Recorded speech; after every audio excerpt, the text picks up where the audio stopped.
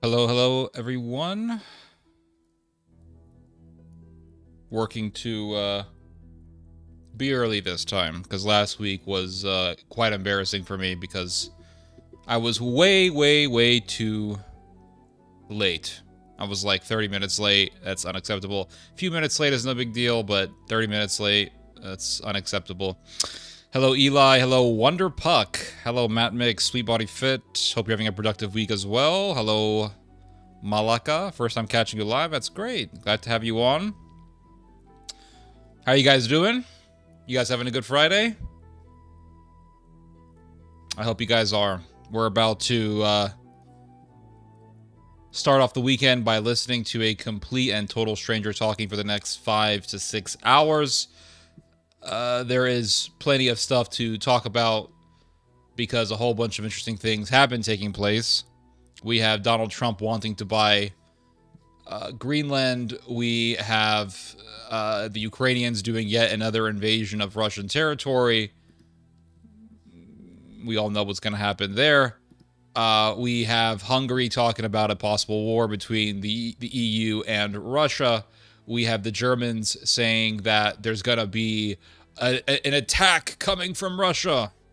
And we also have the Israeli society, or the Society of Israel, being filled with strife because Netanyahu recently got a bill passed that allows for the Knesset to have more control over the appointment of judges in the Israeli Supreme Court, thus giving more and more power to the Knesset and taking away more power from the judicial branch of the Israeli government.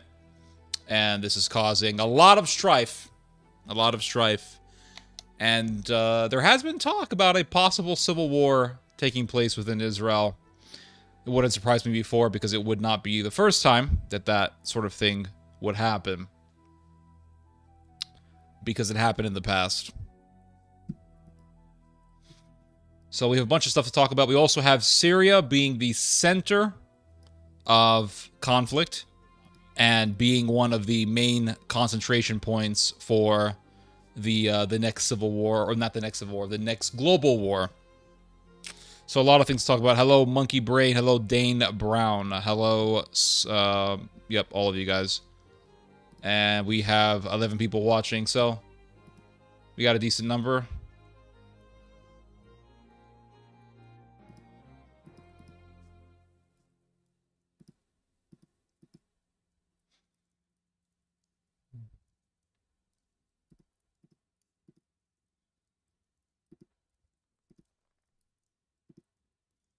And we're also going to talk about history. We're going to get a little bit into history.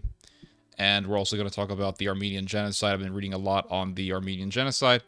We're also going to be talking about Ukrainian war crimes. There was an interesting article that came out yesterday on that topic. Dark stuff, but it needs to be talked about because there's this whole narrative that has been getting pushed by all these NATOists that Ukraine is just an innocent country fighting the evil bear of Russia.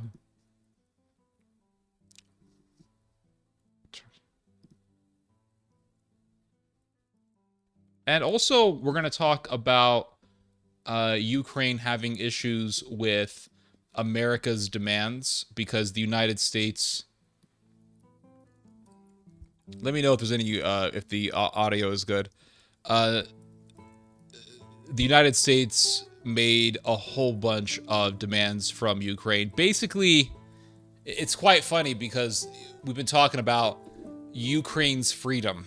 You know, Russia is a threat to Ukrainian freedom and liberty and all this stuff. And then you read what the United States is pushing Ukraine to acquiesce to.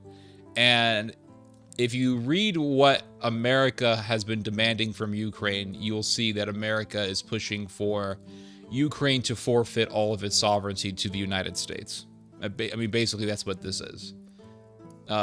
Ukraine has no right to make better deals for its resources with other countries. Ukraine has no right to make any sort of deals that it would prefer with other countries. the United States has to be the first country that Ukraine can make deals with. And if America is not interested in a particular deal, then Ukraine could go to other countries and make deals with those countries. But all the details of any deal that Ukraine wants to make with other countries has to first be reviewed by the United States. So America is basically saying, okay, Ukraine, you fought to not be under the control of the Russians, so now you're going to be under the control of us. And this is how this whole sort of thing works, right? This is how this sort of thing works. There's no such thing as sovereignty for weak countries. It doesn't exist. There's no such thing as sovereignty for weak countries. It's like Greenland. Greenland is under the king of Denmark. Greenland is under the Danish kingdom, right? Denmark has its little empire, and it looks like America wants to destroy what's left of it. But the Greenlanders, they want independence from Denmark. And so America is saying, great, have a referendum to vote for your independence and then declare independence from Denmark. And Greenland is saying, yeah, we want independence from Denmark, but we don't want to be dependent on you guys. We don't want to be under the United States. In other words, we don't want to shift from being a territory of Denmark to being a territory of the United States. Well, I'm sorry, that's not how that works. And if Greenland declares its independence from Denmark, rest assured that the United States is going to work to grab Greenland.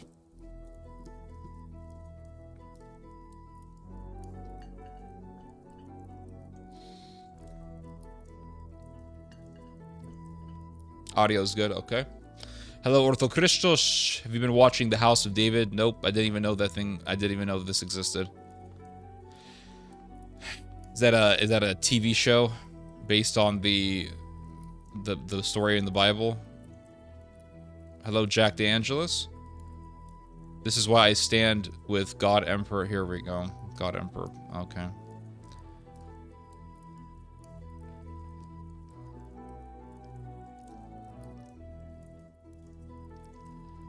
All right. All right, guys, so I'm just going to begin. We are going to begin the stream talking about... Well, we're going to talk about Israel for a little bit here. What's been going on in Israel is quite interesting because for years there has been this... Really, I mean, you can go back decades into the past, but for a long time, for the longest time, Israel has had this internal struggle between people who want the Supreme Court of Israel to have the power to keep the Knesset in check, and those on the other side who want the Knesset, or the Israeli parliament, to have more power than the Supreme Court and to give power to the Knesset to prevent Israel's judicial branch from striking down laws that are passed by the Israeli parliament / Knesset. This has been the big battle in Israel. Because let's say, for example, okay, so in Israel, you have these religious fanatics, and they want to impose Jewish law. So, for example, here's a very prominent example, very known example in Israel. So, in Israel, there are hospitals that will not allow you to take in non-kosher food into the hospital building during the Passover season. This has been going on for years in Israel. So, for example, let's say you have a relative in the hospital and you want to bring them some food to eat because hospital food is pretty bland. What do? You go to the hospital and you have a bag of dinner for your relative, and the security guard checks the bag and says, this is not kosher, you can't take this in. Hospitals in Israel do this. They'll do this. I've read stories like this. I've read reports that talk about this sort of thing, this sort of phenomenon happening. Well, you have people in Israel who want to make it official law that you cannot bring in non-kosher food into a hospital during the Passover season. Now, the Supreme Court in Israel is against any sort of legislation that imposes this Talmudic law, this Jewish law. So they want to diminish the power of the Supreme Court from striking down any sort of law that would impose such legislation, such kosher legislation. It's like this. If you have, let's say, a Muslim society, and they want to impose Sharia law. So they go to the parliament, they get a law passed, but, there is a parliament, or sorry, there is a Supreme Court. And the Supreme Court says, no, you can't pass Sharia law. You can't impose Sharia law. Even though it's a majority Muslim country, you cannot impose Sharia law because we are technically a secular country. Well, you have things like this that happen in Muslim countries where you have this battle between those who want to impose Sharia law and those who want to keep the country somewhat sane. In Israel, there's a similar situation happening. You have this tug-of-war, this struggle between the fanatics and the moderates, the fanatics and the secularists, the fanatics and people who don't want Israel to become something like what Josephus described when he was writing about the Roman Judean revolt. So that's the struggle that Israel is in. And you have the fanatics who want to remove the power of the Supreme Court, and you have the moderates or the secularists who want to allow the Supreme Court to have the power to strike down certain legislation passed by the Israeli parliament. Now you could say, what's the big deal? It's just a kosher law that's observed during the Passover season, which happens in a certain part of the year, right? It's not something that's all year around. That's how it begins. This is how tyrannies work. They begin small. They begin slowly. It starts out with no non-kosher food in a hospital during the Passover season. It starts out that way, but then it escalates. It gets worse. It intensifies. Because remember what happened some years ago. There were people in the Knesset who wanted to put people in prison for preaching Jesus Christ in Israel. They wanted to do this. Netanyahu struck it down, and he said, I will not allow any sort of persecution of Christians in Israel. Netanyahu struck it down. Perhaps, I don't think Netanyahu really has a problem with Christians. I don't think he really cares. He's a very ruthlessly shrewd, pragmatic politician.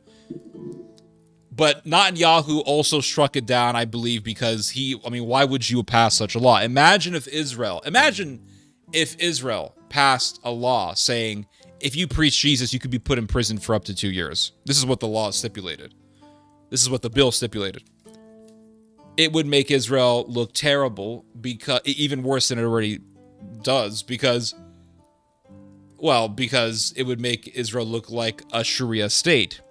Now, in the Muslim world, they want to pass Sharia law.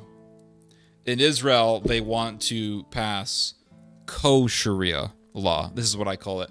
It's not Sharia law, it's co-Sharia law. That's what they want to pass. So there's this struggle that's going on.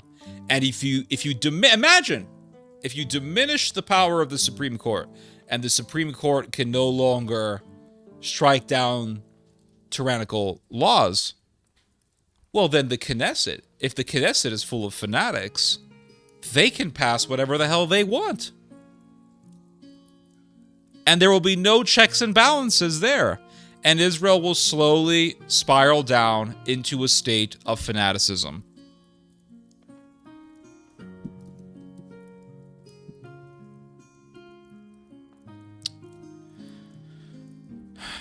Okay, so it's a TV show on the life of King David. That's crazy. He also told me something in a nutshell. He said, back. Okay. Sharia law or rabbi law. It's kosher law. It's kosher. It's kosher Sharia law. That's what it is. Hello, Jacob Glowsticks. Hello, Andres Lopez. Buenos tardes. Give me one moment, second, guys. Hold on 1 second. 1 second, guys. I have to get something real quick.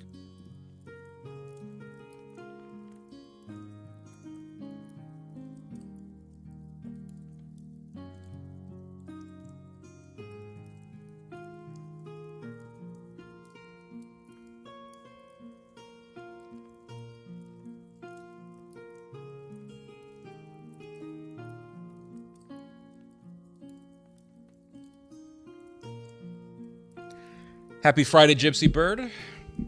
So we're going to talk about this. So the Israeli Knesset, or the Israeli parliament, or sorry, not the Israeli parliament, the Netanyahu's cabinet, or actually, the Knesset passed a law allowing for more power to be given to the politicians over the appointing of judges.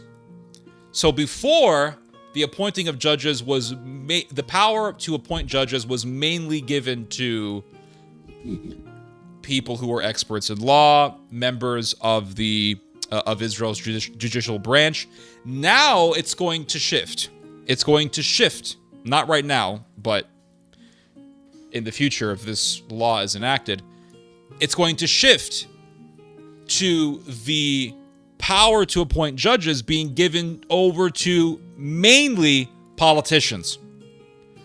So now politicians in Israel are going to have more power to appoint judges, meaning the Supreme Court is going to become excessively politicized. And the appointing of judges is going to be more so dictated by the political preferences of the people who dominate the Israeli parliament. And the people who currently dominate the Israeli parliament are the Israeli right-wingers, the Licudists, religious fanatics, fanatical nationalists, etc., fanatical Zionists, etc. The thing is that the fanatics in Israel are dominating Israeli society. They are winning in the birth rate war. They're having more kids than anyone. And they are also winning in the PR war in Israel, and they continue more and more to expand. And what makes them even more effective and what makes them even more powerful, numbers-wise, is the fact that their ideology appeals more to young Israelis than older Israelis. And if you have the youth, you have the future. As simple as that. If young people are following you more and you're dominating the youth as opposed to the elderly, well, the elderly, their life is going to end much sooner than the lives of the young. And so the young are going to dominate the future. This is very, very obvious. And so what's going to happen? If you dominate the youth, you dominate the future. And so the future of Israel is one of what? Ultranationalism, religious fanaticism, political fanaticism, hardline politics. This is the future of Israel. This is the future. And so now that the appointing of judges is going to be given over more to politicians than to members of the judiciary, then we are really beginning to see the politicization of Israel's Supreme Court. And this is just another step towards what the fanatics in Israel want, and that is the diminishment of the power of the Supreme Court. And because the fanatics are dominating Israeli society, because the hardliners and nationalists are dominating Israeli society, then the hardliners know that all they need to do is dominate the parliament by putting in their politicians. That's all they need to do. Once they can dominate the parliament, and with a diminished Supreme Court, nothing is stopping them. Nothing is stopping them. Nothing. There will be, under these people's dictates, under the desires of these people, the Supreme Court will be diminished of its authority.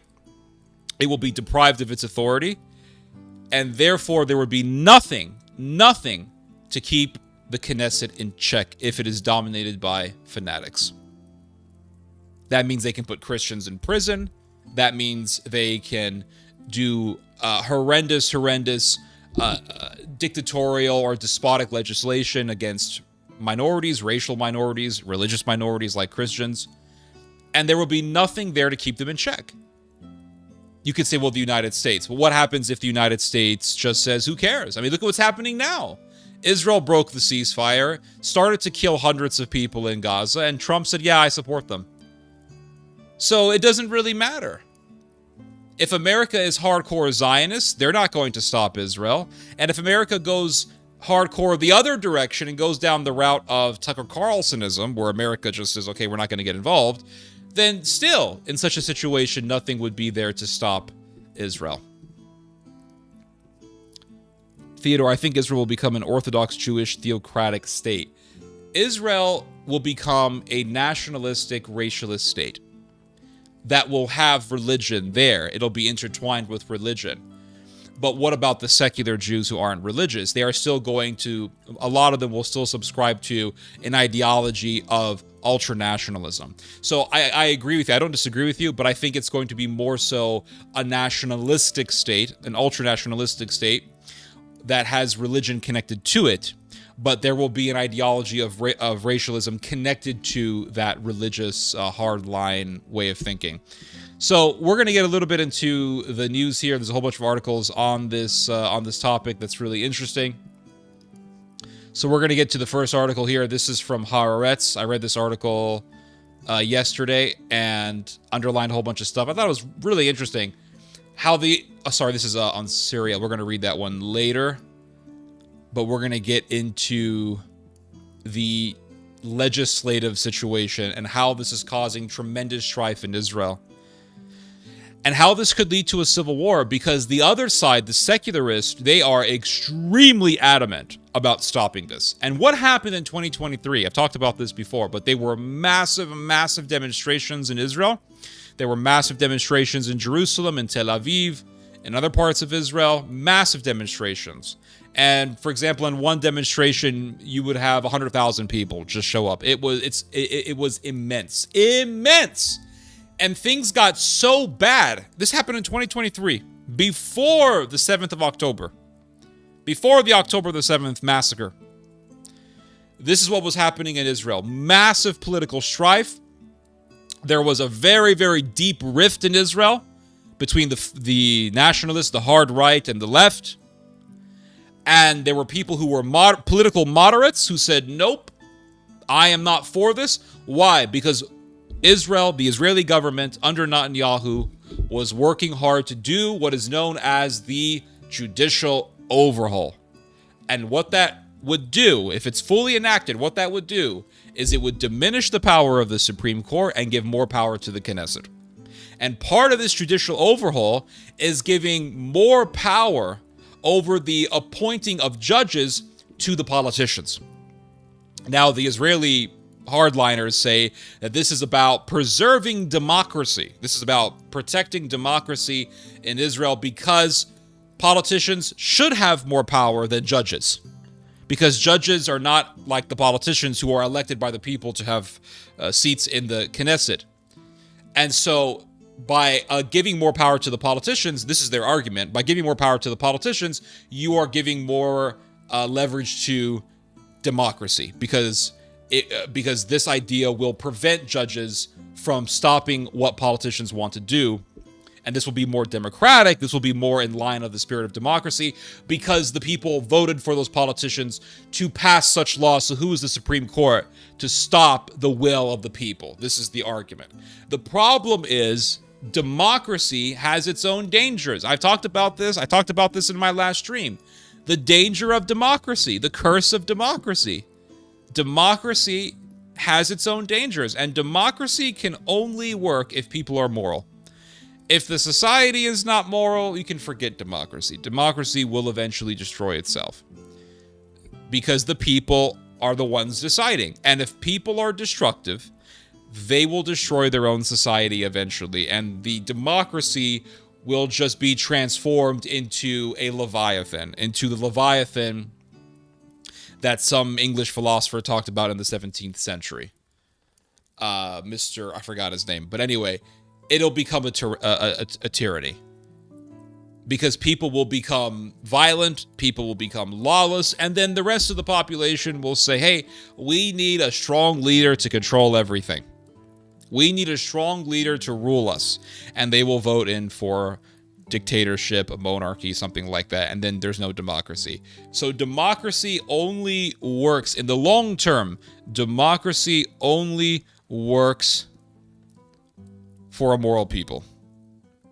Once you have too many criminals, once you have too much leniency for criminals, people will get sick of it and say, what's the point of this democracy? These politicians are helping the criminals. These politicians are giving too much leniency to criminals. This is a disaster. This is garbage. We cannot stand for this, blah, blah, blah, blah. We need a strong leader who's going to unite the country, who's going to kill the criminals, and who's going to make the society livable. And they will vote for a dictatorship. This is why I say democracy is a self-destructive thing once people spiral downwards into immorality, lawlessness. So, yes, you can have a democracy, but people need to be moral. The thing is that in Israel, you have people who want to get rid of the democracy, or not get rid of democracy. They want to use the democracy to vote in for tyranny. That's what's happening. They want to use democracy to vote in favor for tyranny. It starts with, oh, no non-kosher food in the hospital. And if you allow that, it's like, it's like the old adage, the old saying, if you give them an inch, they take a mile. That's how this whole thing works. If you give these people an inch, they will take a mile. If you give a mob a little bit of power, they will surely take advantage of it, and they will only want more and more power. So you say, okay, well, we're going to pass this law. You can't bring in non-kosher food into a hospital. Oh yeah, this is the beginning of making Israel a fully pure Jewish state, because now we're actually going to enact Jewish law. Okay, according to the Talmudists, Jesus Christ is the false Messiah, and Christianity is idolatry and paganism. This is what they teach in the synagogues. This is what they'll teach, that Christianity is paganism. So what happens if you have Christians in Israel and they start talking about Jesus? Well, you're preaching paganism in a Jewish state. We can't have that. Let's go to the Knesset. Let's vote in favor for an anti-Christian law. And the Knesset passes it.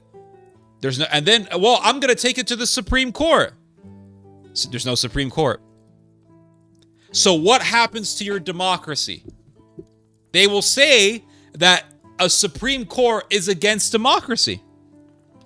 But it's not. It actually protects the democracy from people who want to vote in legislation that would be destructive to the said democracy. And here's the thing. Democracy is all about a majority. The majority of the people vote for this. The majority of the states vote for that. Democracy is all about a majority. Well, what happens if the majority want to enact through a democratic process?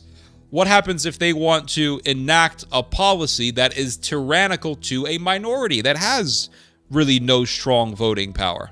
What happens? Well, without a check and balance, without something to keep the power of that democracy in check, then that democracy will be allowed through the majority to persecute and tyrannize and vilify and even genocide a minority. And that so-called democracy will quickly become a tyrannical society ran by a mob like the French Revolution. So these fanatics in Israel, they want to destroy the power of the Supreme Court in order to transform Israel into a fanatical state.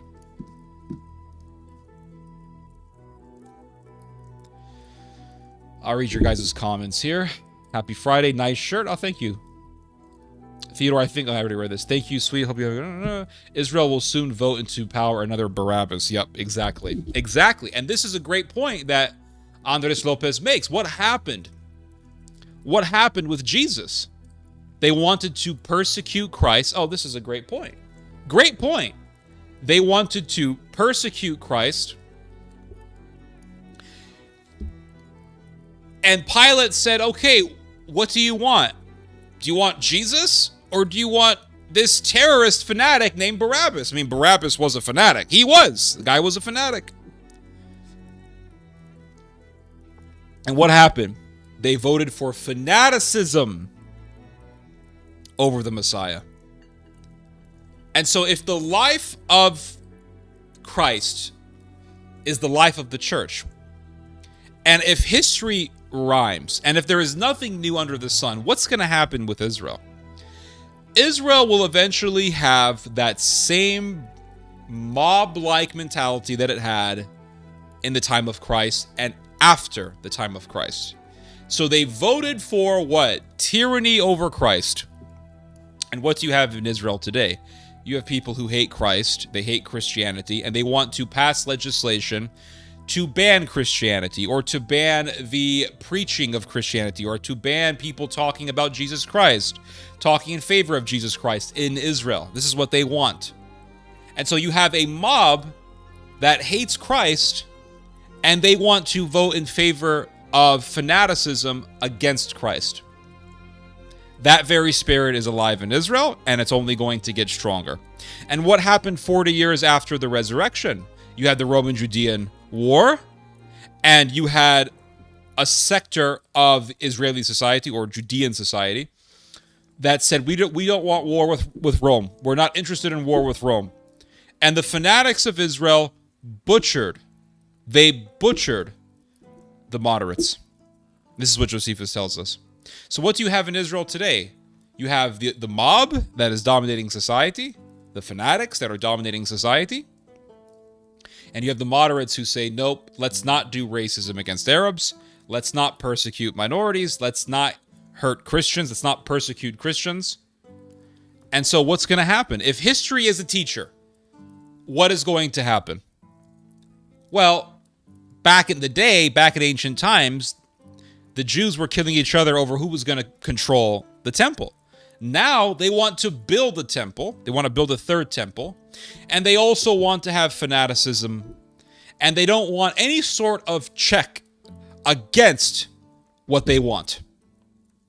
And this is why they want to diminish the power of the Supreme Court. And so if history is a lesson, let's ask the question, what is going to happen in Israel? Answer, nothing good. There is going to be immense, violent strife over political and religious differences in Israel. And this is just by looking at history. By looking at history. And what did Jesus say? He said, this generation is like a man who is possessed by a demon, and one demon leaves and 7 more come in. In other words, that generation that crucified Christ was going to become worse and worse and worse, and it did. And 40 years after the crucifixion, you could see the people of Israel. If you read the works of Josephus, you can see it yourself. You can see the people of Israel completely controlled by the diabolical. Killing each other, mass suicide, mass murder, fighting and slaughtering each other over the temple, and then filling the entire city of Jerusalem with homosexuality. This is what Josephus says. And what does St. John say in the book of Revelation? Jerusalem, where our Lord was crucified, Jerusalem, which is now Sodom and Egypt. This is what it says in the book of Revelation. And so John predicted that Jerusalem will become, he called it Sodom. He said it's Sodom. And 40 years after the crucifixion, according to Josephus, or over 40 years after the crucifixion, according to Josephus, homosexuality riddled the city of Jerusalem. And the people who were partaking in Sodom in Jerusalem, the people who made Jerusalem into Sodom, were not the people who didn't want war with Rome. It was the fanatics. It was the fanatics. The people who said that they were for the law, the people who called themselves zealots. And so these fanatics in Israel, yes, they are conservative. Yes, they have a belief in family values. But don't think for a second that they will not show the spirit of Sodom if they take full power, because they will. So let's look at this article here. Let's look at this article. Hold on 1 second. I have a fan on. I hope the fan is not interrupting with the audio at all.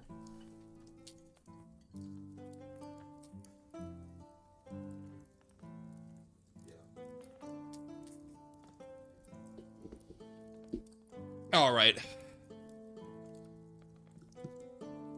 All right, so let's look at this article here. So it says here, this is from the New York Times. This came out yesterday, and it says here, Prime Minister Benjamin Netanyahu's coalition enacted legislation on Thursday that handed politicians more control over picking judges, part of a contentious effort to overhaul the Israeli judiciary that roiled the country before the war with Hamas. Israel's 120-seat parliament passed 2 laws after an hours-long overnight debate in a vote mostly boycotted by the opposition. So the opposition said, we're not going to participate in this. They boycotted the vote, and the opposition lost. That's what happens when you boycott a vote. The legislation revamps the committee that picks judges, including Supreme Court justices, in a way that critics say will politicize the bench. And they're right, because before so there's a committee in Israel that is in charge of appointing judges. That committee is dominated by people who are part of the judiciary. So we're talking members of the Israeli Bar Society, and we're talking members of the judicial branch, members of the Supreme Court. With this legislation, what's going to happen in Israel is this committee that is in charge of appointing judges will be dominated by politicians, and politicians will be the majority in the committee. Another thing also that these people want to do is they want to, so in order for a judge to be appointed, the judge needs to be elected by I want to say at least seven members, at least, because they are I believe 9 members of the committee that appoints judges, and so you need to have at least I want to say 7 members of the committee in order for a judge to be elected. They simply want to make it into a simple majority. In other words, it will be much easier to appoint the judge that they want because there were less votes will be required to vote for a judge into the Supreme Court. So it says here, now Mr. Netanyahu has returned to the judicial overhaul along with simultaneous efforts to weaken other state watchdogs. Now, I got to focus on something here. The word returned. Netanyahu has returned. So, like I said, this has been an ongoing battle, political battle in Israel. It's been going on for decades, but it got really, really intense. It truly, truly intensified in 2023 before the 7th of October. There were massive, massive demonstrations, and there was, I'm not exaggerating, you can look into this, I've written about this, I've talked about this a lot. There was serious talk in Israel about a potential for civil war in this country, in Israel. Potential for civil war. And it got so bad, there were members of the IDF who were saying, we're not going to do our jobs, we're going to protest. There was discord amongst the IDF. They were reservists who were saying, we're not going to follow the rules, we're not going to honor our post, we're just not going to obey the state, and that's it. We're just not going to do it. And so there was this revolt that was brewing in Israel. And there was serious talk about a civil war to the point where even Netanyahu himself said, to prevent a civil war, it is best that we put a pause on the judicial overhaul. He said this. So even Netanyahu saw the dangers of this judicial overhaul and how it could spark a civil war in Israel. Now, like I said, if a civil war happens in Israel, it would not be surprising at all in the least bit. Why? Because it happened before. It sparked 40 years after the crucifixion of Christ. There was a civil war in Israel, and it lasted for years. It was bloody, and if you read our main source for the Roman-Judean War, which is Josephus' history on that conflict, if you read that book, what does Josephus tell us? If you read it from beginning to end, what you will notice is that there is more talk coming from Josephus about the Jews killing each other than about the Jews fighting the Romans. We have a very, very warped view of the Roman-Judean War. We say, oh, the Roman-Judean War, it was the Jews just rising up and fighting for their freedoms. Not quite. It was the Jews rising up to fight the Romans, but it was also those Jews rising up to butcher the other Jews. And it was the fanatical people in Judea fighting to have the right to persecute those they wanted to persecute. Bottom line. It's like what happened to James. What happened to James, St. James. The Sadducees murdered him, and they murdered him without authorization from the Roman government. And the Roman government got upset by that. What are you guys doing? So the fanatical Judeans wanted to have the power to persecute those that they wanted to persecute. And they wanted to persecute not only Gentiles, but they also wanted to persecute the Jews who were disagreeing with them. And so Netanyahu was facing this uproar in his own country. People who said, we do not want the judicial branch of the Israeli government to become powerless and to become subordinate to a Knesset that is filled with lunatics. People who want to enact and impose Sharia law, not Sharia law, Sharia law. We talk a lot about Sharia law. We say, oh, Sharia law is coming to America, everyone. Sharia law. But we don't talk about Sharia law. And that's what these people in Israel want to enact. They want to enact Sharia law. Well, if you know that Sharia law is going to be enacted in your own society, you're going to raise hell. Like anybody would, right? Anybody who doesn't want Sharia law or Sharia law to become the law of the land is going to raise hell. And if you know Sharia law is about to happen or could happen, you would raise hell. And that's what these people did. So Netanyahu said, oh man, we're in some deep trouble here. And it was this ongoing debate. It was going back and forth. They got really vicious. Boom. October the 7th happened.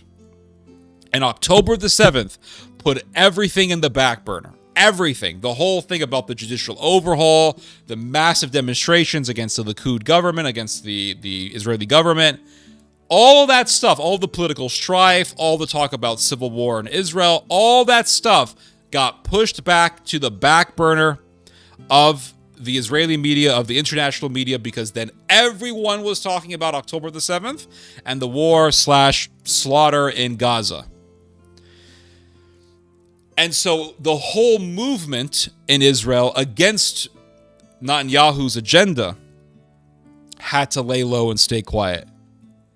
And from talking about the judicial overhaul, they began to protest the Israeli government to work towards negotiating to have the hostages released.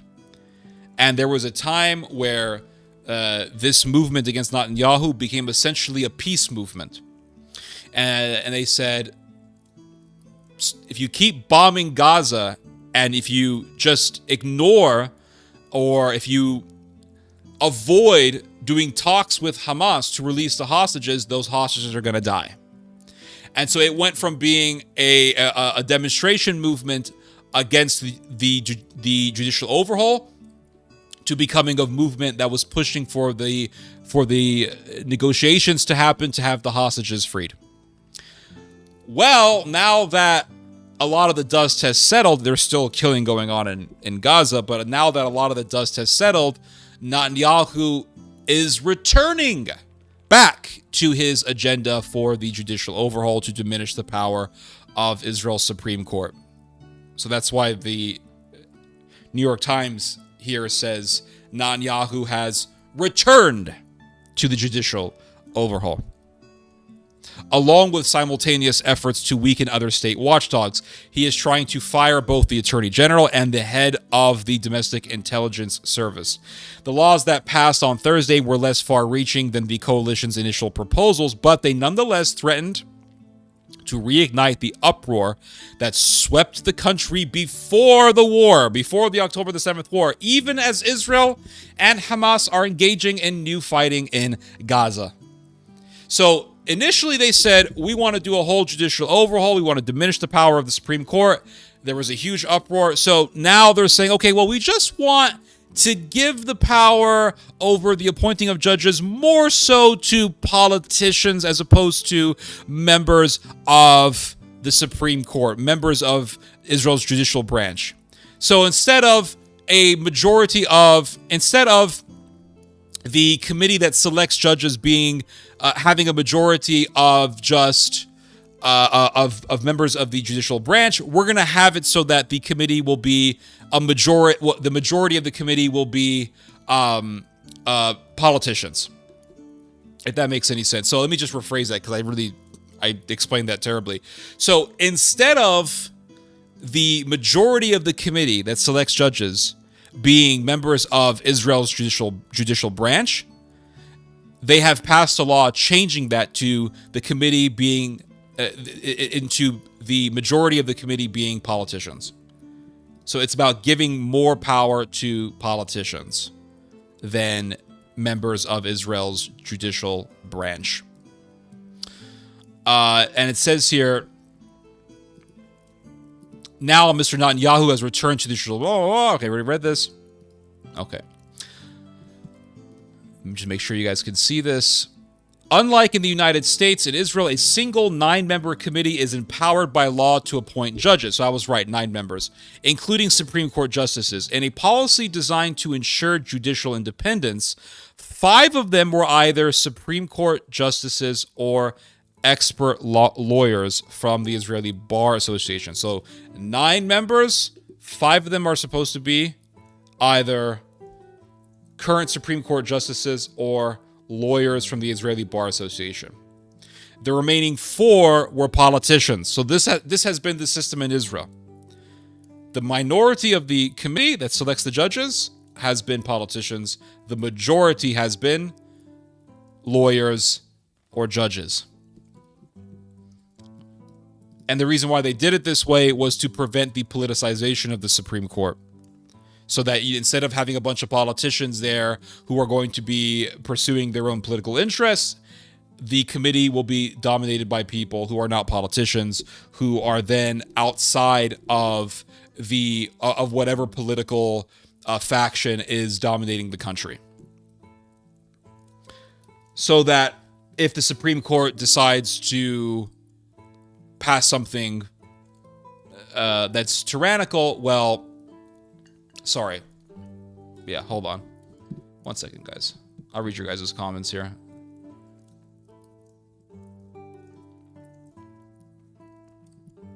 Israel will soon... Theo, do you think the recent bombing of the Houthis... I mean, what's there to think? It's just the bombing of the Houthis. I really don't focus too much on that, to be honest with you, because it's Houthis. Who cares? Happy Friday. I just don't. I just don't. I'm not trying to be rude or anything. I just don't. Thumbs up for the live stream. Yes, give the live stream a thumbs up. It does help the live stream.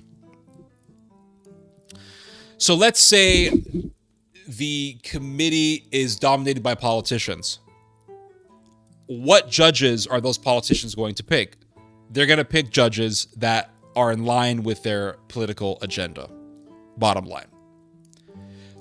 So by making the committee dominated by politicians, you have now politicized the whole committee that decides who's going to be a judge in the Supreme Court.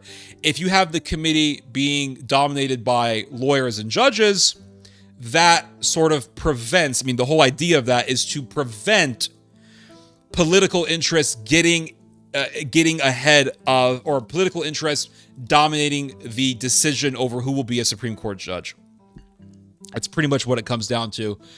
And it says here, but Mr. Netanyahu's coalition has long wanted to give itself more power on the committee, which would allow it to shape the next generation of judges. So they want to make it so that their politicians, their party, their political factions will decide who will dominate the Supreme Court, and that way they can control the Supreme Court. This is the whole idea. Yadav Levine, the justice minister who planned the overhaul. So Yadav Levine is considered to be the mastermind behind this whole agenda to diminish the power of the Supreme Court in Israel. And it says here that he originally proposed a law that would effectively allow the coalition to dominate the committee. The coalition is Netanyahu's coalition. That's what it's talking about when it refers to the coalition. So in the coalition, you have the Likud, you have the religious Zionist parties, you have all these. You have the Likud party, and then you have its fanatical partners, right? The Ben Gavirs, you have the Smotriches, you have those types of people. These are the people who want to put you in prison for preaching Jesus in their country. That sort of. This is what you're dealing with, right? This sort of person.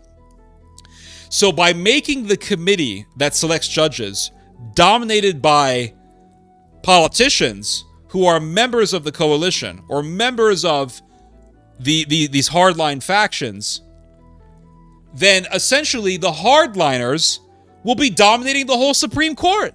They're going to have their judges in there, and if they have their judges in there dominating everything, if they want to pass a law that says, well, if you preach Jesus, you're going to be put in prison for up to 2 years, they can do it because the judges will be agreeing with them. This is the whole idea. And you have these lunatics like Huckleberry Finn, whatever his name is, Huckabee, talking about Israel this and Israel that, just giving Israel a pass on everything. You see, guys, this is why I can't stand Christian Zionists. This is the reason why I can't stand them. I just cannot stand these people. I cannot stand them for the very reason that they will kiss Israel's ass and never criticize Israel for any damn thing. Israel can do no wrong. Israel can do no wrong. I mean, there's videos you can see of Huckabee talking about how Israel has a right to do this and Israel has a right to do that. And Huckabee even supported the annexation of the West Bank back when Trump was president during his first term. And you have these Christian Zionists who just will not criticize Israel over anything. Nothing. They will not call Israel out on anything. And what you see in Israel are these fanatics who want to control the whole society. They want to control the whole government.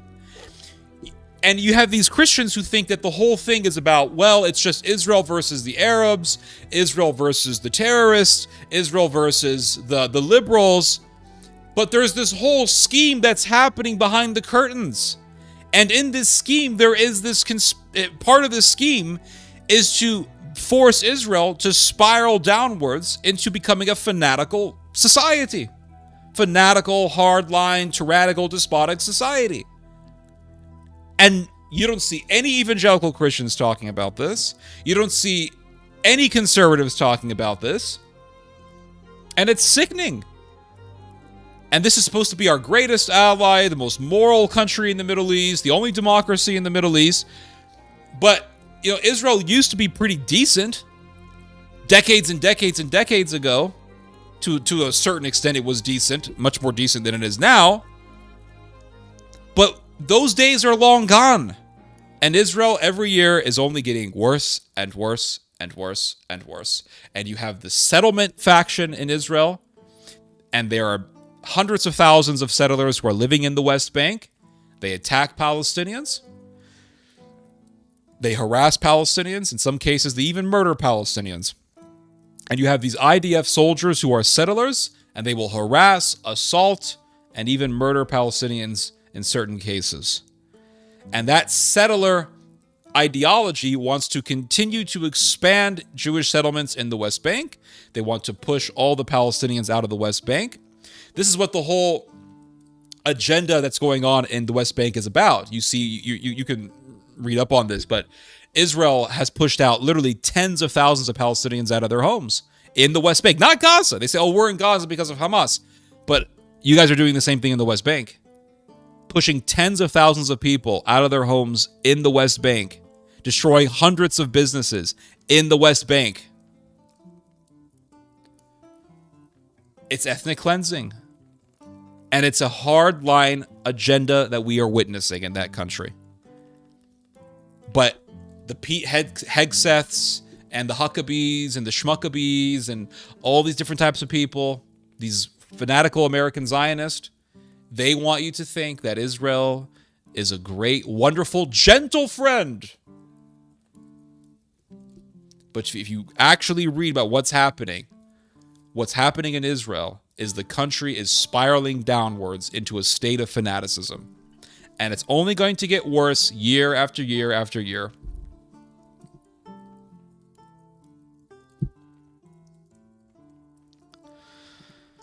So it says here, Mr. Levine has framed the legislation that passed on Thursday as a compromise that did not go as far as the government's critics had initially feared. Under the new system, political appointees, one from the coalition and one from the opposition, would replace the 2 experts from the Israeli bar. So in the committee, there are supposed to be experts from the Israeli Bar Society. Well, they want to replace those experts with who? Politicians. So the reason why the judicial branch is supposed to be dominated by judges as opposed to politicians is so that the judicial branch can be a check on the political branch, a check on the politicians. That's the whole point. That's the reason why we have a Supreme Court. So that if the Congress or the Parliament passes something that's despotic and tyrannical, you can take it up to the Supreme Court. This is what happened in Israel over the kosher food rule. So some Middle Eastern guy wanted to bring food to a relative, and the people at the hospital said, well, you can't bring that food in here because it's not kosher. And so what happened? This guy took it to the Supreme Court. He took his case all the way up to the Supreme Court. And who did the Israeli Supreme Court side with? It sided with the Arabs. The Israeli Supreme Court said, nope, that man has a right to bring non-kosher food into a hospital because Israel is not a theocracy. This is what the Supreme Court ruled.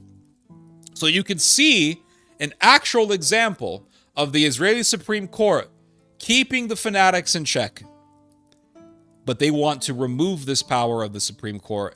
And that's why they want to make it so that they can appoint judges that will agree with their ideology to the Supreme Court. That's what they want. That's what this is about. It's about fanaticism. That's what this is. So it says here, and unlike before, when a supermajority of 7 was required to pick, so I was correct, I said 7. When a supermajority of 7 was required to pick a new Supreme Court justice, the legislation enacted on Thursday only requires a simple majority, giving more leeway to politicians and their appointees. So in other words, you don't need at least 7 members of the committee to appoint a judge. All you need is a simple majority. So there's 9, all you need is 5.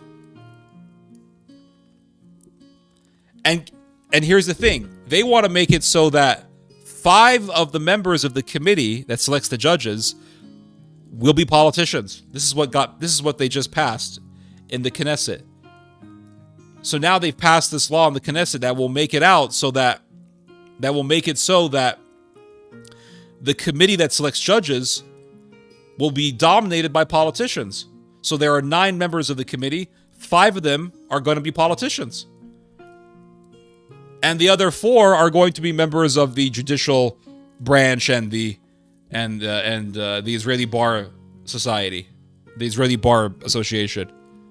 So that means that the committee will be dominated by politicians. And because you don't need at least 7 votes to appoint a judge, and all you need is a simple majority, then, well, since the politicians are the majority of the select committee, of the committee that selects judges, the politicians will be there to dominate the judges. And so this is going to lead to the complete politicization of the Supreme Court. That's what's happening.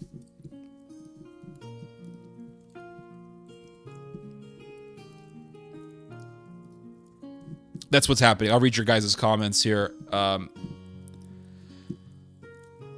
Let's see here. Happy Friday. Happy Friday. Happy Friday. If Theo was president of the U.S., what would his foreign policy be regarding everything going on in the Middle East and Ukraine? I wouldn't be... Here's the thing. If I was in power, I wouldn't be pushing for Ukraine to be a part of NATO. I wouldn't be messing with Russia in their backyard. I wouldn't be trying to instigate conflicts. That's it. If Russia said, hey, stay out of our backyard, I would say, okay, you got it. Done.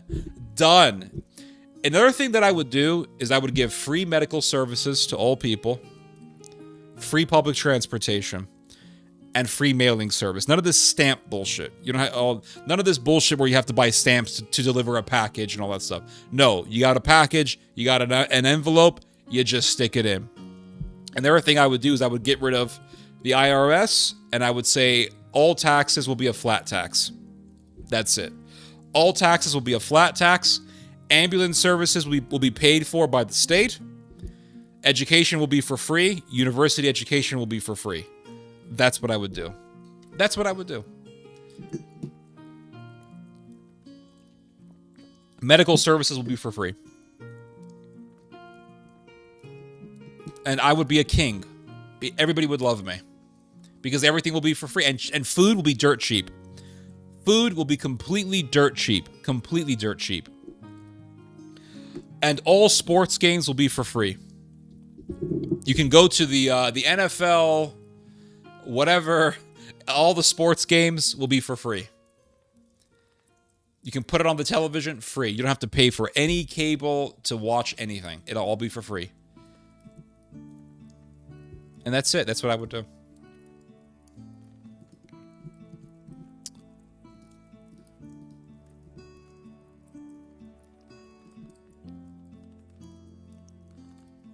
So I want to look at another article on this law that got passed by the Israeli Knesset that gives the majority of the power over who selects judges to politicians.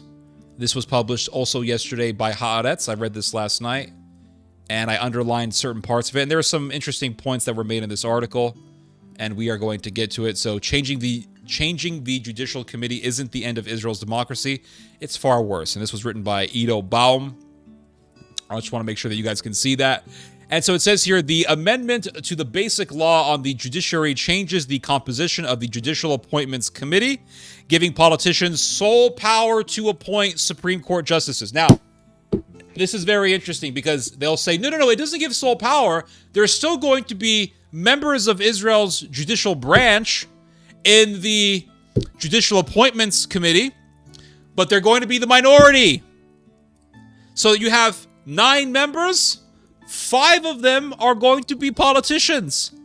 And because all you need is a simple majority, because now that this law was just passed, now what's going to happen is you're going to need only a simple majority to appoint a judge. So 5 politicians, 4 members of the judicial branch, the politicians now decide. You don't need at least 7 votes to appoint the judge. All you need is a simple majority. 5 decide everything. 5. So now they are succeeding in their agenda to politicize the Supreme Court. Once you remove the Supreme Court in Israel, the politicians decide everything. Nothing will keep them in check. And if you have fanatics that take over the Knesset, and I'm not talking about a Netanyahu type, who's somewhat of a moderate, let's be real here, in comparison to the other politicians. If you have a Knesset that is utterly packed with fanatics, Israel becomes a fanatical society. Israel will spiral down into just lunacy. And then they can say, hey, if you preach Jesus, you'll be put in prison for 2 years. Let's get the bill voted by the Knesset, and if the Knesset is dominated by fanatics, the bill will pass, and you will have persecution of Christians legislated by the state of Israel. And I wonder what all these Zionists in America are going to be saying. What are all these Christian Zionists going to be saying then? Oh, well, they're still our friends. Yes, they're putting Christians in prison, but those Christians should know to shut their mouths. They should shut their mouths, those damn Christians, because Jews are our friends. Oh. And according to John Hagee, Jesus never came to be the Messiah, so we don't have to even talk to Jews about Jesus. Remember this? You guys don't believe me? John Hagee said this decades ago. He did.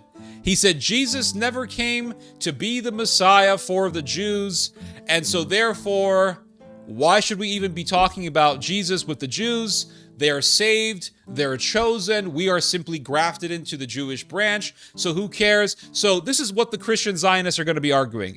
Once they see Christians in Israel being persecuted, Because why stop at just putting people in prison for talking about Jesus? Why stop there? It's kosher Sharia law. It's a kosher Sharia law state. Keep going. Keep going, Rabbi.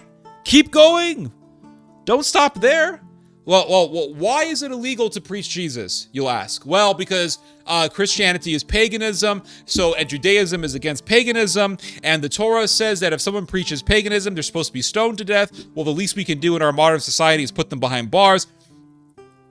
So if Christianity is paganism, what are you going to do with the churches in Israel? There's a lot of churches in Israel. A lot of old Byzantine and Catholic churches, Armenian churches in Israel. They have an Armenian Christian community in Jerusalem, and the Armenians and the Greeks are always fighting. I think, aren't they always fighting over there over who's going to control the Church of the Holy Sepulchre? And so they're pagans, according to the fanatical Jews. They're pagans. They worship Jesus. Jesus was a man, according to the Jews.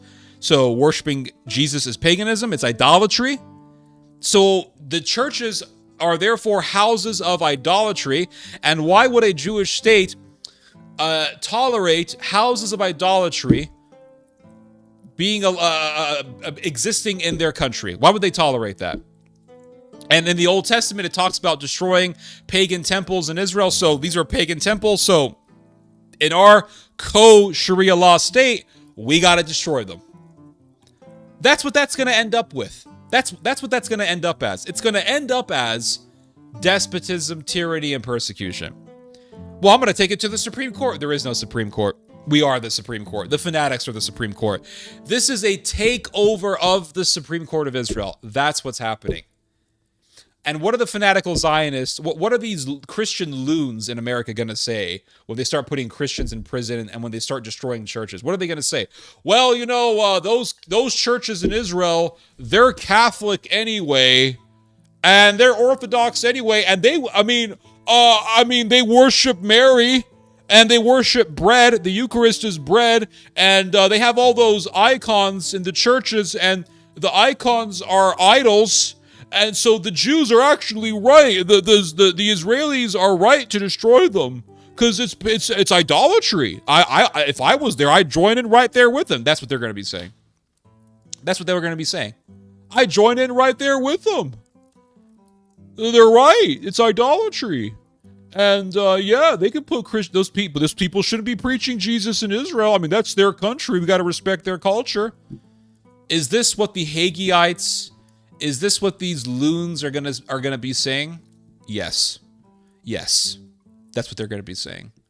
Thankfully, these types of Christians are dwindling in numbers, and more people are joining the Orthodox side, and more people are joining the Roman Catholic side. Now, I have my problems with Roman Catholicism, but what I will say is that Roman Catholicism makes a lot more sense than American Christianity. I'll just leave it at that.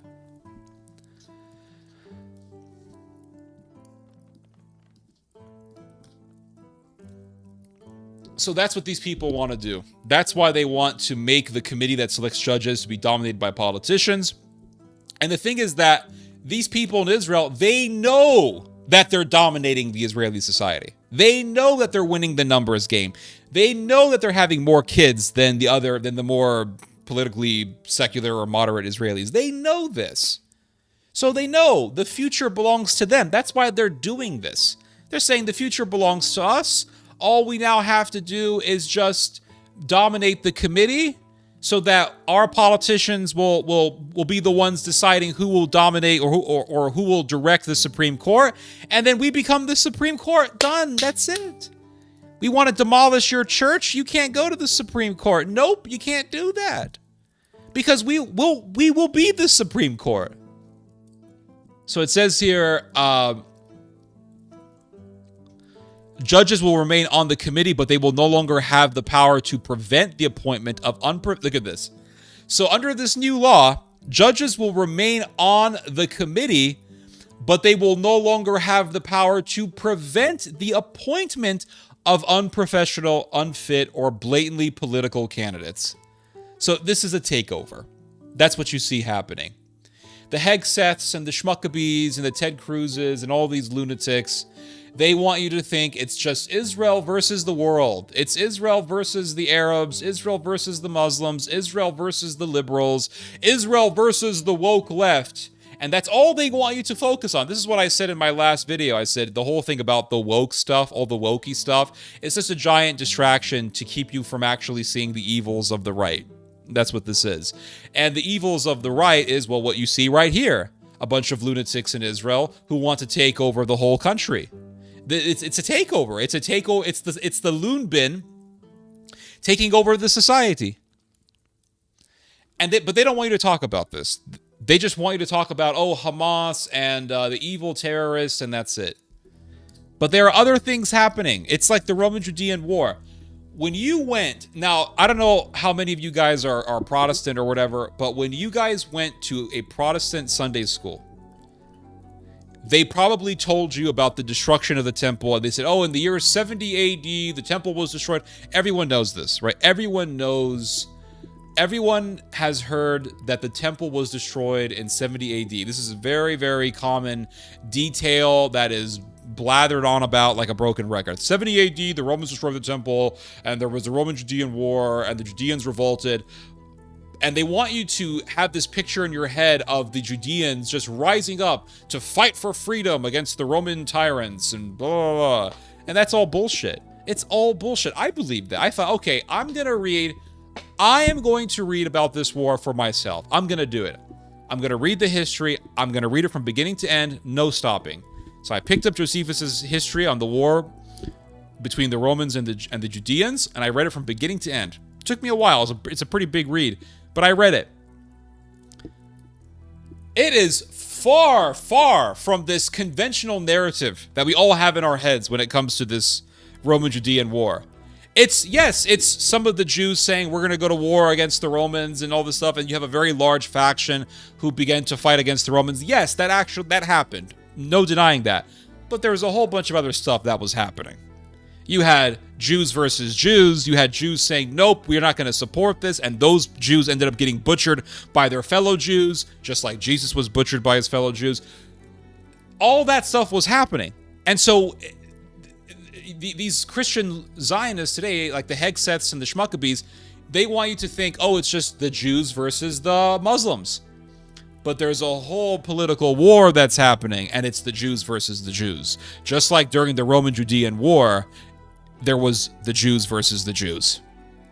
And this is something they don't want to talk about. They want you to think, oh, the country of Israel, they're just united, and they're united against the terrorists. And Israel is a very, very divided society. It's a very divided society.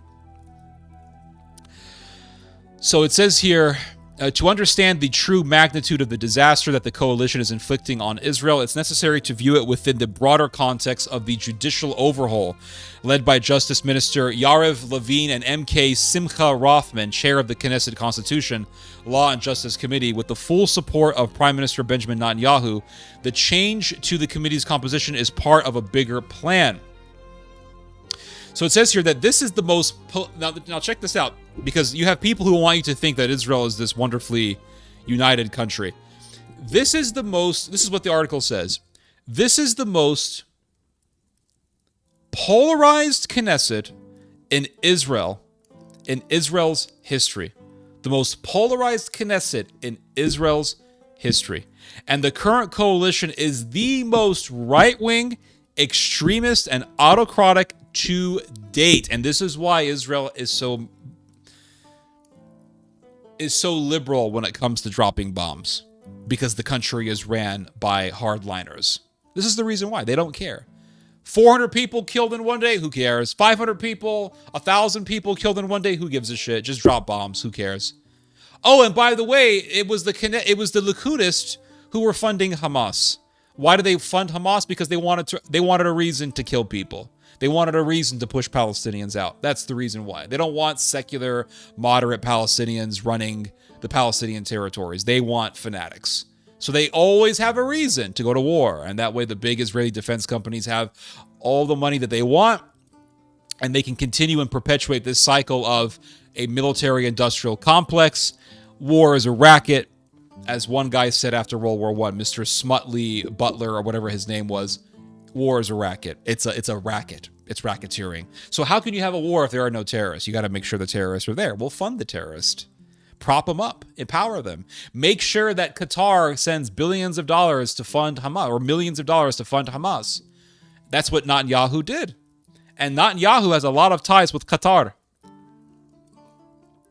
In fact, the head of Israel's Shin Bet, which is like our FBI, was doing an investigation on the ties between Qatar and Netanyahu, and it turned out that Netanyahu had certain members of his circle, of his political circle, that were working to clean the image of Qatar, to do PR projects, to make Qatar look good, because there's all this international outcry about how Qatar has slavery, and it's a slavery-based society, which it is, plenty of slavery in Qatar, and how it's just filled with slaves. And so Qatar didn't like this image of its country, but instead of cleaning up its country, there was this whole PR campaign to clean Qatar's facade, to make this facade that Qatar actually was a lot better than it really is. And Netanyahu had people in his political circle. He had people in his government who were working in this PR campaign to make Qatar look good. This was not supposed to be known by the public. The Shin Bet was investigating Netanyahu over his ties with Qatar, and guess what happened? Netanyahu and his cabinet voted to have Mr. Ronan Bar, the head of the Shin Bet, removed from his position. Now get this. The Supreme Court stepped in and said, "You're not going to do that, Natan." And the Supreme Court froze Netanyahu's decision to have Ronan Bar removed from his position as head of the Shin Bet. So you're seeing this war between the Supreme Court and the Israeli government. This is the reason why the Knesset, the coalition of Netanyahu, this coalition of hardliners, want to diminish the power of the Supreme Court and take it over. That's why they want to take over the Supreme Court, so they can do whatever the fuck they want. That's what they want to do. We want to remove the head of the Shin Bet. No one's going to stop us. But Netanyahu's cabinet voted in favor of removing Ronan Bar. But Ronan Bar is still there because the Supreme Court stepped in and defended him. So this is the reason why you need a Supreme Court. It's to keep democracy in check. It's to keep democracy from becoming just mob rule. And to prevent elected politicians from doing whatever the hell they want.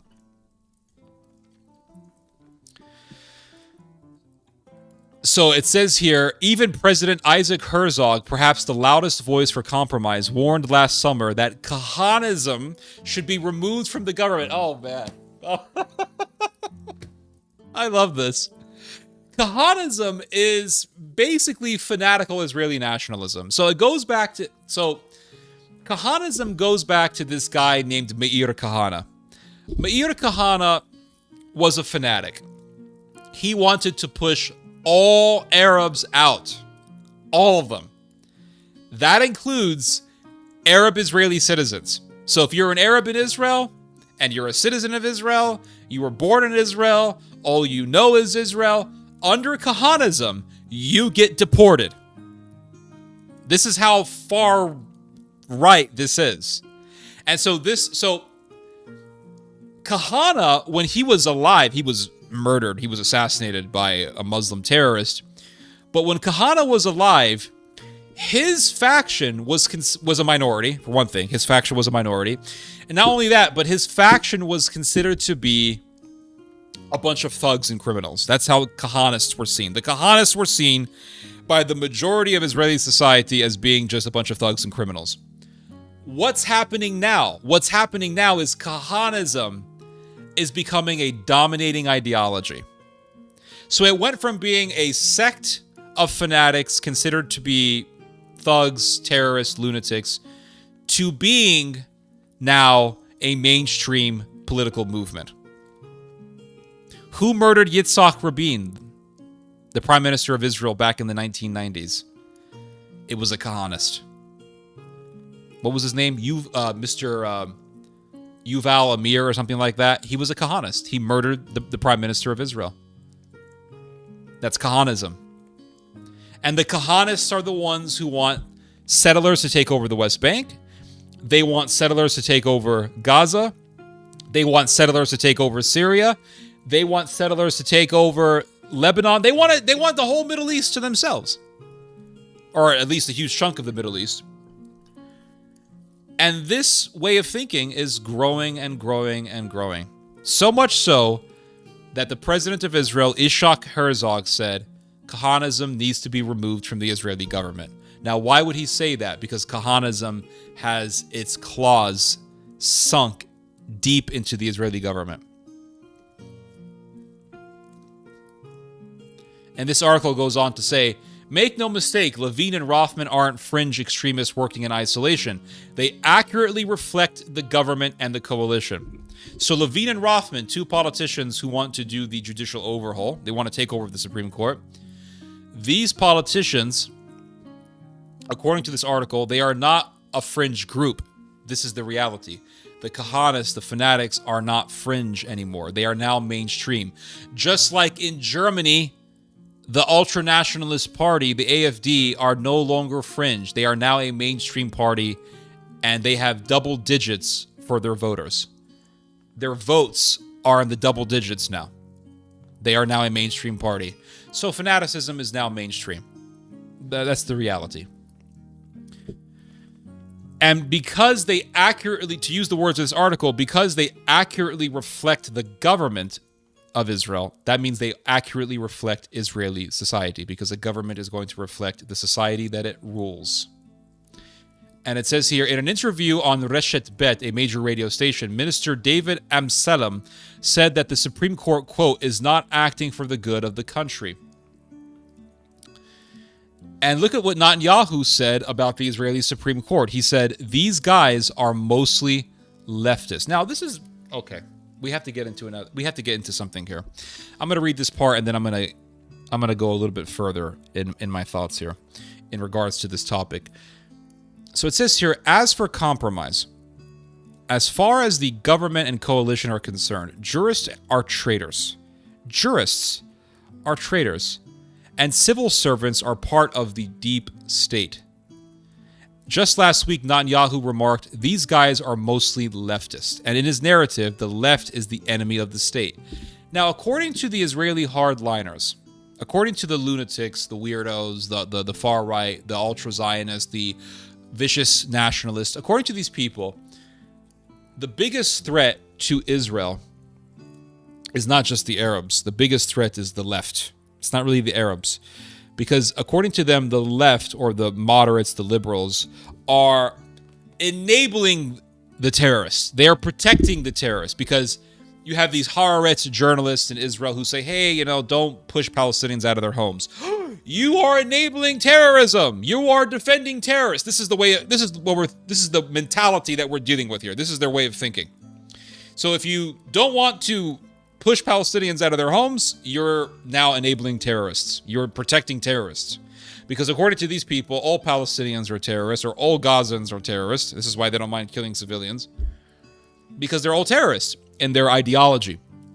And so if you say, hey, I don't like war crimes, I don't want to push people out of their homes, you are now supporting terrorists. And not only that, but you are enabling the terrorists. Therefore, you are the enemy of Israel. So if you are an enemy of Israel, to the extent that you are an existential threat to Israel, what happens, logically speaking, if you take this way of thinking to its logical conclusion, what is the solution to an existential threat? What is the solution? Destruction, right? If there is an existential threat in your society, it wants to destroy your society, you have to destroy it. That is the logical conclusion. That is the logical conclusion. It's like a cancer. If you have a cancer, you have to destroy the cancer, bottom line, or else you're going to die. So if the moderates in Israel who don't want war crimes, or they don't want ultranationalism, they don't want kosher law, they don't want to push Palestinians out of their homes or to murder Palestinian civilians, if those people are an existential threat in the eyes of the Israeli hardliners, what are the hardliners going to do if they take full power? 3 words. Their 4 words, there will be blood. That's it. And what have I said about the Middle East? I said this before. I said, what is the rule of the Middle East? What is the number one thing that you could be 100% certain of when it comes to making predictions about the Middle East? There will be blood. Because the Middle East is the insane asylum of the world. There will be blood. And this is why I say there will be a civil war in Israel. Because once these fanatics take power, they're going to want to destroy what is, in their eyes, the existential threat. And that is the Israelis, who don't want ethnic cleansing. They don't want to kill civilians. They don't want to push people out of their homes. They don't want kosher Sharia law being imposed. To the hardliners of Israel, the people who don't want these things are an existential threat to Israel. They are the enemies. So what happens if the hardliners take full power, or if they take enough power? There will be blood. Bottom line. There will be blood. And it says here, after the elections, let me make sure you guys can see this. After the elections, those opposing Levine and his allies on the Judicial Appointments Committee are unlikely to be any willingness to compromise. Faced with the extreme positions, now this is an interesting observation. Faced with the extreme positions of the right-wing bloc, they will be pushed, the opposition to the hardliners, will be pushed to submit their own equally extreme candidates from the opposite end of the ideological spectrum. So because the appointing of judges will be, for the most part, left up to politicians, then that means the left-wing politicians will be pushing for their own judges. And if the right-wing are going to be pushing for hardline judges, hardline right-wing judges, then the opposition in Israel will more than likely, or will likely, appoint judges who are on the opposite extreme. On the opposite extreme. So what's happening is you have this, it's like a pot of boiling water. It's just bubbling and bubbling and bubbling. And so if the opposition in Israel becomes more and more fanatically leftist, and the hardliners in Israel become more and more fanatically rightist, there's no room for compromise. There's no room for compromise. And to the Israeli opposition, or to the Israeli left, the right wing are also an existential threat. This is the other side of the coin of this whole situation. So in the eyes of the liberals of Israel, or the leftists, whatever you want to call them, the progressives of Israel, the hardline nationalists or ultra-Zionists are an existential threat to Israel because they want to diminish the power of the Supreme Court, take over the Supreme Court, and they want to remove any sort of check, any sort of balance against the fanaticism that the kosher lawists want to impose. So then, what happens to the righties? The left could also do violence against the righties because in their eyes, the rightists are an existential threat. So really what we're seeing is a combination of formula for interpolitical violence within Israeli society. Ideological violence, a violent rift within Israel. And the political fault lines are being pressed excessively over and over again. And as long as they are being pressed, the potential and the prospect for civil war in Israel will be there. And I'll read your guys' comments, and I want to get to an article that really talks about this problem in Israel, talks about the potentiality for a civil war in that country. I'll get to your comments here.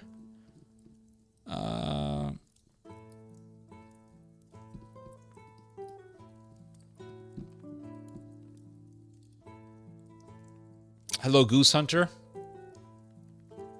I'm making it a policy now that when I am discussing an article, I will not answer any questions until I'm done with the article. Until I'm done reading the highlights that I put on the article. I will not read your guys' comments. I just won't, because what I've noticed is that I'll be reading an article and I'll be talking about a particular subject, and then I will go to your guys' comments. You guys are asking me stuff that has nothing to do with what I'm talking about. And then I start talking about topics that have nothing to do with what I'm talking about. And then the reason why that's a pain in the ass is because when I want to edit the mainstream, the live stream, and I want to make videos out of this live stream, when I want to cut excerpts from this live stream to make videos, it's very difficult, because then I have to edit out, I have to pass through all the parts of the live stream where I'm talking about stuff that has nothing to do with the topic of the video that I want to upload.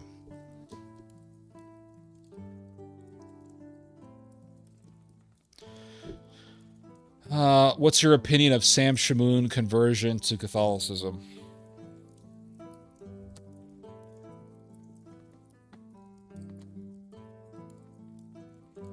I'll be real with you guys.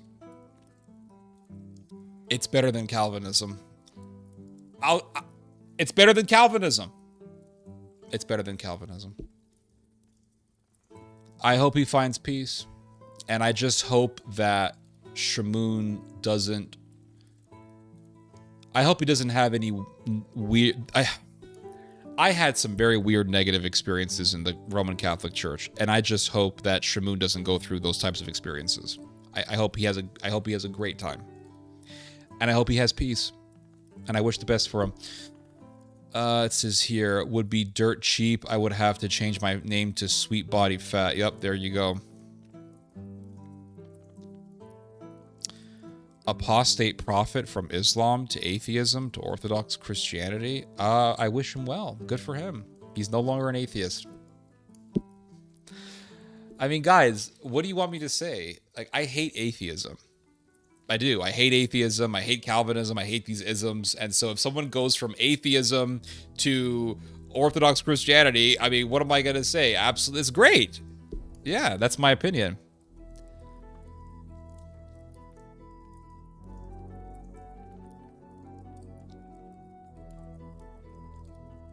Good evening, Mr. Russian, with the Cyrillic letters.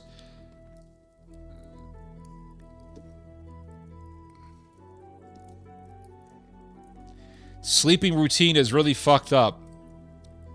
Well, what you do to fix your sleeping routine is very simple. So let's say you stay up all night, you do an all-nighter, you're playing video games, and all of a sudden you do an all-nighter, and the sun is up, and now your whole day is just messed up. What you do is you don't go to sleep. You stay up, and you just drink a bunch of coffee, and you stay up. By 6 p.m., you're going to be dying to go to sleep. Try to use all the power within you to stay up as long as possible. And by 8 p.m., just crash. And you will crash. And then you'll get up at 4 in the morning. And you'll feel fine because you're going to get plenty of sleep. And that's what you do. So then you get up at 4 in the morning, and then you go through your day, and then by 8 p.m. you want to go back to sleep. And go back to sleep if you want to go back to sleep. And then you'll wake up at 4 in the morning again. And then maybe something will happen where you're going to stay up a little bit longer, and then you go to sleep, but you're still going to go to sleep at around 9 or 10. You're going to get up at 7 in the morning, 8 in the morning. The point is, to break the cycle, you just have to push yourself to stay awake, go to sleep early, and then you'll start getting up early again, because then your body will be put on this schedule, on this sleep schedule, where it's going to get tired earlier. That's the best advice I can give you. You edit your videos yourself? Yup. I edit all my videos. It's a huge pain in the ass. And so what I like to do is I like to break down all these streams into separate videos. That way I always have stuff to upload. I always have content to upload. And when I go through a 5-hour stream in my iMovie editing software, and I'm carving out videos from the live stream, well, let's say I'm talking about war in Ukraine or something. So in the live stream, I'll be talking about war on Ukraine or the war in Ukraine, blah, blah, blah, blah. And then all of a sudden someone says, well, thoughts on Donald Trump hanging out with JD? I don't know. And so it makes it more difficult to edit because I got to take that stuff out, or I have to not take it out, but I have to skip through that part and then find the part where I resume back to the initial topic at hand so that I can go on making my video. So it just makes things more difficult for the editing process for me. So it's now a policy. Ask me the questions that you want, but just understand that I will not answer them until I am done with the article.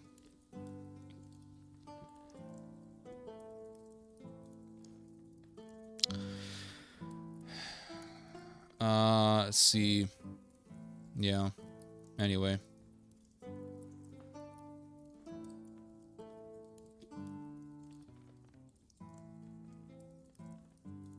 All right. We're going to go back to... I want to show you guys an article that I found to be quite interesting. Because it really goes up my alley. Israel, let's see here. I was on a Haaretz a few days ago.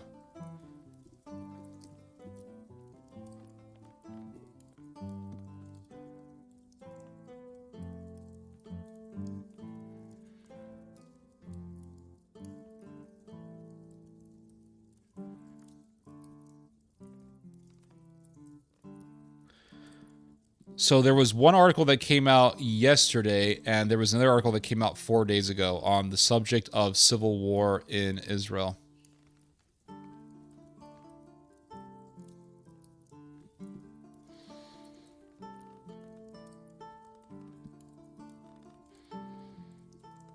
Thanks for the plenty sleep tip. Yeah, it's a really good tip. So if you stay up all night, just don't go to sleep. Because what we tend to do is we stay up all night and the sun goes up and then we go to sleep. No, the sun goes up, just keep staying awake. Do whatever you have to do to stay awake. Walk around, go outside. Well, don't go outside because you might collapse. But just try to do everything in your power to stay up.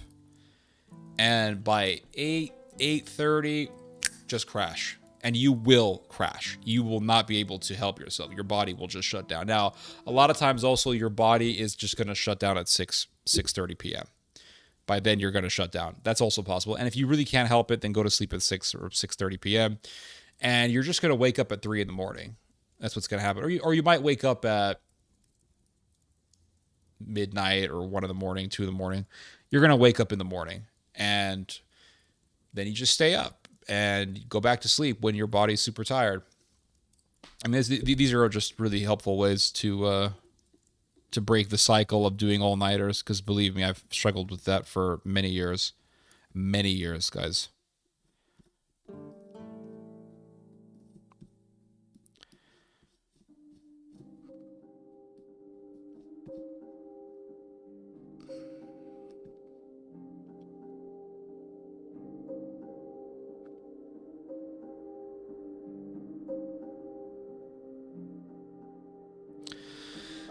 So, there was an article that came out a few days ago. It was published by Haaretz, and it talks about... And let me know if the music is too loud, guys.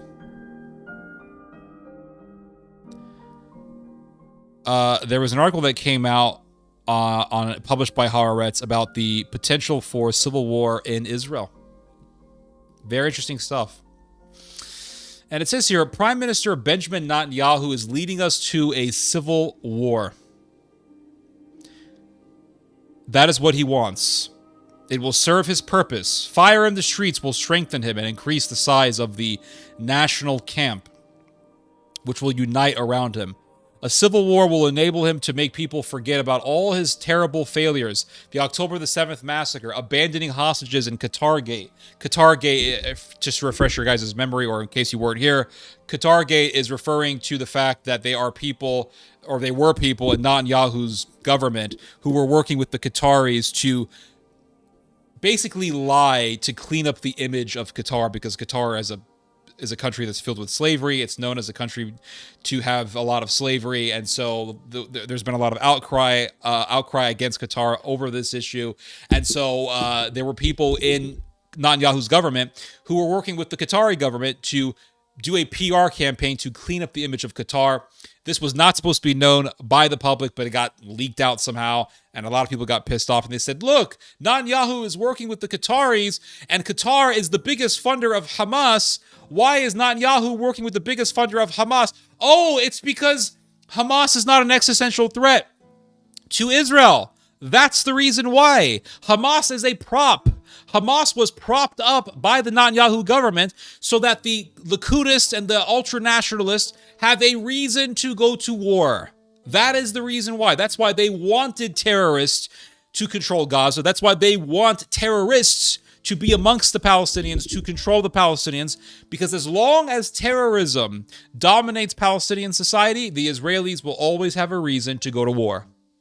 That's the reason. It's all about keeping the Israeli military-industrial complex in power. That's what this is. And so it says here, the anarchy in the streets will also serve as a good excuse for canceling the elections in 2026 if the polls predict him losing. This is why he was so disturbed by what former Supreme Court President Aaron Barak said when he warned of a civil war. That is why Netanyahu rushed to respond. So Aaron Barak, who is he is a Supreme Court justice, or a former Supreme Court president, he said, yeah, it looks like there's going to be a civil war in Israel. He said this recently. And so Netanyahu was quick to respond to him and said, no, there won't be a civil war, blah, blah, blah. Now, this is what Barak actually said. He said, I'll read you guys the lines here. Let me make sure you guys can see it. This is what Barak said. He said, we are very close to a civil war. Today, a car ran over a protester in Jerusalem. Tomorrow, there will be a shooting, and in 2 days, blood will be spilled. And then he went on to say, the problem is the immense rift in Israeli society, a rift that is worsening, and it will end like a train that derails and falls into the abyss. A civil war.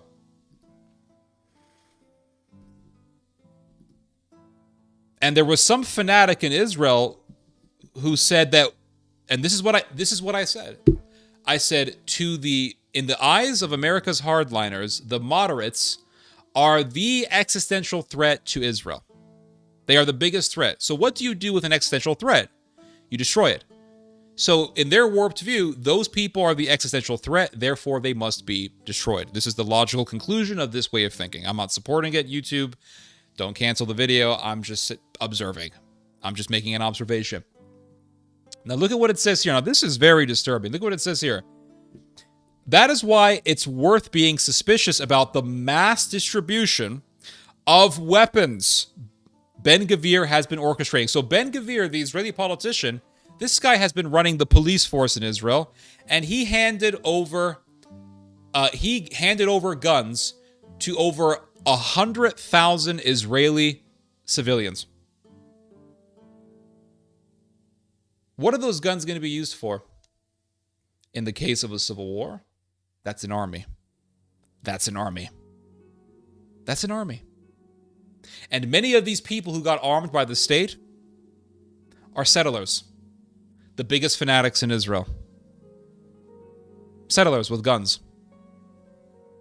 What do you think they're going to use those guns for? They want to do a genocide of the Palestinians. They want to kill and ethnically cleanse all the Palestinians. They will use those guns against the Palestinians. Now you will say, well, they've already used those guns, right? There have been incidences of settlers murdering Palestinians. I'm not talking about incidences. I'm talking about exactly what Benny Morris, Israel's most prestigious historian on the Arab-Israeli conflict, said some weeks ago. And I did a video about this after he said this. Benny Morris said that Israel will inevitably do a genocide of the Palestinians if the Palestinian-Israeli issue is not settled. If it's not settled, there will be a Holocaust of the Palestinians. And he said that you could see death camps being built by the Israeli government, and they will butcher the Palestinians like the Nazis butchered the Jews. And so you have all these settlers with guns. You have all these fanatics who are in the ranks of the Israeli military. What do you think they're going to do? They're going to do exactly what the Nazis did to the Jews. And the Israeli government has been arming these fanatics. What are they going to use these guns for? I wouldn't be surprised that they will use these guns to do a genocide or to help in the genocide. And just to give you an idea of how bloodthirsty some of these people are, look at this quote here.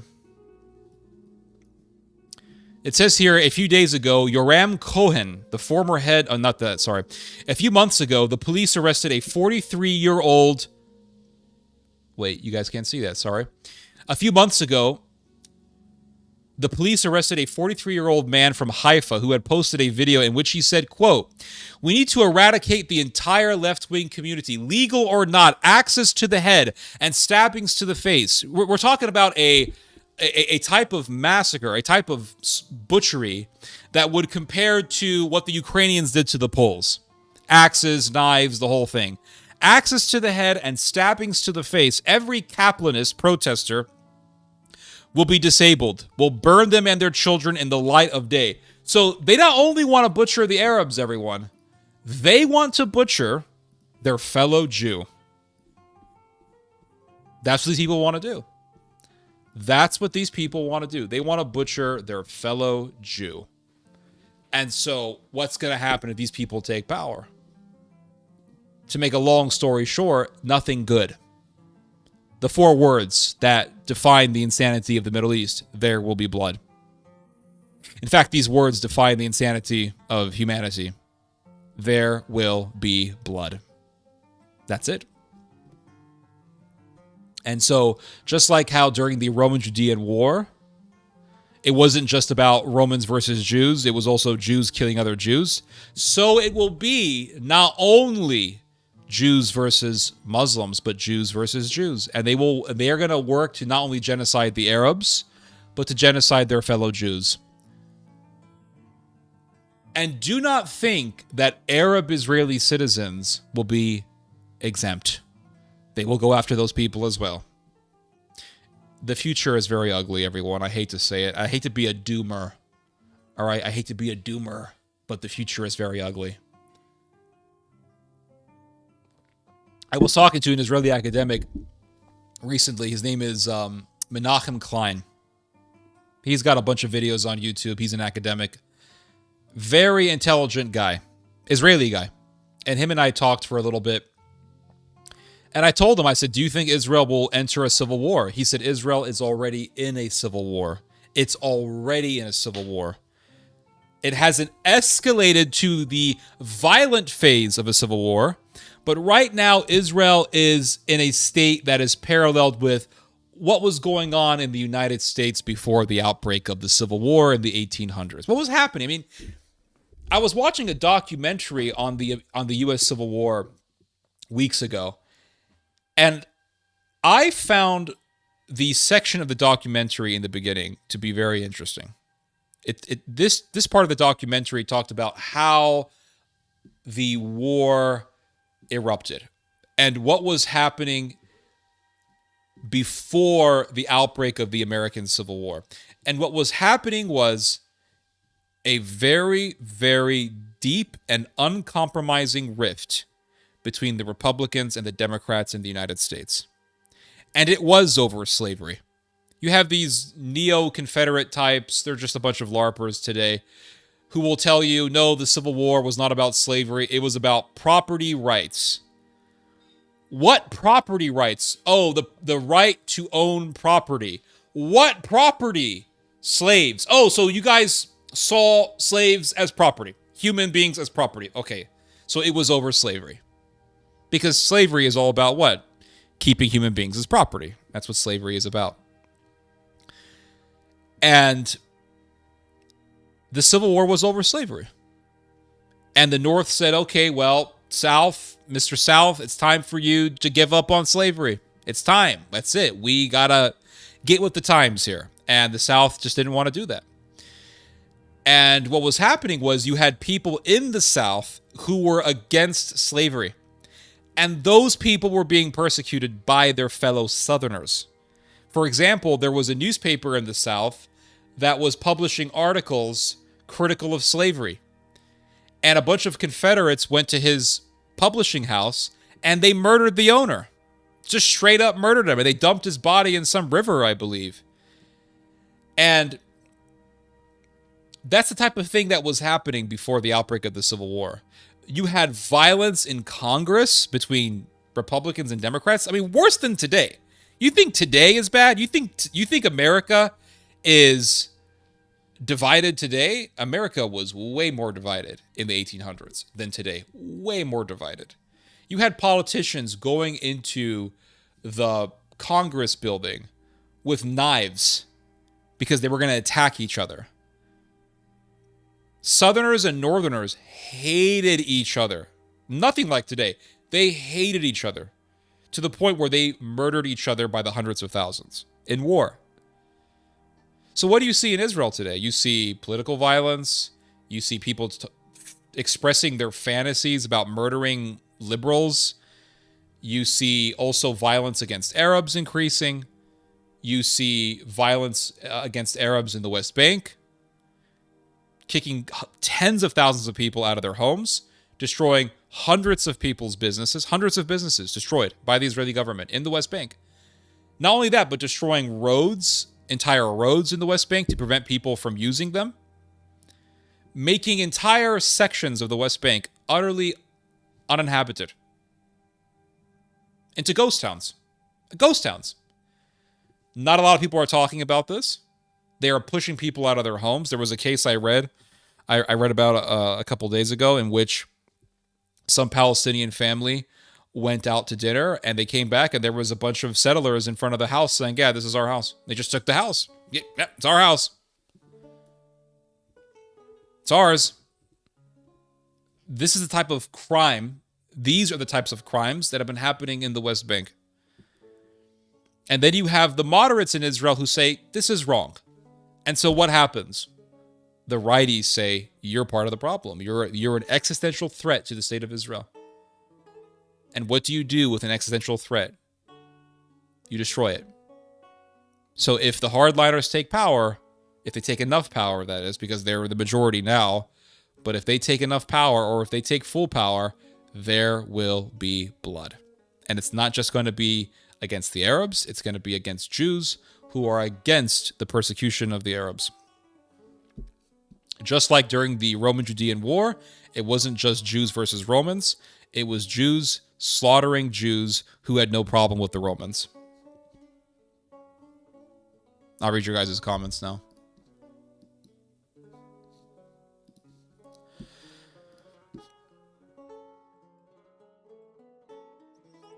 I'm also wondering how far the normal Israelis Bibi's gotta take before they Gaddafi this schmuck. I don't know. Who knows what's gonna happen? Could be that Netanyahu will be like another Assad. He'll be thrown out. Who knows?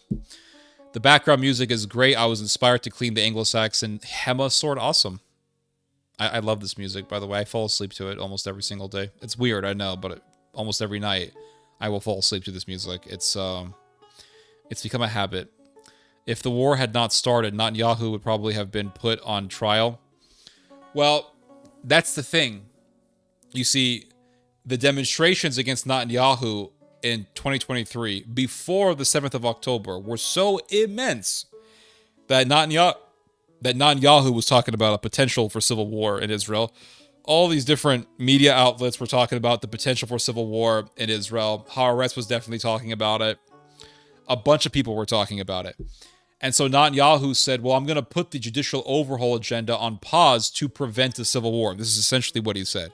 He said, well, just in the case of a civil war, you know, we don't really want that to happen. So we're going to put the judicial overhaul on pause.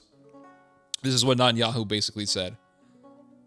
And so what happened? October the 7th happened, right? In the midst of all of these demonstrations against Netanyahu, October the 7th happened. How convenient How convenient. And then you look at what was happening leading up to October the 7th. Months and months before October the 7th happened, there were all these Israeli soldiers whose job it was to surveil the Gaza-Israeli border. And they were watching Hamas training for a big attack on Israel. And they were reporting what they were seeing. They were reporting all their intelligence to their superior officers. And in at least one situation, a superior officer told one of these border watchers, I will put you behind bars if you keep telling me about what Hamas is doing. This is a fact. You can read up on this. There was a woman. She was an IDF soldier. Her job was to surveil. This was her job. It was to surveil Hamas's activities from the Israeli-Gaza border. She was watching Hamas. They were doing all this extensive training, and she said, Hamas is training for something big. And she reported her findings to her superior officer, and she was told, I will put you in jail if you tell me about this one more time. So people were threatened with jail time for trying to report the incoming attack from Hamas. And they were trying to prevent what Hamas did on October the 7th from happening. And they were threatened with jail time, and they were ignored. And so what does this tell me? What it tells me, and I will freaking say this, I don't care, because this is what I believe. Israel knew that October the 7th was going to happen. I don't think this is a huge claim. I think it's very, very likely. It's, on paper, we can say that this is a likely scenario, but I'm going to take it a step further, and I'm going to say that Israel knew that October the 7th was going to happen. They let it happen because they wanted to prevent the anti-Netanyahu movement from growing any further. Because they knew, this is what I believe, they knew if we don't allow a terrorist attack, a major terrorist attack to happen, this demonstration movement is going to get so big, we're not going to be able to do our judicial overhaul without huge ramifications, and we could end up with a civil war in Israel. So what are we going to do? Well, Hamas wants to do something big. They're planning on doing a massacre. Let them do it. This is what I believe. They said, let them have it. Let them do it. Well, some lady who's working in the surveillance team over there on the Gaza-Israeli border, she's reporting that Hamas is planning something big. Threaten her with jail time. We don't give a shit. And not only that, there were other people. They were people in the intelligence department who were saying, Hamas is planning something big.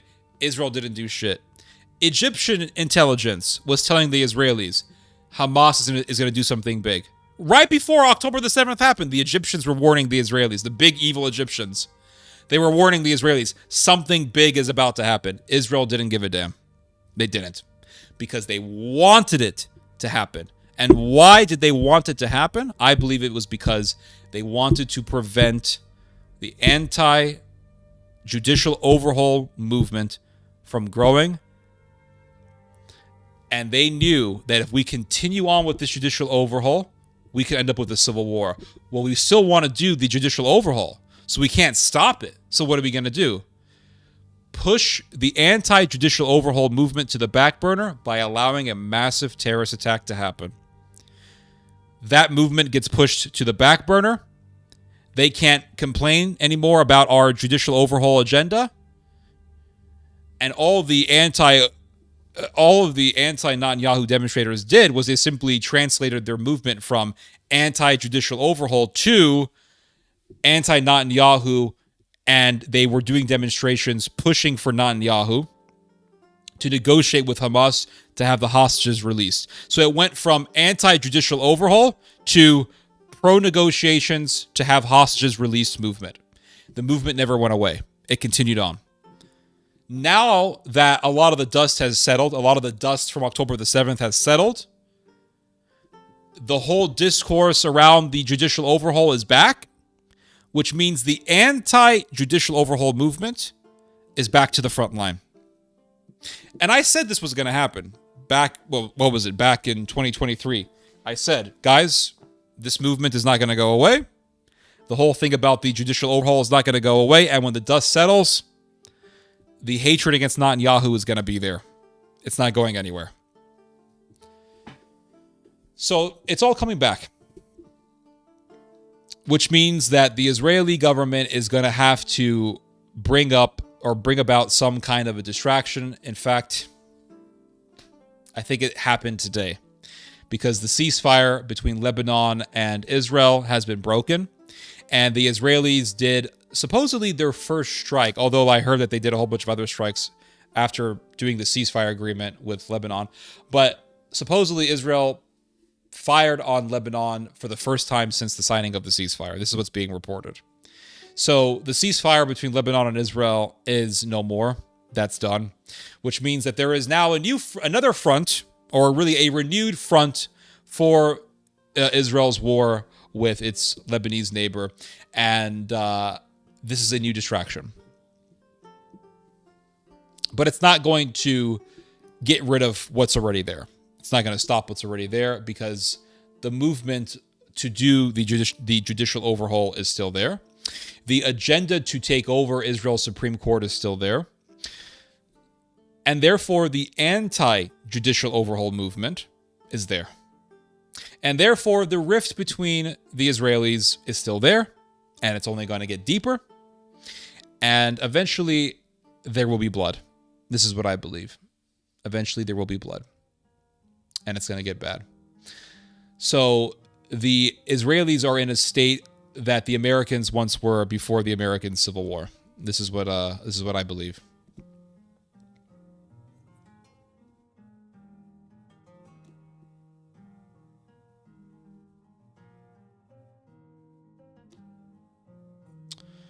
They are Arab Israeli citizens. Yep, they are. They make up about 21% of the Israeli population.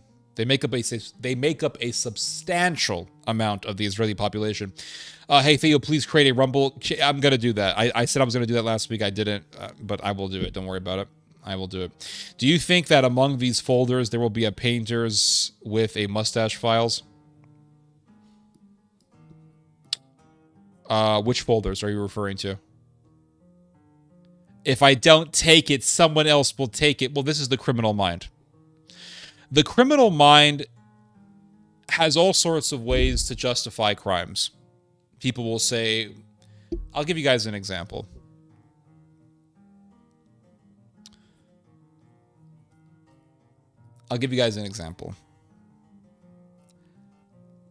I was watching the Steak and Eggs podcast recently.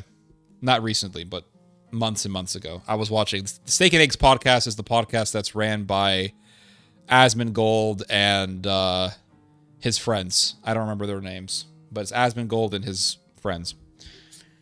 And they have this podcast, and they kind of stopped doing it, but they used to do this podcast once every 2 weeks or something like that. They would get together and just jabber for, 3 hours or so. And in one of the episodes of the Steak and Eggs podcast, this is the one that I was watching, they brought over Asmongold's father.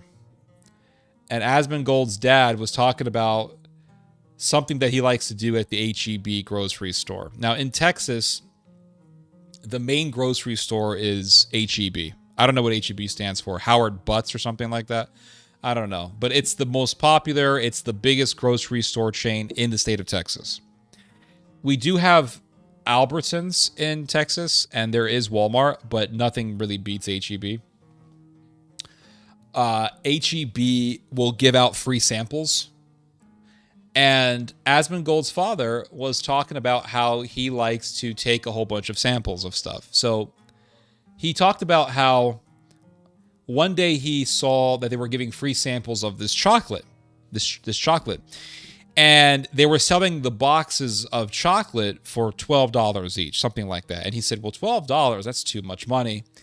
So what he did was he just figured out how many chocolates are in a box. Let's say there were 12 pieces of chocolate, 15 chocolates, something like that.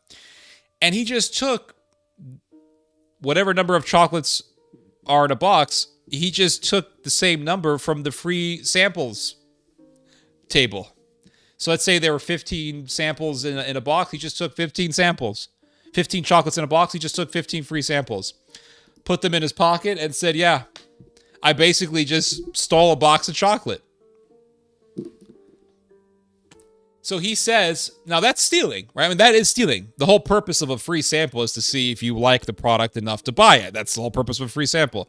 The purpose of a free sample is not for you to take the equal number of items in a box from the free sample table. That's stealing.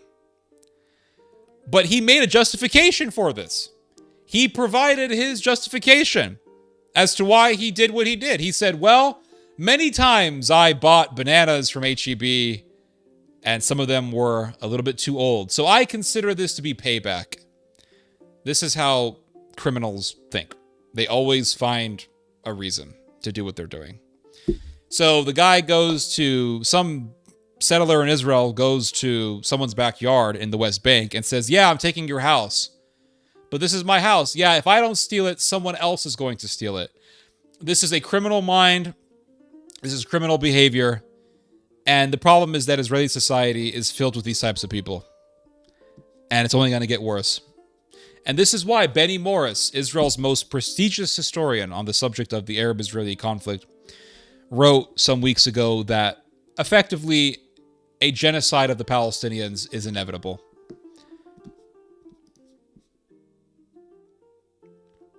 Could have been in Gaza because Israel completely handled it over in, 2005? What are you talking about? Couldn't have been in Gaza? What are you talking about, Kara? Currently, Israel is focused on a 10-year plan to settle Palestinian land with an entire complex of infrastructure. Yeah. Well, you have all these Gazans that are protesting against Hamas in Gaza, and they are demanding that Hamas stop ruling Gaza. And I don't blame them. I don't want Hamas to rule Gaza, because as long as Hamas is ruling Gaza, then you have the potential for Hamas to do terrorist attacks in Israel. And Israel will then have a reason to slaughter thousands of people. So, yeah, Hamas should not be ruling Gaza. Human lives at collateral damage. That's always the argument they do.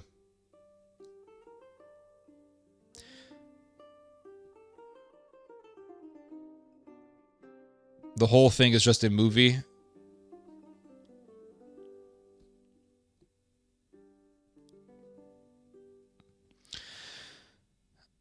Oh, that's almost exactly how I do bus rides in Moscow. Oh boy, here we go.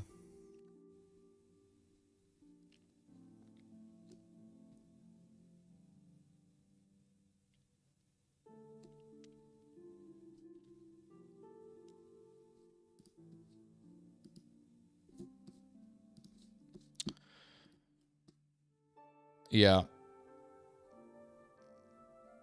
Yeah. All right. We're going to go to another article. This one is also very interesting, and it's about really how Syria could be the hotspot for the next world war. I love how now we talk about world wars, or we talk about the next world war as if we're predicting the weather. Like, yeah, the world war, it's going to happen this way. Because we all know it's going to happen. So we might as well just face the reality. It's like death. We all know that death is going to happen. We all know we're going to die. So it's best that we just accept this fact and move on with the rest of our lives, and that's that.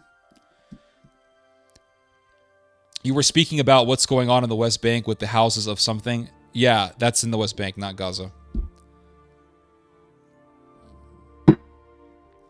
So there was an article that came out yesterday by Haaretz, and it talks about how Syria can be a major catalyst for the next world war. And this actually makes sense because of what's happening in Syria. What do you see happening in Syria, everyone? You have the Israelis in the south, you got the Turks controlling the government, and you have the Russians in the Tartus area of Syria on the coast. That's what's happening. And so you have a perfect spot, a perfect hotbed for conflict between serious powers. Russia is a major power. Russia is a superpower. Israel is a superpower. Turkey is a major, major regional power. It's really a superpower. You have 3 superpowers in one country. And they don't like each other. The Turks and the Russians, they hate each other. The Turks and the Israelis, they hate each other. So yes, Syria will be a major, major theater of war. A major hotbed for war in the next global conflict. And as the article says here, as the article specifies, Syria could become a catalyst for the next world war.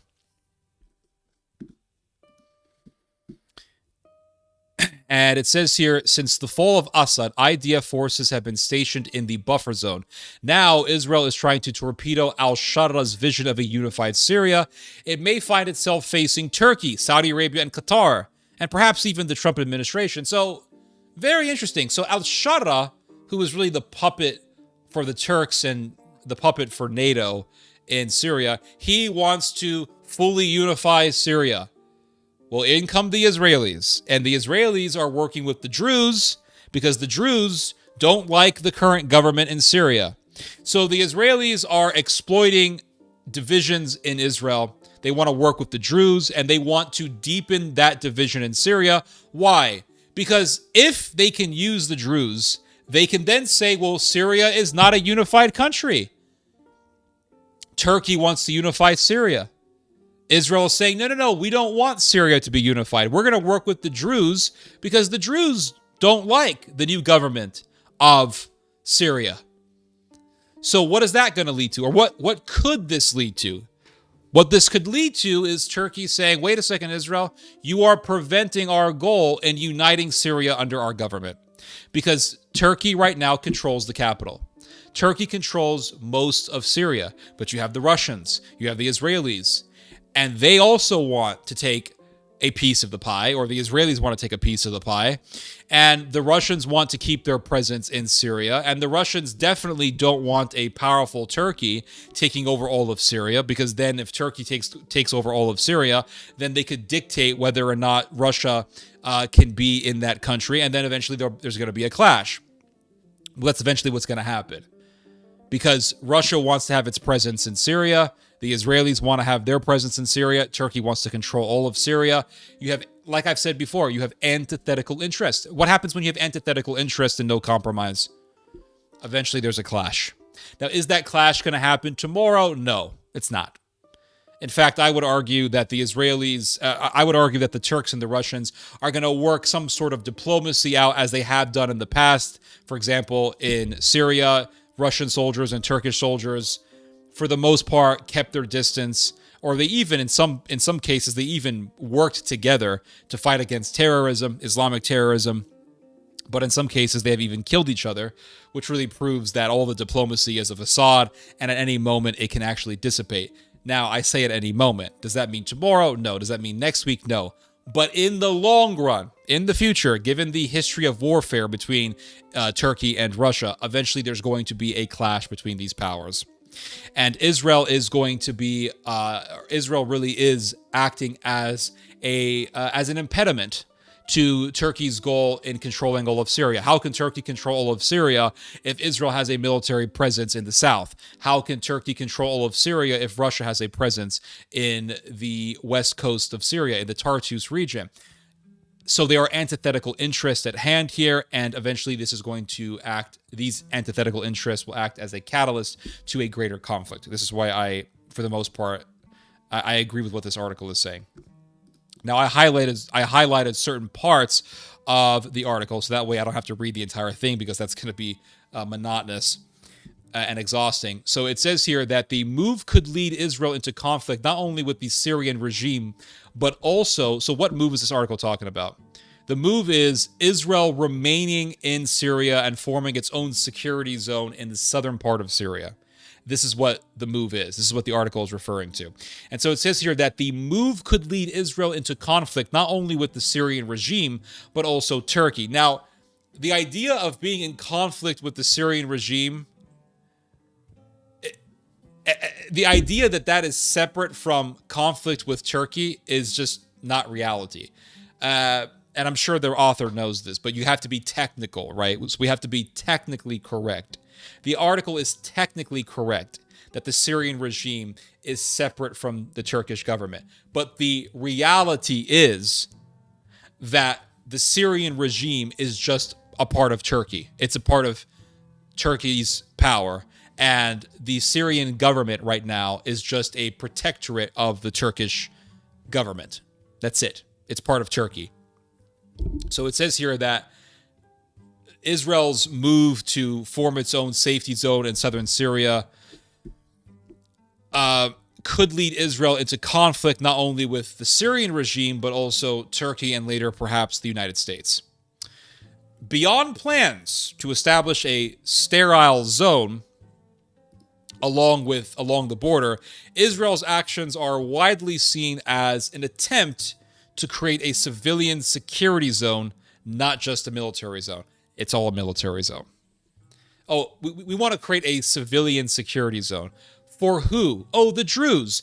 Not just the Druze. Also Israeli settlers who think that, they have a right to certain parts of Syria, or they have a right to Syrian territory because it's part of this whole greater Israel project. And it says here that the aim is to mobilize the Druze population concentrated in the city of Suwaida as an independent force to deter the presence of hostile groups and torpedo President Ahmed al-Shara's ambition to establish a unified Syrian state. So Ahmed al-Shara wants a unified Syria. Israel says no unified Syria. Keep Syria divided. Why does Israel want to keep Syria divided? It's to keep Syria weak.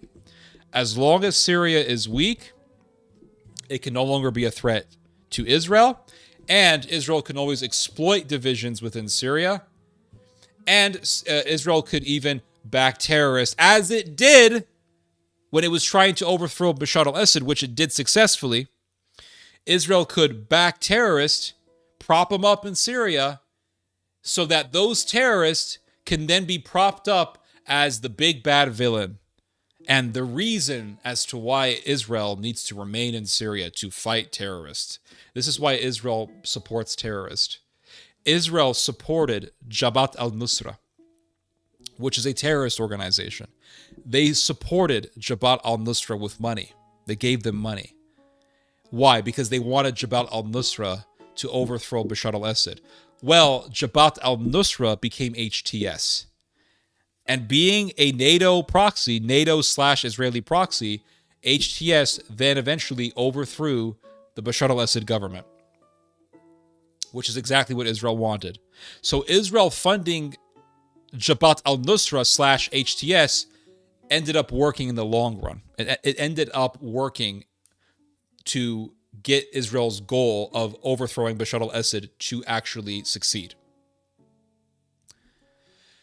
To actually happen. Now, the very terrorist organization that Israel funded is being presented as an enemy of Israel, as a threat to Israel, and as the reason as to why Israel needs to have soldiers in Syria. And this is the reason why Israel backed this group. It wasn't to overthrow Bashar al-Assad. Israel didn't give a shit about Bashar al-Assad. Israel never saw Bashar al-Assad as a serious threat. Never. Israel never did. I remember over a decade ago reading the words of Amos Gilad, an Israeli politician, or Amos Gilal, whatever his name is. I think it was Amos Gilad. I remember reading the words of Amos Gilad, in which he said that Bashar al-Assad is not a threat to Israel, and that Israel is not even worried about Bashar al-Assad. That is a fact. The reason why they propped up the HTS to overthrow Bashar al-Assad is to destabilize Syria so they can then have a reason to invade Syria. As I said in the beginning of this live stream, there is no such thing as independence and sovereignty for weak states. If your country is weak, it is not sovereign. End of story. If your country is weak and brittle and divided, it is not a sovereign country. Your country is a satellite state of another country, and your country is being exploited by another country.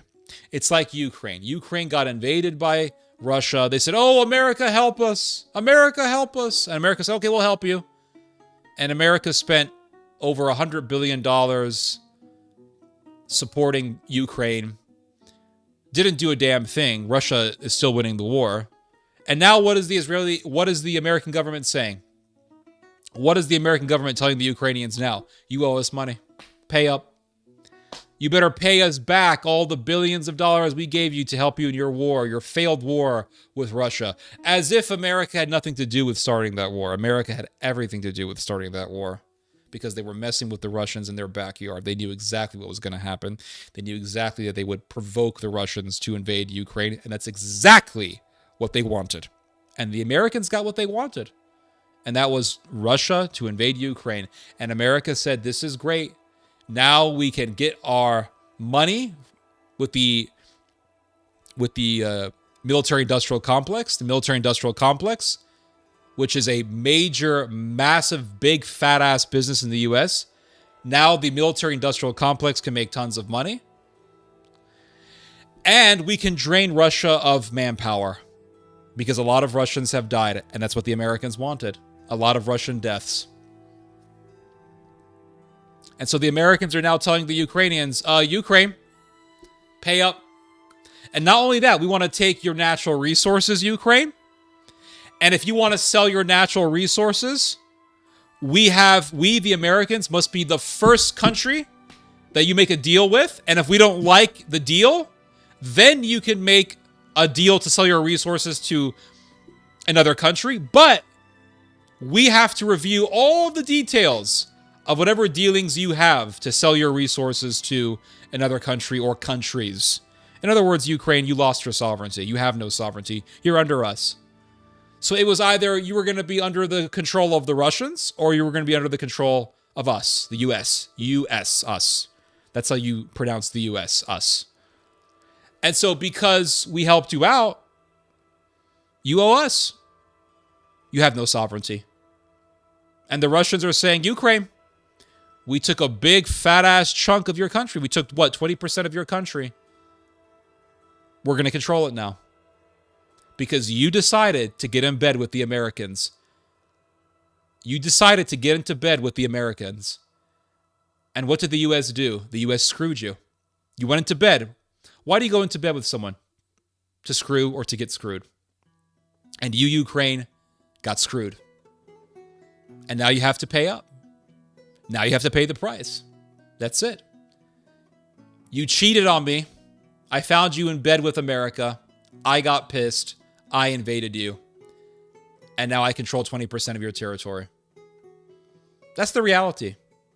Syria is a weak country, divided country, and therefore it is not sovereign. So they overthrew Bashar al-Assad for what? For what? They lost more of their sovereignty by overthrowing their own leader. And now what? Syria is divided between three major powers: Russia, Israel, and Turkey. And there's eventually going to be a clash between these three powers. Eventually there's going to be a clash between the Turks and the Russians over who's going to control Syria. Eventually there's going to be a clash between the Turks and the Israelis over who's going to control Syria.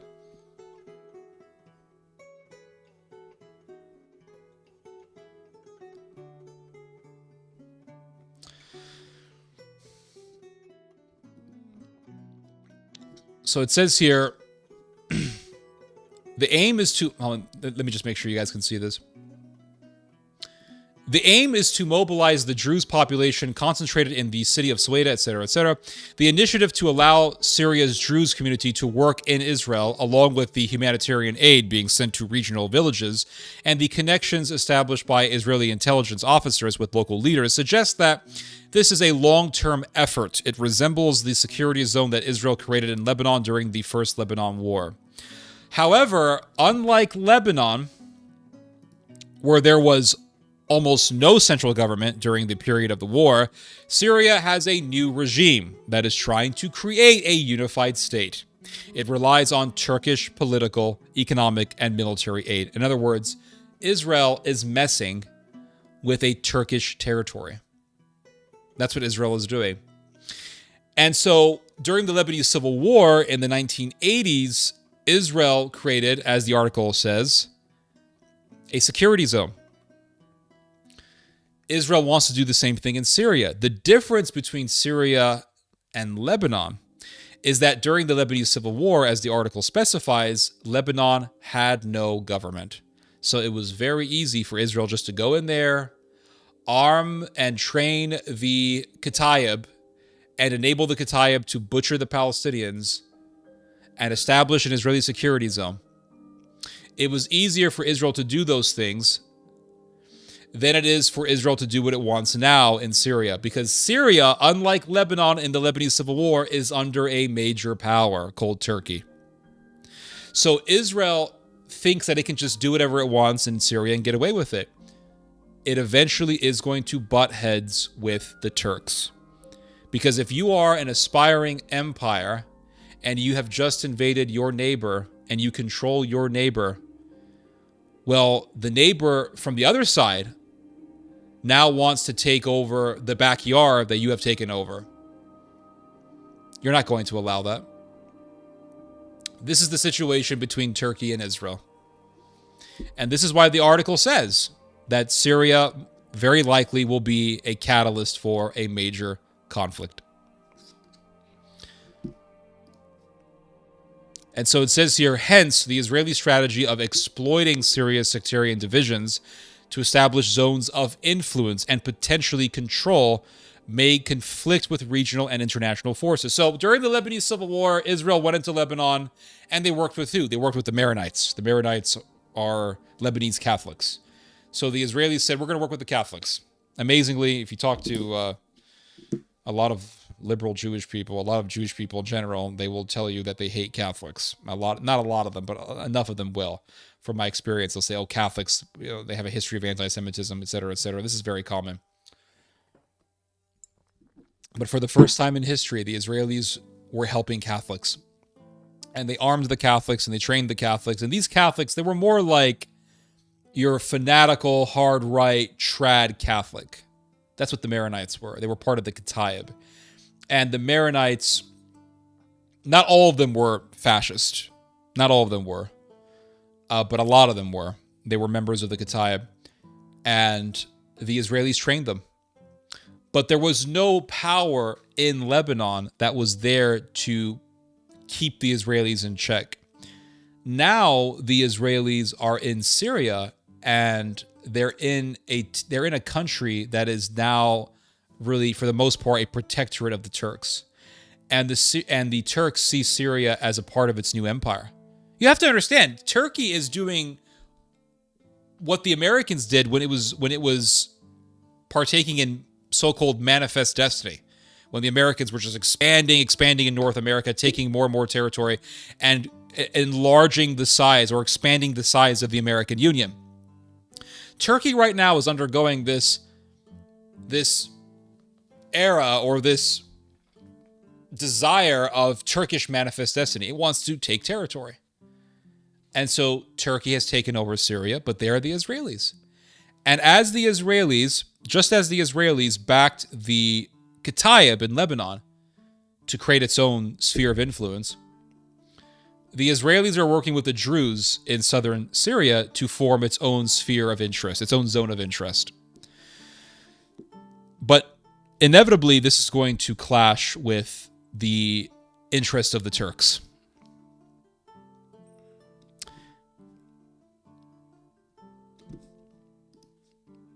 So it says here that on Tuesday, Turkish Foreign Minister Hakan Fidan visited Washington and met with his American counterpart, Marco Rubio, to discuss a number of issues, including forming a joint policy vis-a-vis Syria and lifting American sanctions. So it's very interesting. Before Trump entered office, so Trump got elected, he entered office.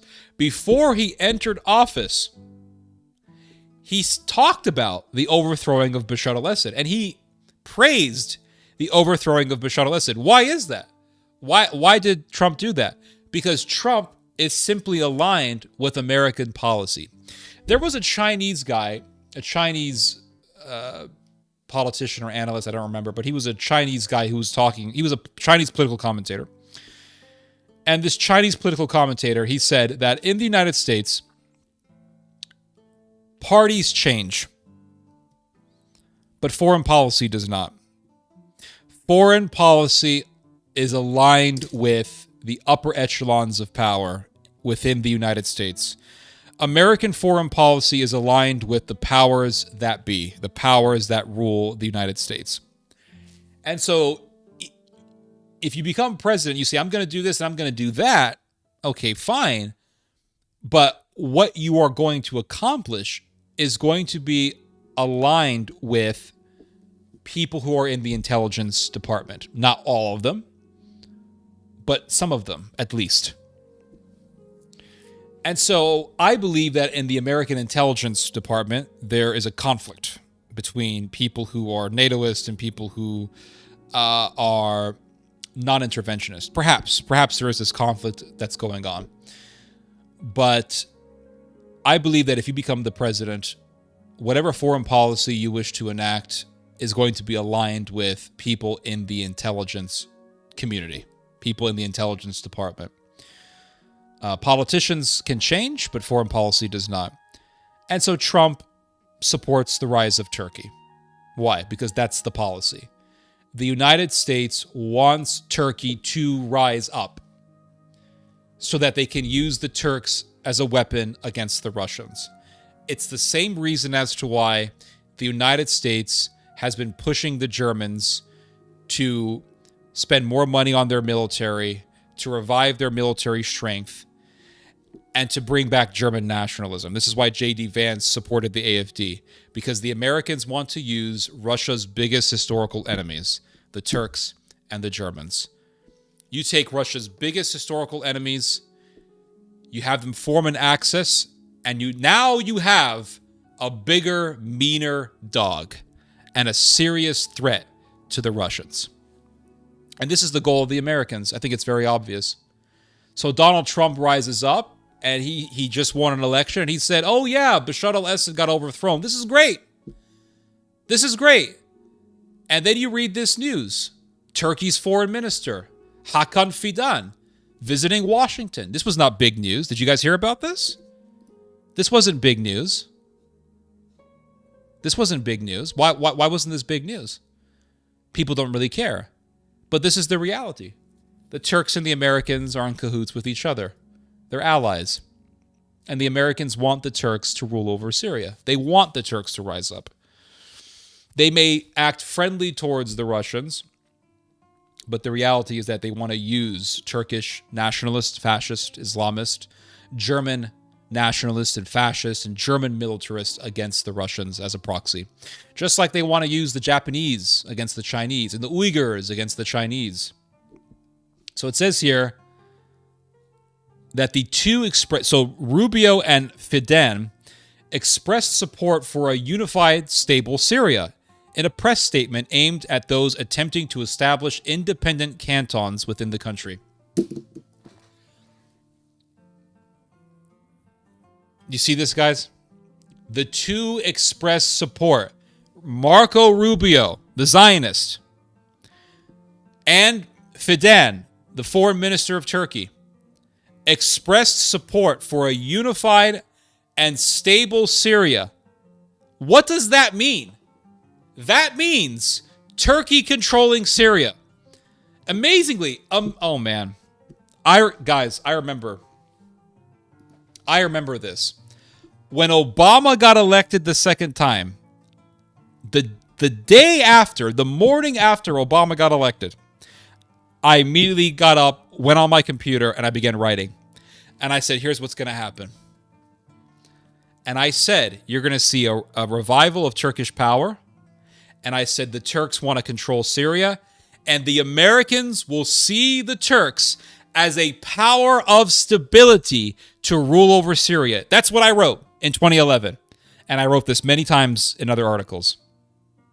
This has been a consistent theme in our predictions, in our making predictions in Shubat.com. My father and I have been writing about this for a long time.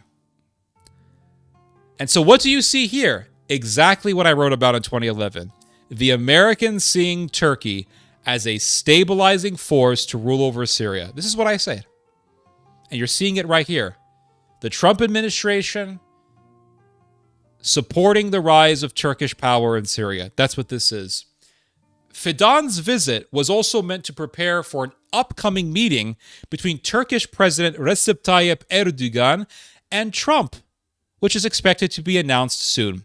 Here, Israel is expected to face another complex obstacle to its strategic goals in Syria. This is very interesting. So it says here, because Israel has its own goals. Israel is terrified of the Turks. They are. The Israelis are terrified of the Turks because the Turks can actually beat Israel. Isn't it amazing? Is it not amazing, guys? The Israelis will sit there and act as if Gaza is the Third Reich. Isn't that what they were saying? They're like the Nazis. Even I was saying stuff like that. They're like the Nazis. They're like the Third Reich. They're like Hitler. Blah, blah, blah, right? Big, evil Third Reich Gaza. And the reality is that it's just a Palestinian trailer park. It's a Palestinian yard that's fenced up. It has no airport. It has no right to travel outside of... It has no right to travel out of Gaza. Yes, there were nice areas of Gaza. Yes, there were wealthy people of Gaza.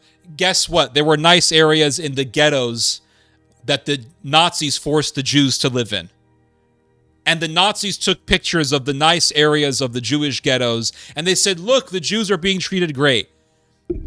Gaza was a limited zone. It was almost like a prison. They had to stay in this area. They couldn't do trade. They couldn't do fishing without being regulated by Israel. They couldn't import goods without the regulation of Israel. It was still being occupied by Israel. The whole idea that Gaza was free in 2005 is bullshit. It's bullshit. And so when Hamas attacked Israel, Israel said, okay, boom, butchered tens of thousands of people. They broke the ceasefire. They killed hundreds and hundreds more. They continued to kill people. And Israel will sit there and act like the big badasses. All these Israeli soldiers will take pictures making fun of Palestinians, mocking Gaza. Israeli soldiers will be in the homes of Gazans, destroying property, mocking the people there. Oh, it's no big deal. This is so great. See how tough we are? We're so tough. We're so strong. In comes Turkey. And Turkey parks its big fat-ass car right in the middle of Syria. And Israel goes into Syria, and Turkey is in Syria, and Turkey is the dominating force in Syria. And what does Israel do? Do you see Israel acting badass? Do you see Israel flexing their muscles? Do you see Israel mocking the Turks? Do you see Israel doing these presentations of strength and charisma? No. You see Israel going to the Americans and begging the Americans to not push the Russians out of Syria because they said, we need the protection from Turkey. You fuckers funded the very terrorists that overthrew Bashar al-Assad. And now you're worried? Now you're scared? Now you want the Russians to protect you? I thought the Russians were an ally of Iran, and Iran is the head of the evil axis. But now you want an Iranian ally to protect you. Do you see the bullshit? And now the Americans and the Turks, they've been in bed since the Cold War. They've been in bed even before that, my friends. You go read about World War I. America declared war on Germany in World War I. America did not declare war on the Ottoman Empire. It never declared war on the Ottoman Empire. Ever. Ever. And when the Ottomans were butchering the Greeks in the massacre of Izmir, or in the massacre of Smyrna, the Americans watched, for the most part. There were some Americans who did help, Asa Jennings, and there was an American military member who did help Asa Jennings out. There were righteous American soldiers who did save Greeks. I have to say that to be fair. But the official order of the American government, and by extension the U.S. military, was do not get involved. Do not get involved. Why? Because the Americans have never wanted to lose Turkey as an ally. Because Turkey has this thing called the Dardanelles. It has direct access from the Mediterranean into the Black Sea, and vice versa, from the Black Sea to the Mediterranean. And that's a very powerful geostrategic position to be in. So America never wanted to lose Turkey as an ally. And so what do you see? The Americans and the Turks are still in bed. So they will sleep with the Israelis, but then they'll sleep with the Turks. And the Turks have this nice, tight opening called the Dardanelles, and everybody wants in on it. Everybody wants in on it.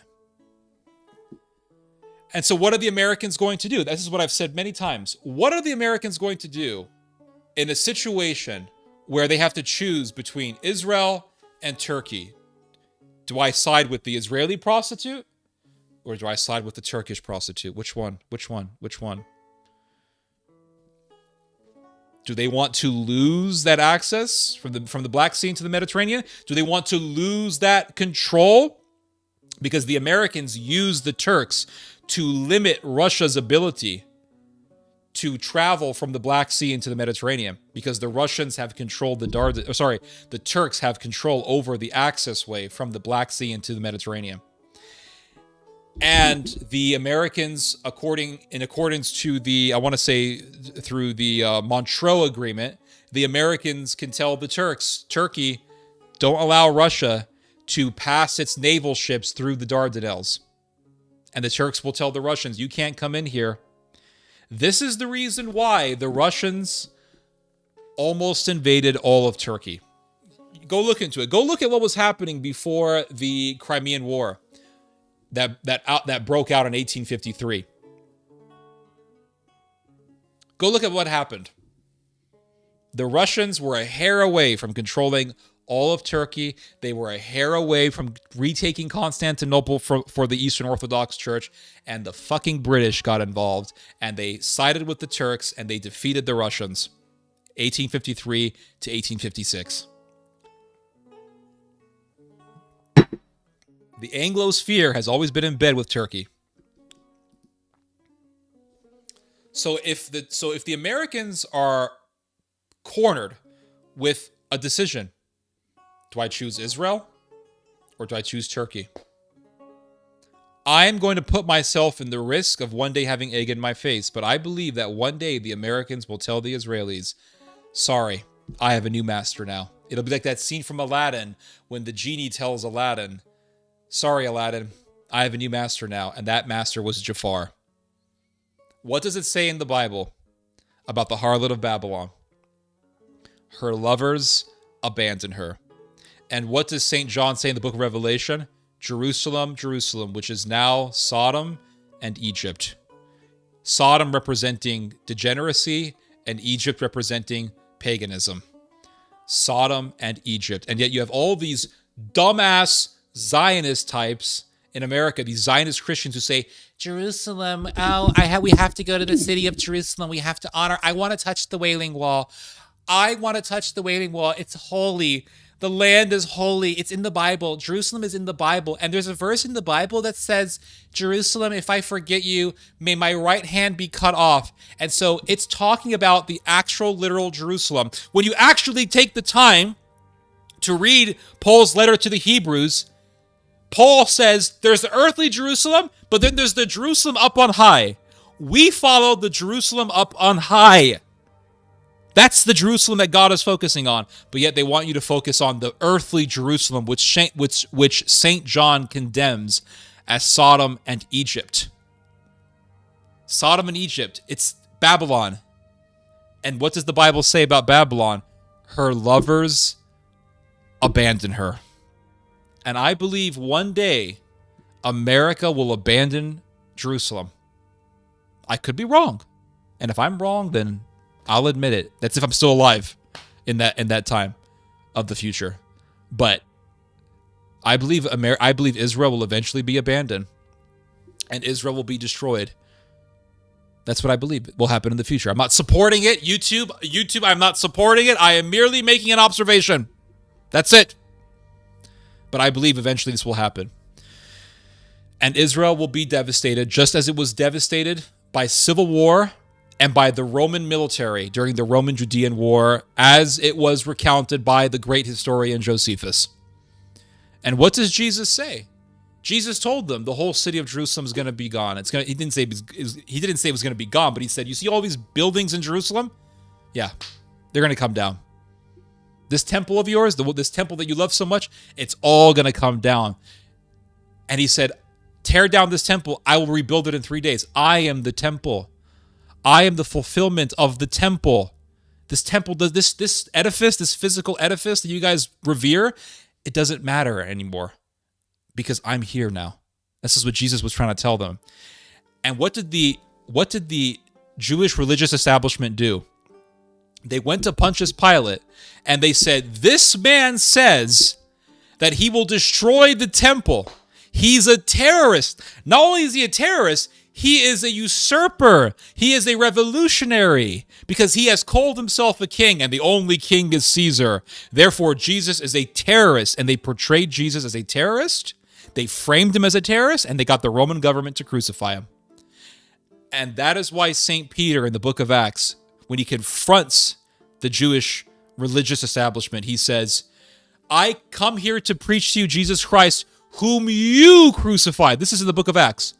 He doesn't say who the Romans crucified, because you have all these evangelicals who say, well, the Romans that were the ones who did, it was the Romans. It was the Romans. Peter says to the Jewish religious establishment, Jesus Christ, whom you have crucified, because they were the ones who crucified Jesus, ultimately speaking. And they portrayed him as a terrorist, and they killed him.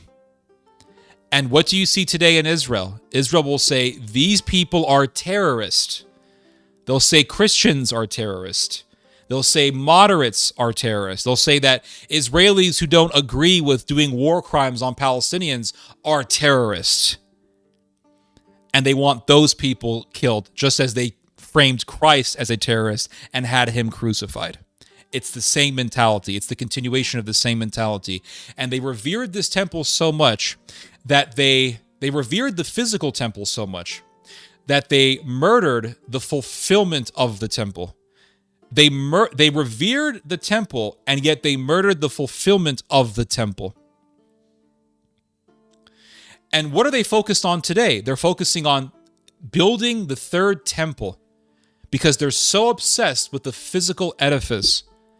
And they want to kill, the fanatics that is, they want to kill the people who worship the fulfillment of the temple. And they want to persecute Jewish people who have converted to Christianity. They want to persecute the Jews who follow the fulfillment of the temple, as opposed to this crazy idea of rebuilding the foreshadower of the true temple, which is the physical temple. And so the reverence for the temple that the Jews had in the past led to their demise, because they were so obsessed with the temple that they fought for it to the death, and they even killed themselves in mass cult suicide over the temple. Josephus says that when the temple was lit on fire, that a lot of the Jewish fighters leaped into the flames because they would have rather died. They would have rather died than watch the temple be destroyed. So their love for the physical edifice, and thereby their rejection of the fulfillment of the physical edifice, led to their own demise. Because if they would have followed Christ, if they would have followed the fulfillment of the temple, they would not have cared about the physical temple. And they would not have had all of the fanaticism that led to their own devastation during the Roman Judean War.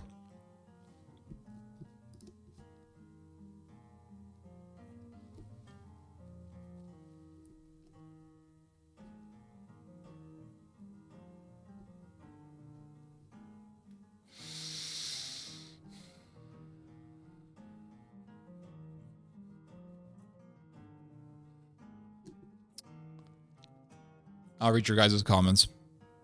What are your thoughts on Kurdistan? I hope them well. I have no issue with Kurdish people. And suddenly there are riots in Turkey.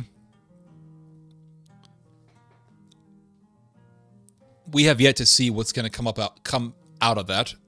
We really don't know. We really don't know if Erdogan is going to be overthrown or what's going to happen. We don't. My point is, and this is why I did the video on the riots in Turkey not too long after they erupted. My whole point was and still is, there are no good sides in Turkey. This is why I'm not really talking so much about it. I'm just going to wait and see what happens. I'm not going to sit here and do a bunch of videos on the riots in Turkey. They're getting serious, guys. They're getting serious. Erdogan's still in power. They're getting serious. I'm going to wait and see. Perhaps Erdogan will be overthrown. Perhaps he won't. My point is, it doesn't really fucking matter. To a certain extent, it doesn't matter. If the secularists take over Turkey, Turkey's still evil. If the Islamists still have power over Turkey, Turkey's still evil. Doesn't really matter. If you think that it will be better under secularism, under this young Turk type Turkish nationalism, you are falling for the same mistake. You're falling for the same trick that the Armenians fell for before they were butchered. Because when the young Turks took over the Ottoman Empire and made the Ottoman Empire secular, or they secularized a lot of the Ottoman Empire, and these young Turks, they hated Islamism. The Armenians thought this was great. They thought, wow, these secularists have taken over the Ottoman Empire. And guess what? When the young Turks took over the Ottoman Empire, they did nice little gestures for the Armenians. They gave them more rights. They gave them the right to run for public office. And so the Armenians thought that it was great, and they thought that they were going to finally live in peace, and they ended up going through the worst massacres in their history. And those massacres were orchestrated by secularists in conjunction with Islamists. It was an Islamo-secular conspiracy against the Christians of the Ottoman Empire, because it wasn't just the Armenians who were the victims. It was the Assyrian Christians and the Greek Christians. So I do not fall for this bullshit that so many people fall for online that says, well, the secularists are trying to take over the government because they want secularism and they want to bring more democracy and they're the good guys. And I don't fall for that bullshit because I've read the history. Just like when you hear evangelicucks saying, we want to build a third temple because that's going to bring Jesus back. I know those people are out of their fucking minds because I've read enough of the history. I've read enough of the history and I've read enough of the New Testament to know that that's bullshit. Because Jesus said, to hell with your temple. He did. They said, "Oh, look at the temple." There's a story in the New Testament where they go to Jesus. They go to Jesus and they said, "Look at the temple. It's so beautiful." And Jesus, "Yeah, it's coming down." Yeah, I don't care about it because I am the temple. I don't care. And guess what? The temple was destroyed. God destroyed the temple. He did. God destroyed the temple through the hand of the Romans. He destroyed it. So why should I give a shit about a third temple? Unless, of course, I believe that Jesus is actually not the fulfillment of the temple.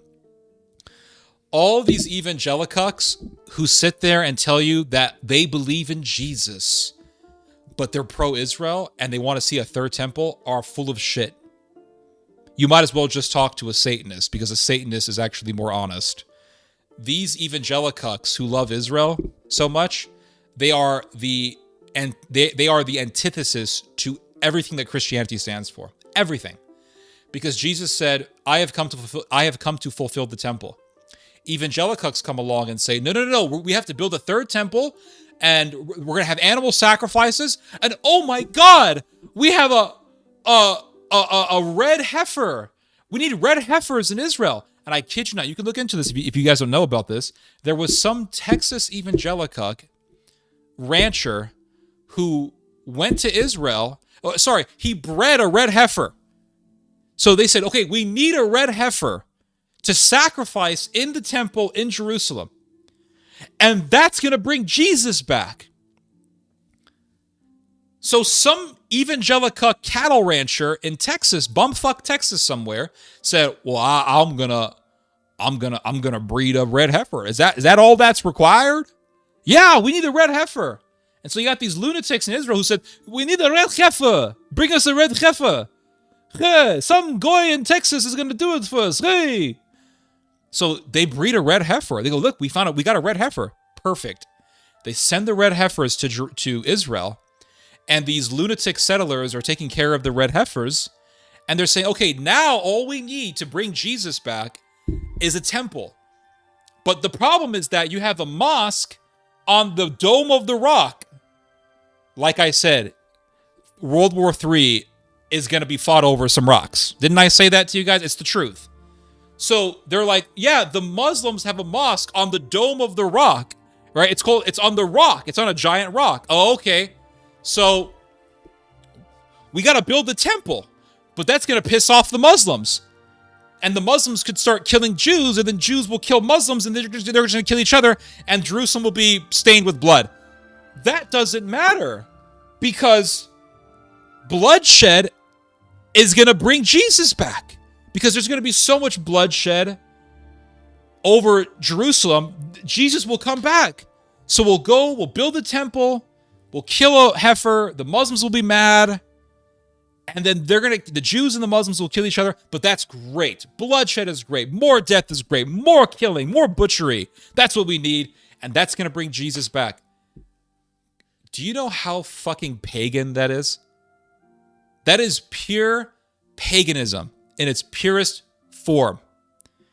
This is like when the voodoo witch doctor takes a chicken and says, I killed a chicken to bring the spirits. I now evoke the spirits. What is the difference between that and some lunatic from Texas saying, well, if we just go out and kill a red heifer, and then the Israeli guy, an Israeli fanatic, comes and says, we're going to kill the red heifer. Yeah, we're going to kill it in the temple. Then the evangelical says, yeah, we're going to kill a red heifer, and by the blood of that's going to bring Jesus back. The voodooist says, here's the difference. The voodoo doctor says, I'm going to bring the spirits. And these lunatics say, we're going to bring Jesus. It's a false Jesus. It's really the devil that they worship. That's what it is. It's a demon that they follow. They call this demon Jesus. This is what Paul talked about when he wrote to the Galatians. He said, you guys follow a false Christ. And why did he tell the Galatians that they were following a false Christ? Because the Galatians were indulging and partaking in Judaizing. And that's what these people are doing. And that's why they follow a demon that they call Jesus. It's not really Jesus. It's a demon that they call Jesus. And so that's what these people are doing. So the Muslims and the Jews, they're going to kill each other over a rock, the Dome of the Rock. And the Arabs and the Iranians, they're going to kill each other over Mecca. The Turks want to control Mecca. What's in Mecca? A giant rock that they worship. So the evangelical Zionists and the Jews, they worship a rock. It's where the Dome of the Rock lies. They worship a big fat rock. And the Turks, they want a rock called the Black Stone, the Kaaba. It's a rock. Literally, it's a rock that the Muslims worship. And the Iranians want the rock, and the Arabs want the rock, and the Turks want the rock. Well, humanity is going to kill itself over some rocks. How insane is that? How can we not see the insanity of this? We go and kill each other over some rocks. And the evangelicals want to kill people over some rocks.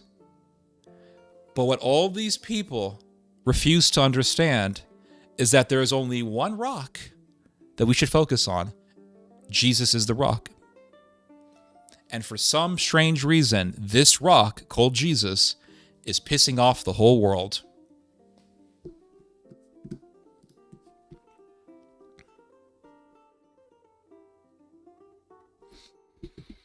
Last weekend in London, there was a protest of the Kurdish society against the imprisonment of the leader of the Kurdish Labour Party, Abdullah Öcalan. Interesting. 1,400 arrests must be instigated by some nation. Yeah. And I've said this before. It's very possible that the Americans want Erdogan overthrown. Very possible. And it doesn't really matter to the Americans. They can overthrow Erdogan. They'll put in some secular government. Okay, fine. It's still going to be evil. Because those secularists They still want to control Syria. And the Americans don't mind that. They want Turkey to control Syria. The secularists might say, we're friendly with Israel. That'll be bullshit in the end, because they have antithetical interests. The secularists, even if they're not Islamist, they still have clashing interests with the Israelis. The interests of Turkey collides with the interests of Israel. Regardless if Turkey is ran by an Islamist or a secularist, those interests for Turkish power is still there. Those interests are still there. So it doesn't matter. The Americans want a secularist to rule over Turkey because they think, well, a secularist will be nice to Israel. But the secularists will still want to control Syria. The Americans don't mind that. They want Turkey to control Syria. And the Israelis still want to have their zone of interest in southern Syria. And because of that, Israeli interests will still be antithetical to Turkish interests, regardless if Turkey is ran by secularists. It's not going to matter. And the secularists are still going to be filled with racists. They're still going to have Turkish ultranationalists in their ranks. And those ultranationalists are still going to have imperialistic ends. Just as the Young Turks, who were secularists when they were running the Ottoman Empire, had imperialistic ends. And so Turkey will still be evil. It'll still be expansionistic. And Israel will still have problems with Turkey, no matter what. What do you think about the disclosure by the Argentinian president of the archives containing the files of Nazis who fled to Argentina after World War II? I think it's all just symbolic stuff. Like, why are they could have done this a long time ago. They're doing this now at a point when people don't give a shit about World War II anymore. Don't give a shit about the Holocaust. What's Israel going to do? They're going to go kill some 100-year-old German? I don't know. It doesn't mean anything to me, to be honest with you. Now, what is really interesting is the JFK files. That is interesting. It's very interesting, and I'll just, for a moment, talk about this whole JFK thing. Israel is mentioned in the JFK files several times.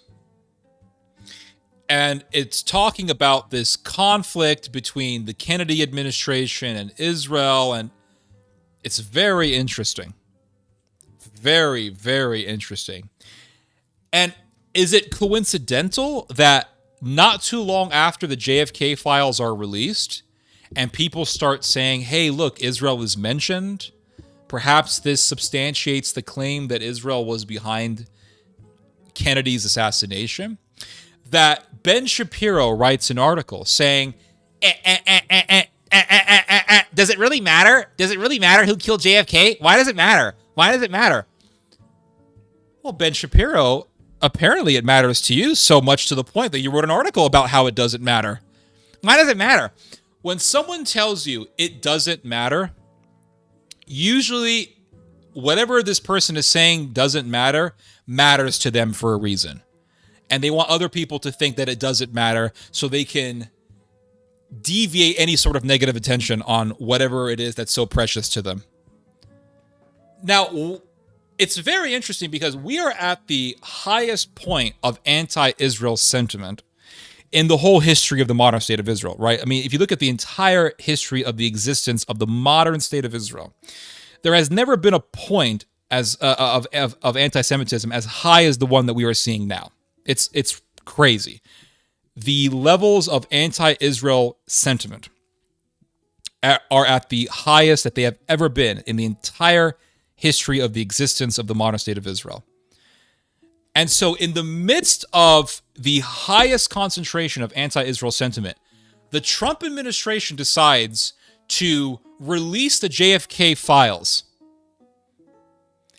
And it's gotten the pro-Israel people so worried to the point where Ben Shapiro writes an article saying, it doesn't matter. What does it matter? What does it matter? And all these people are on Twitter and they're showing snapshots of pictures from the JFK files in which Israel is mentioned. And a lot of people are saying, oh my goodness, Israel killed Kennedy. Israel killed Kennedy. This doesn't help Israel, does it? So it's almost as if Trump or his administration is doing a huge disservice to Israel. Just a thought. Just a thought. With the current inflation and rising unemployment in Turkey, the only salvation for a large group of unemployed Turks is to enlist in the professional army. Well, there you go. And the Turkish military is going to get bigger because Turkey's military presence has widened to such a substantial point. You have soldiers, Turkish soldiers in various parts of Africa, various parts of the Middle East. The Turkish Navy has a substantial presence in the Mediterranean. Where did Trump say that? I'll show it to you. I'll show it to you. You're talking about Trump talking about the overthrow of Assad. I'll show it to you. Hold on.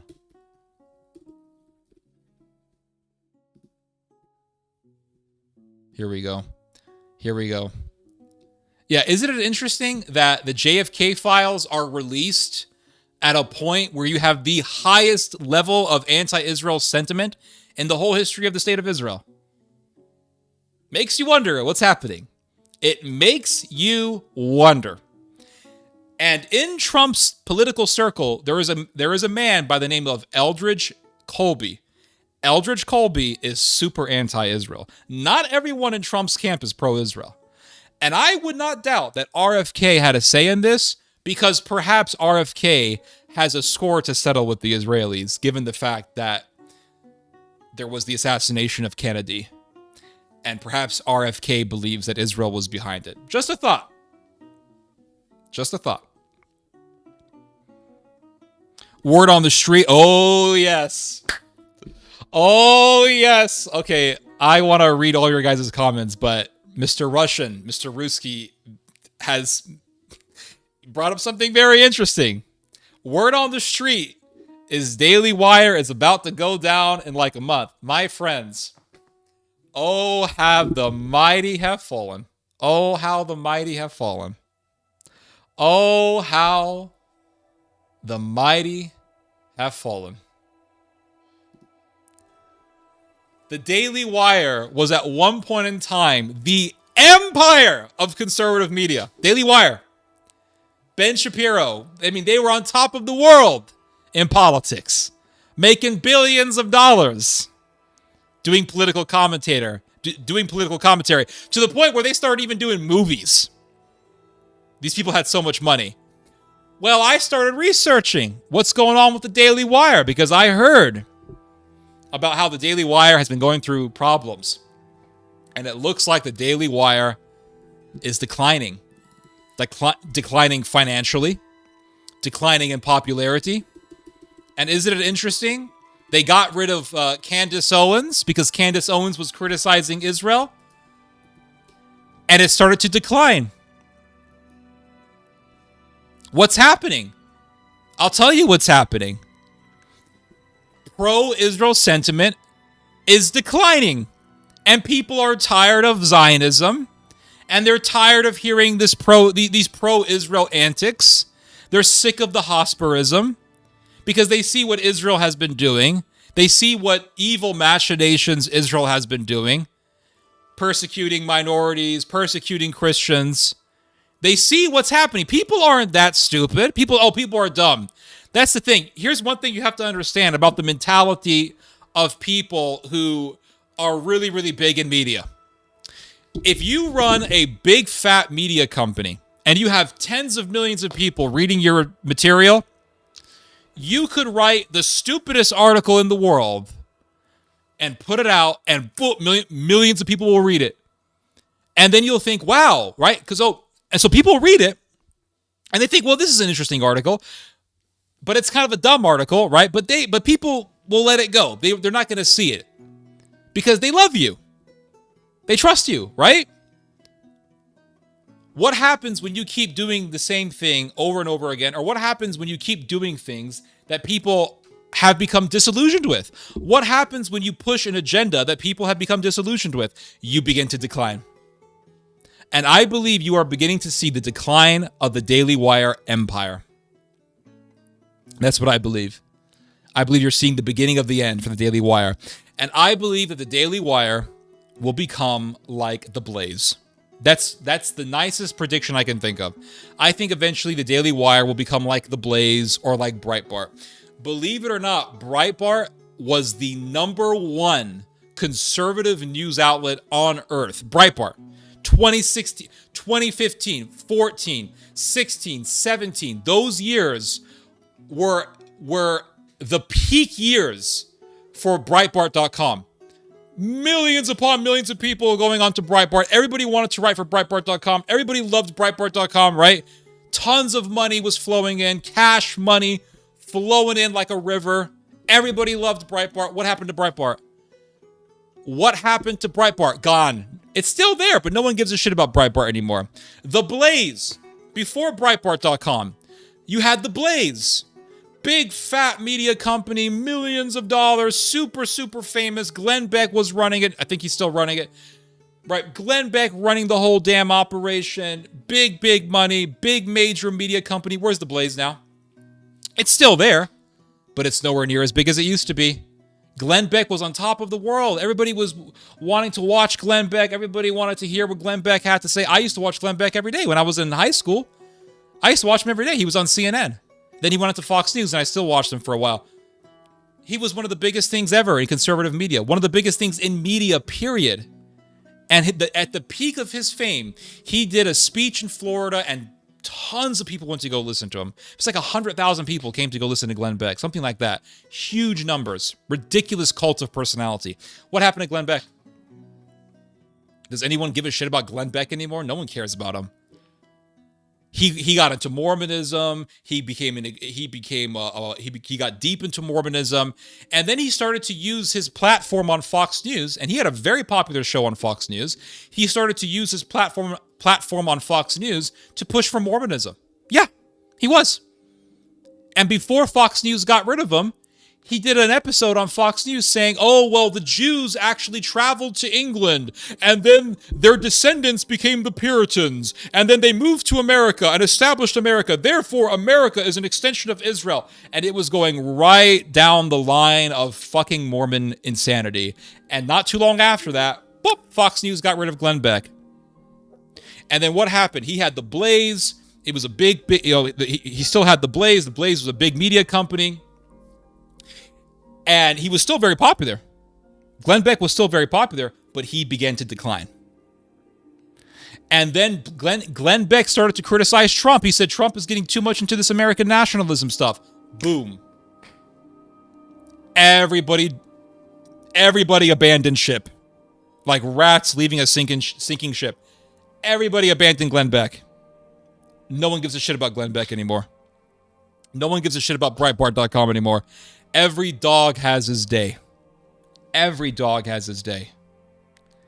And then what happened to Milo Yiannopoulos? At one point in time, Milo Yiannopoulos was the biggest thing in conservatism. Yes, a homosexual was the biggest thing in all of conservatism in the United States and in the UK. He was everywhere, this guy. He became the god of the conservative movement. Everybody was following him. Everybody was reading everything that he wrote. Everybody was watching everything he did. He wrote articles for Breitbart.com. He was on top of the world. He was on top of the world. Conservative Treehouse, whatever it was called, would write all the time about him. Gateway Pundit was writing everything about him. Milo this, Milo that. Every headline. Milo.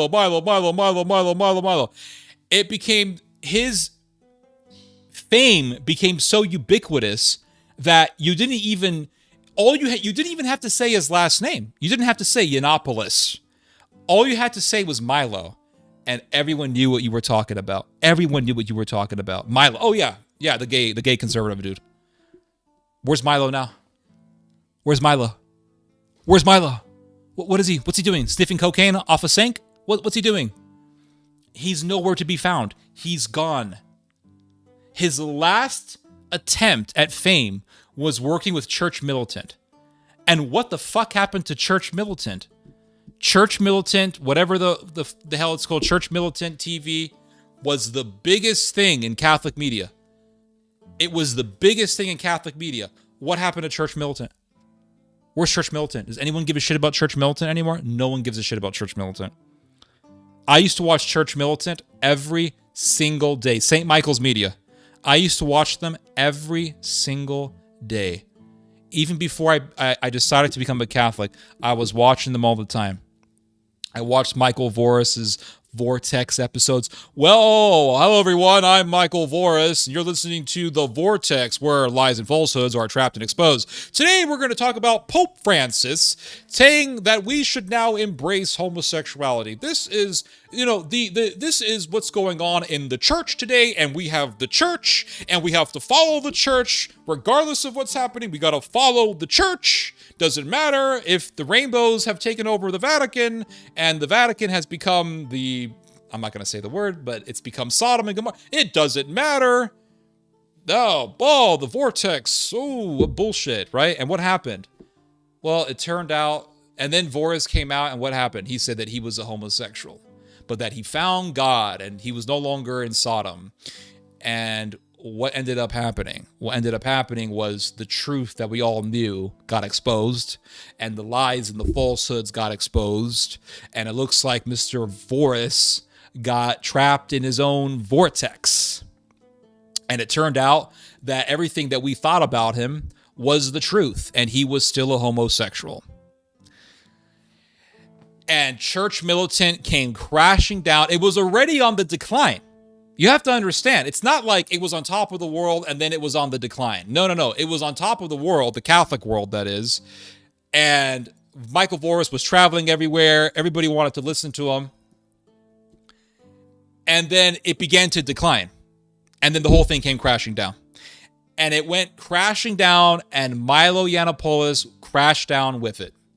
It sunk down with everything. Every dog has its day.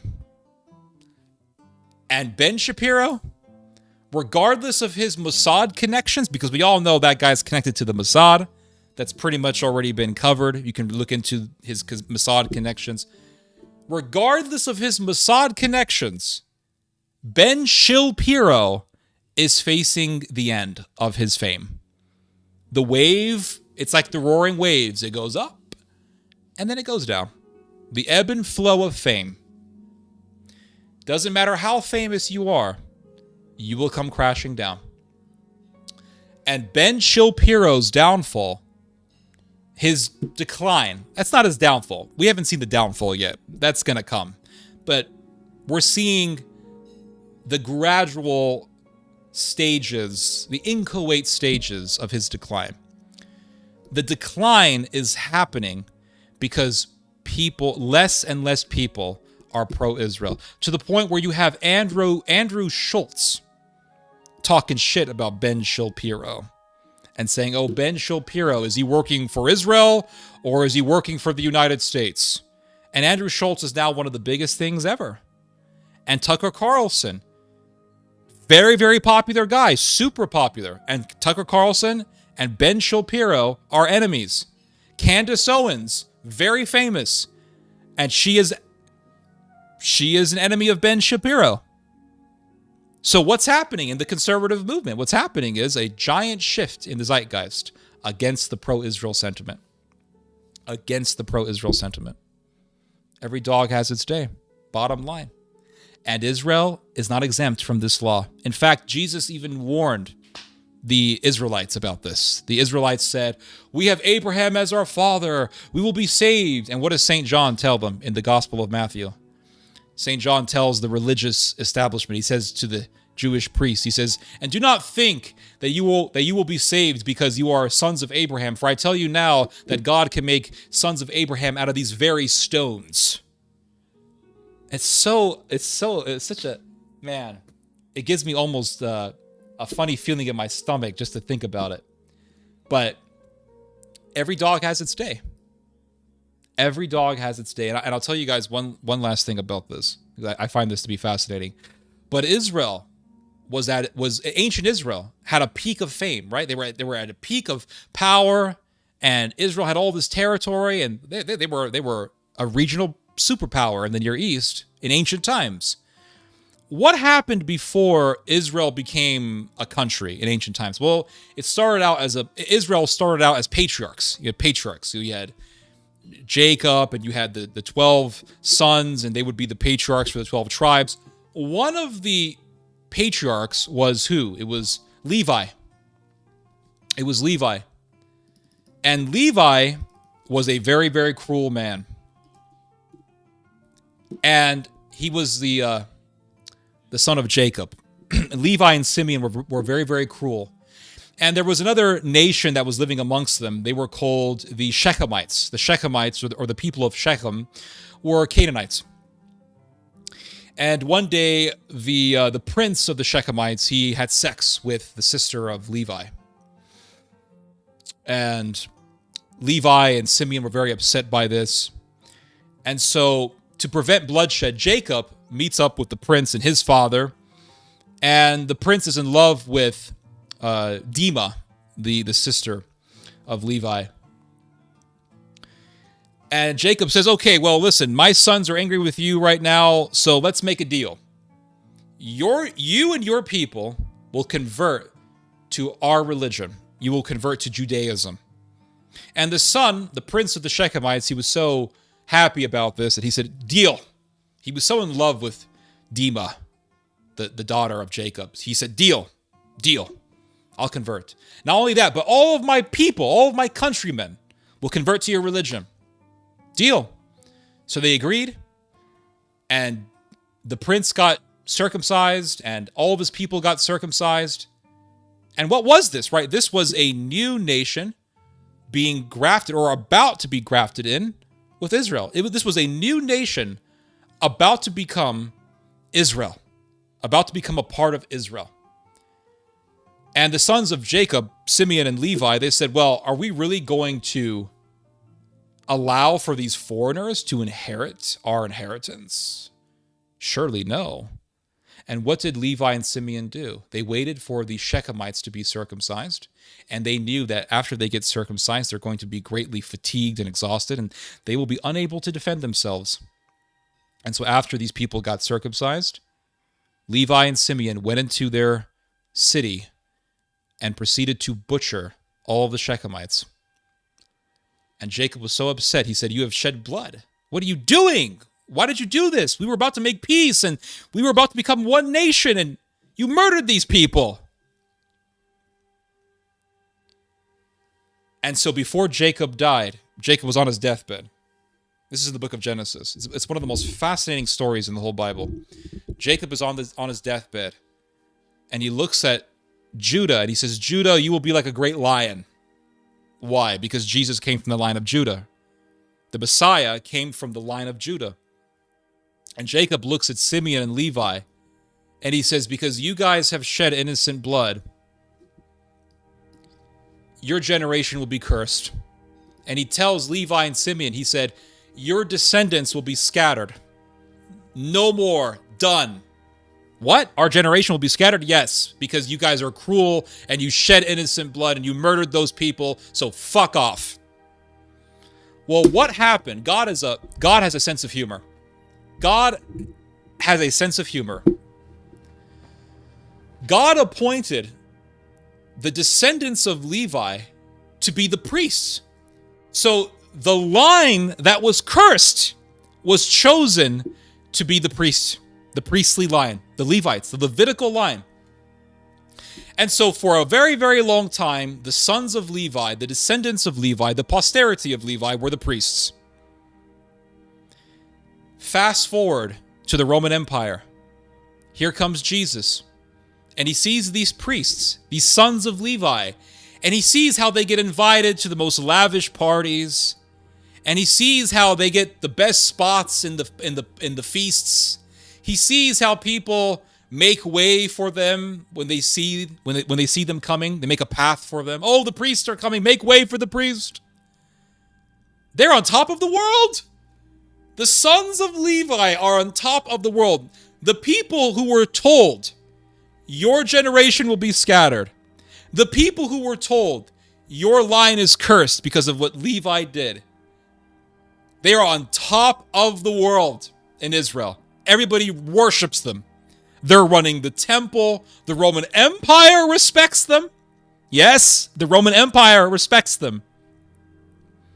The Roman Empire does diplomacy with them because they're so powerful.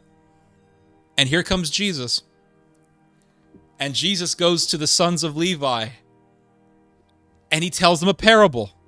He says, there is a man who runs a vineyard. He has a vineyard. And he rents the vineyard to some tenants. And he sends his servant to go to the vineyard to harvest some grapes. And the evil tenants murder the servant. Or they beat the servant up. They take the servant and beat him up. So then the master of the vineyard sends another servant. And they beat up that servant. And then he sends him another servant. They beat that guy up. So the master of the vineyard says, you know what? I'm going to send them my son. Surely they will not lay a hand on my son.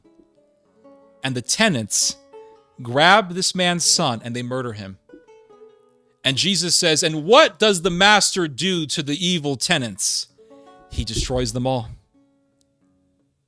And the New Testament tells us that when the high priests, when the sons of Levi heard that, they wanted to kill Jesus because they knew that Jesus was talking about them. So what was happening? It's all very, very profound. Very sublime and profound stuff. Here's what was happening. Levi murdered the Shechemites because Levi did not want foreigners to become grafted in with Israel. He wanted to keep Israel Jewish. He didn't want Gentiles to become a part of Israel. Abraham received bread and wine from who? Melchizedek. And Melchizedek was a Canaanite king. He was not Jewish. He was not an Israelite. He was not a Hebrew. He was a Canaanite. And he gave bread and wine. So Abraham goes to war, he saves Lot, and he meets with the high priest of Jerusalem. Because Jerusalem was Jerusalem. Jerusalem existed before the Jews controlled it. It was already a Canaanite city. Abraham meets up with Melchizedek, the high priest of Jerusalem, and Melchizedek gives Abraham the bread and the wine. That was a foreshadower of what? The communion. Levi murders Canaanites. So Abraham receives the communion from a Canaanite. Levi murders the Canaanites, the people of Melchizedek, because he didn't want those people to be a part of Israel. Fast forward to the death of Jacob. Jacob is on his deathbed and he says, Levi, your line is cursed and you will be scattered. What? Me? Yep, your line will be scattered. But God has a sense of humor. He says, I will choose that line to be the line of the priesthood. Because eventually, the priesthood of Melchizedek will rise up and replace them. The priesthood of a Canaanite will rise up and replace them. Because what does St. Paul say about the priesthood of Jesus? He says Jesus was not of the priesthood of Levi. He was of the priesthood of Melchizedek, a Canaanite, a member of the race that Levi did not want to be a part of Israel. And so the Levites were on top of the world. And what school of thought dominated the Levites in the time of Christ? It was the school of thought of Shammai. Shammai was a Jewish leader who was very popular in Israel before the coming of Christ. And Shammai did not want foreigners to join the temple, just as Levi did not want foreigners to be grafted in with Israel. And Shammai was one of the heads of the Sanhedrin. So here comes Jesus, and he says, what happens to the wicked tenants? They will be destroyed. He was speaking of who? The Levites. And it says, when the sons of Levi heard what Jesus had to say, they wanted to kill him because they knew that he was talking about them. So what was happening? What was happening was Jesus came along and he said, do you guys remember that curse that Jacob declared to your patriarch Levi? That curse that said that you guys will be scattered? You guys forgot about that curse because you guys are on top of the world and you're so happy with your domination that you guys aren't even thinking about what Jacob said on his deathbed to your patriarch. Well, I'm here to remind you that your days are numbered. Your end is nigh. So they wanted to kill him because they wanted to preserve their power. They wanted to preserve the power of Levi, the power of Levi's descendants. And so what was happening? What was happening was a war, a spiritual war between the school of Levi, the priesthood of Levi, and the priesthood of Melchizedek. The priesthood of the Judeans and the priesthood of a Canaanite. The priesthood of Melchizedek, who was a member of the same race that Levi murdered. And so Jesus comes along and he says, you guys are following Shammai. He doesn't want foreigners to enter Israel. He doesn't want foreigners to be a part of Israel, because for you guys, Israel is about blood. And that's why St. John of Damascus, St. John the Baptist told the priests, he told the sons of Levi, don't think that you guys are going to be saved because you have Abraham as your father. In other words, do not believe that you will be saved because of your race, because of your bloodline. Because I tell you now that God can make these very stones into sons of Abraham. What was the message? The message was Israel is not a race. Israel is a spiritual condition. And this is why St. Paul says in his letter to the Hebrews, we follow the Jerusalem up on high. And the evangelicals want you to think that we have to follow fleshy Jerusalem. And so Jesus goes into the temple, and what does he see? The court of the Gentiles is being used as a place to sell merchandise. Why? Why were they using the place where the Gentiles were allowed to go and pray as a place to sell merchandise? Why? Because they didn't give a damn about foreigners. They didn't. They didn't care about foreigners. They didn't like it when foreigners wanted to convert to their religion, just as Levi did not want the Shechemites to convert to Judaism. And so Jesus does what? He takes up a whip and he pushes the merchants out, and he says, you guys have prostituted my father's house. Zeal hath eateth me up. Zeal hath eateth me up. My father's house was built to be a house of prayer for all nations, not just one nation. And that is why racism and Christianity are utterly and completely antithetical. And anyone who tells you otherwise is a fucking liar. And that's the bottom line. And so there was a curse that was put on the Levitical priesthood. And Jesus came along and said, I'm here to remind you, your days are numbered. Your end is nigh. So what happened? The sons of Levi got together and they said, we got to kill this guy. What happened? Lazarus dies. Oh, this is amazing. Lazarus dies, right? And Jesus comes along, and Lazarus's friends are saying, Jesus, please come and cure Lazarus, etc. Jesus comes too late. Lazarus is dead. And they said, oh, Lazarus's body is already stinking. And Jesus said, open up the tomb. He said, open up the tomb. And he said, Lazarus, wake up. And Lazarus wakes up. What does the gospel say? It says, and the chief priests were there. The sons of Levi. The sons of the one who murdered Canaanites because he did not want foreigners to be a part of Israel. His children were now witnessing Lazarus being brought back from the dead. And instead of celebrating, the sons of Levi say, nah, this isn't good. This guy is going to replace us. The priesthood, the man who was of the priest of Melchizedek, this guy who loves foreigners, he's going to replace us. We can't have that. So what does the New Testament say? It says, and the chief priests not only wanted to kill Jesus, but they wanted to kill Lazarus. So they basically said, Jesus has brought Lazarus out of the tomb. We got to put him back in there. Because why? Because they noticed Jews were beginning to follow Christ. What was happening? It's a spiritual war. What was happening was people began to what? Leave the sons of Levi and go over to the priesthood of Melchizedek, the priesthood of a Canaanite. And there was that war. There was that war between the priesthood of a Canaanite and the priesthood of a Levite, the priesthood of Levi. It was a priesthood that hated foreigners versus the ultimate priesthood that embraced all of humanity. That's what it was. And so what happened?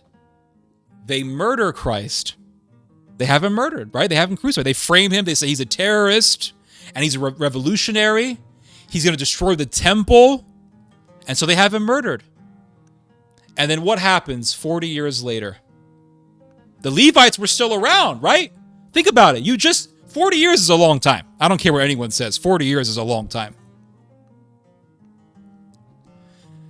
So they kill Christ and they say, that's the end of that. They kill some of his followers. They killed James. Yeah, we got rid of them. No big deal. 40 years have passed. Imagine 40 years, right? 40 years ago. What was that? 40 years ago was 1980 something. It's a long time ago. The Karate Kid came out a long time ago.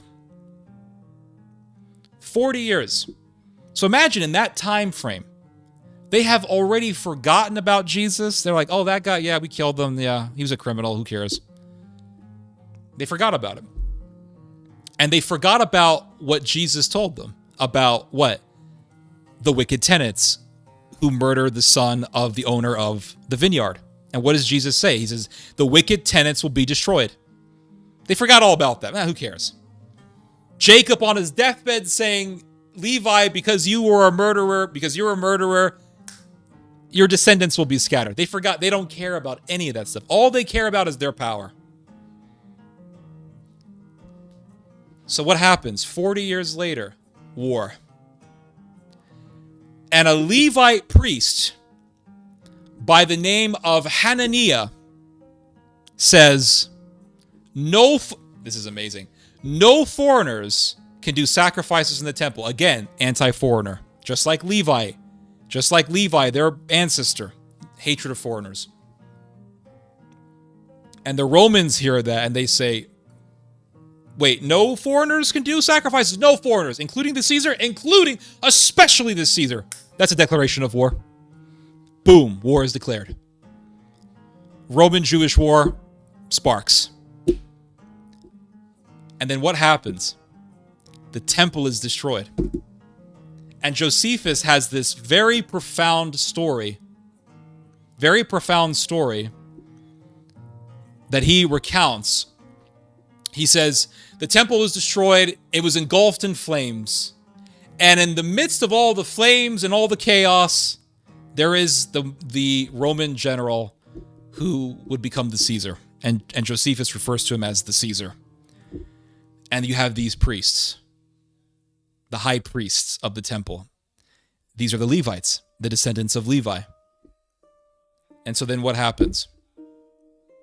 They beg, they go before the Caesar, they get on their knees, and they beg for their lives. It's prophetic. Here they are begging for their lives from who? A foreigner. The one that they said had no right to do a sacrifice in the temple, now they're begging for their lives. Now they're begging this person, this foreigner, for their lives. And what does Caesar tell them? He says, your temple is gone, therefore of what good is your priesthood? Of what good is your priesthood? And it went right back to exactly what Jacob said. Your descendants will be scattered. And it went right back exactly to what Jesus said. The wicked tenants will be destroyed. And Caesar slaughtered the priests who were begging for their lives right there. And that was the end. That marked the end of the Levitical priesthood. Gone. And what dominated? Who took over Europe? What took over Europe? What led Christendom? What formed Christendom? The priesthood of Melchizedek, a Canaanite. And the foreigner won. End of story. I'll read your guys' comments.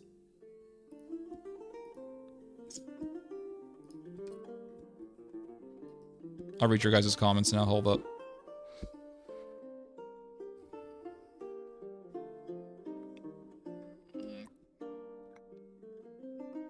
Funny thing about Egypt's paganism is people talking about the new pyramid discoveries of how it connects with... Oh, yeah, I've heard about this. It's very interesting, but who knows what else they're going to discover. The Roman Empire of our times to the Jews is Turkey. That is correct. Yes, that is correct. if you think about it, I mean, it really is correct, because the Roman Empire continued in Byzantium. So it was crushed by the Germanians in the west, and then it continued on in the east through the Byzantine Empire. That was the continuation of the Roman Empire. And the Turks took it over, and Mehmet II, the Sultan, said, I'm the Caesar. So yes, you're correct. The Turkish Empire, the Ottoman Empire, is just a continuation of the Roman Empire. It was Pontius Pilate, not us. Yep. They are repeating the same mistake, trying to fulfill their prophecy. Yep. EU infused riots, by the way. Yeah. Yeah, I agree. The riots in Turkey are definitely not 100% grassroots. They're definitely being propped up and backed by external forces. Theo, there's no reason why YouTube should censor you for commenting on and exposing hate war. I agree. I completely agree with you. There is no reason, Alexis Corral. But here's the problem: is YouTube's censorship system can be extremely arbitrary, and so you can be doing a video about, I don't know, exposing Dennis Prager, and all of a sudden you're accused of anti-Semitism, and the video gets taken down. That happened to me some months ago, and so with YouTube, you got to be very, very sensitive. Evangelicucks, yep, absolutely. Glad you like that one. Regarding Sam Shamoun, all these hardcore Thomist Catholics attacked him over him explicating the traditional Orthodox view of the angel of the Lord. Oh my God, I can't believe it. I cannot believe Catholics get mad at that. That is so surreal. Listen, the theophanies in the Old Testament, I always believed in those. For the longest time, I believed in the theophanies. I still believe in them. The theophanies, going to the theophanies, man, this is so ridiculous, so evil. Going to the theophanies to prove the Trinity, to prove Christ as Messiah, you can go all the way back to the New Testament and find the theophanies being spoken of. When Jesus said, Abraham saw me, Jesus was referring to the theophanies. When you go to, for example, Saint Justine Martyr, Saint Justine Martyr debated a Jewish scholar by the name of Trypho, and Saint Justine Martyr is quoting the Old Testament.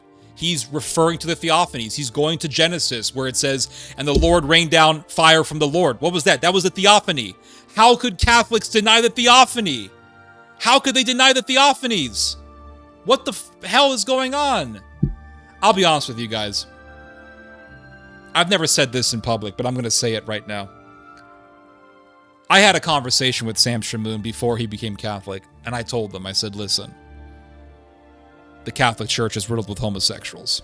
I told him that. I told him. I was trying to tell him, like, it's full of homosexuals. And I'm not condemning Shamoun. I wish him the best. I wish he never goes through the weird experiences that I went through. I hope he never does. I mean this with all sincerity and good faith. But I told them, I said, the Vatican is riddled with homosexuals. And I think that, from what you're telling me here, Sam Shamoun is already going through a rude awakening from this. And I think that Sam Shamoun will continue to go through a rude awakening. Because the Vatican, sorry, YouTube, I meant the Vatican. The Vatican is Sodom and Gomorrah. And so if you stay long enough in that world, you will eventually see Sodom and Gomorrah. Again, I hope he never goes through the experiences that I went through, but that's what you're going to see. You're going to see Sodom and Gomorrah. Do you remember the Blood Moons nonsense by John Hagee? How the fuck can I forget the comedic gold that John Hagee provided us? That man provided us so much entertainment. There is a video that you can find, I'm pretty certain you can find it somewhere, John Hagee saying that Jesus never came to be the Messiah. I kid you not, John Hagee said this. He said this back in 2006 or 7, one of those years. He said, Jesus never came to be the Messiah. Why would John Hagee say that? Why would he say that? Perhaps it's because of all the people that he's associated with. Perhaps it's his association with Israel. Just a thought. Even Gaelic Cox. Yeah. Jack, angel of the Lord, and OT is Jesus, so Sam is right. He is right. A lot of talk still going on about JFK. Yeah, absolutely. And it's only going to get worse for Israel. I'm telling you. I did a video about this months ago, and not a lot of people watched it, which is fine. You know, I don't really mind getting small numbers of views. It doesn't bother me. But I said in my video, and this was on the title of the video, I said Israel is going to have to swallow a big, fat, black pill because support for Israel is declining. The concern is what will fill the vacuum left by the DW. It could be Tucker Carlson. It could be something like that. I don't know. I think what's going to fill the vacuum is what you see already rising up. It's going to be Tucker Carlson type rhetoric, Candace Owens stuff. That's what's growing. Considering the fact that people like Owens Cooper are more popular and successful after leaving The Wire without their censorship, this is quite telling. 100% correct. Yep, that's a very good observation. That's a very astute observation. Yep, the fact that Candace Owens leaves the Daily Wire, still criticizing Israel, she's only growing in popularity. That tells me everything I need to know about what's happening, about the zeitgeist that's taking place right before our eyes. Apparently, the Israelis are planning to bring back Hasbara thing. Yeah, they're always trying to do that. You know, it's just you're always going to have people who are pro-Israel. You're always going to have those, but I think it's going down. Every dog has its day. You know, at one point in time, our website, shootbot.com, was one of the biggest websites for American conservatism, for conservatism on the internet, period. At one point in time on Google Analytics, we ranked as like the 349th most popular website on the internet.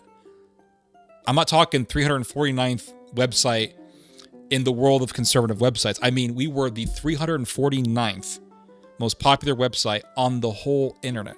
We were getting tons of views, millions of readers a month. It was insane how big our website was. Guess what? We went down. Every dog has its day, and there's nothing you can do about it. I thought Candace recently stated that it was pressure, the French Macron issue, that caused her dismissal. That's bullshit. That could be an excuse or a pretext, but she was very critical of Israel, and that's, believe me, let me tell you guys something from my own experience, okay?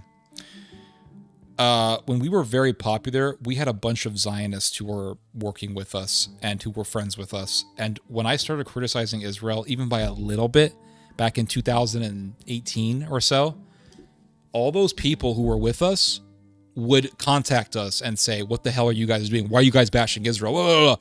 And they would try to pressure you. And they would try to use money to pressure you. And they'll say, well, we're not going to give you any money if you continue doing this. Okay, fuck you. Believe me, Candace Owens being a part of the Daily Wire, criticizing Israel, is something that Ben Shapiro was not going to tolerate.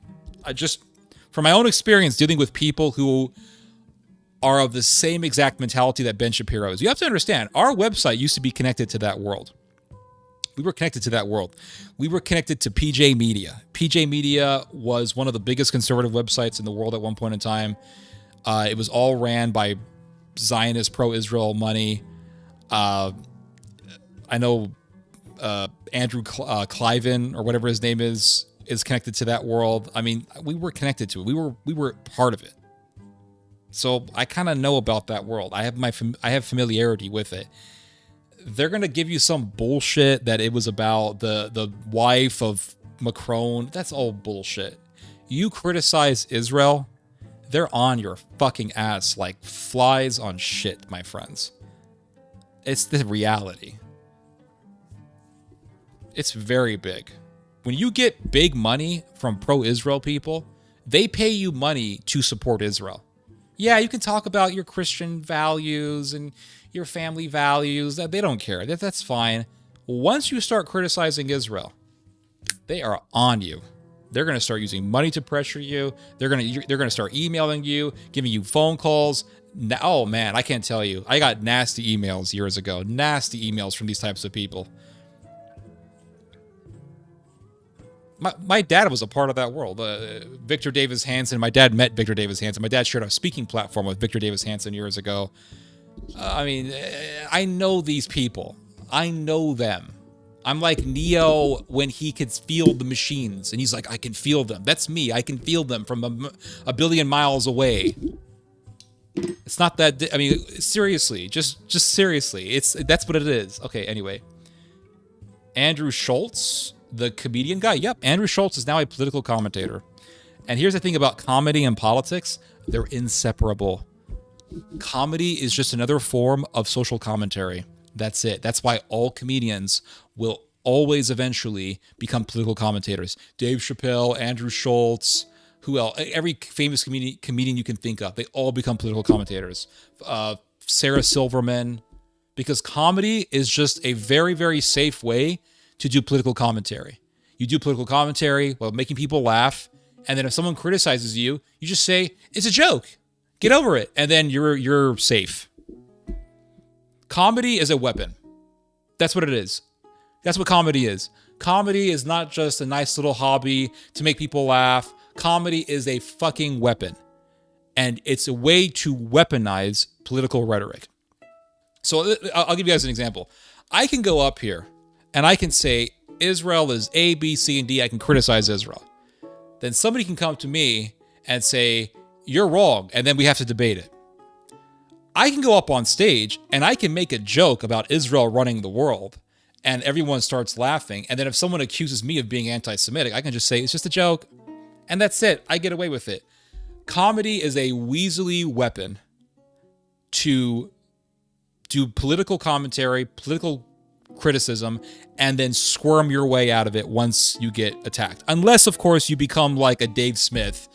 And Dave Smith is really no longer a comedian anymore. That guy is just a pure political commentator, and he does debates, and he made the complete transition from comedy to just pure political commentary. I always mistake him with Alex Schultz. Yeah. And Israel wants to bring back the priesthood, an ancient curse. That's exactly right. They do. That's exactly right. They want to bring back the Levitical priesthood and build a third temple and bring the wrath of God on them.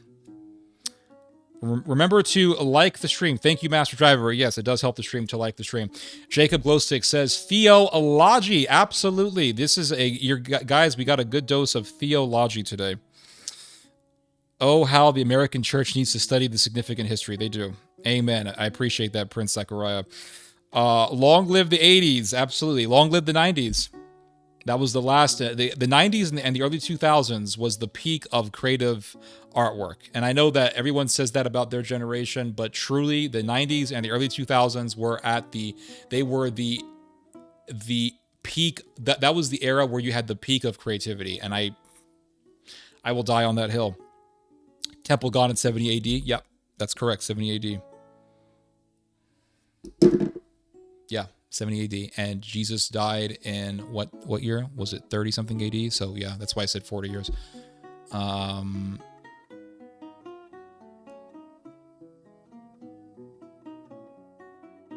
Yep. 80s. Memories overwhelmed my mind. You know what, Goose Hunter? Later on, we'll enjoy some music. Put some Russian Doomer music on and just trigger those juices, those memory juices up. Technically, my time was the mid-90s, but knee-high to a grasshopper was I in the 80s.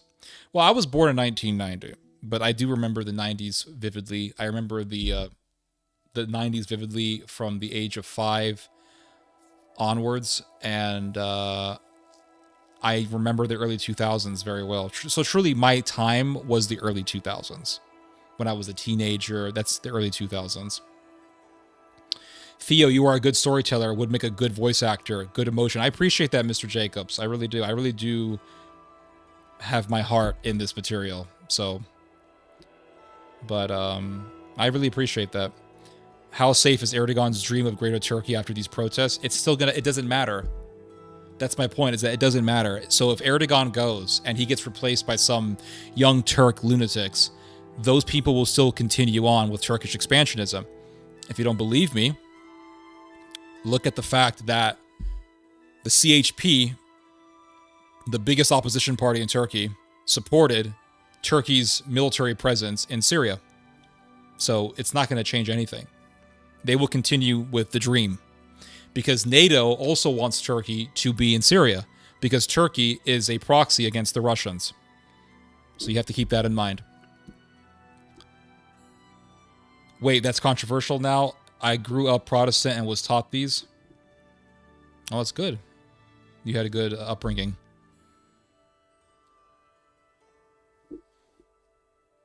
Of all these false prophets, Theo is the only one who is right.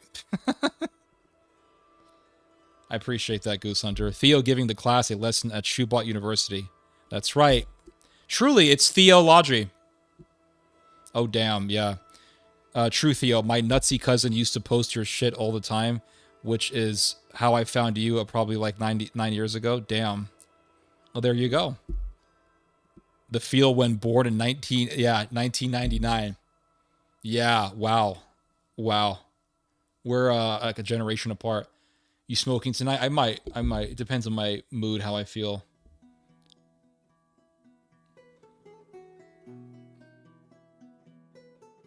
Murray Goldberg here. Oh, damn. Voice acting is difficult? It is. Yeah, it is difficult. It's really exhausting, and you have to be perfect with your enunciation. Music recommendations are coming back. Why not? I mean, really, why not, right? We can do some musical recommendations. I know YouTube's going to get pissed at me, but, I mean, sure. Let's do it. But try your best to give me music that's not known. Because once you hit a copyright thing, then YouTube says, oh, the vlog has to come down. Not really, Theo. I was raised by people who born in the 50s and 60s. There you go. Let's make a separate live stream for that purpose. I don't know. It sounds difficult. I'm actually thinking about streaming more than once a week now. I'm thinking about it.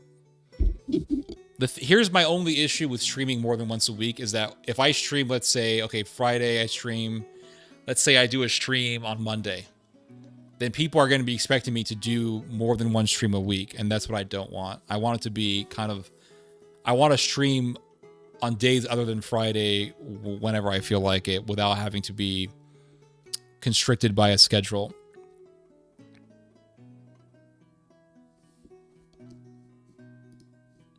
But there's more stuff to read, so we have more information here. So we read about Syria and Turkey.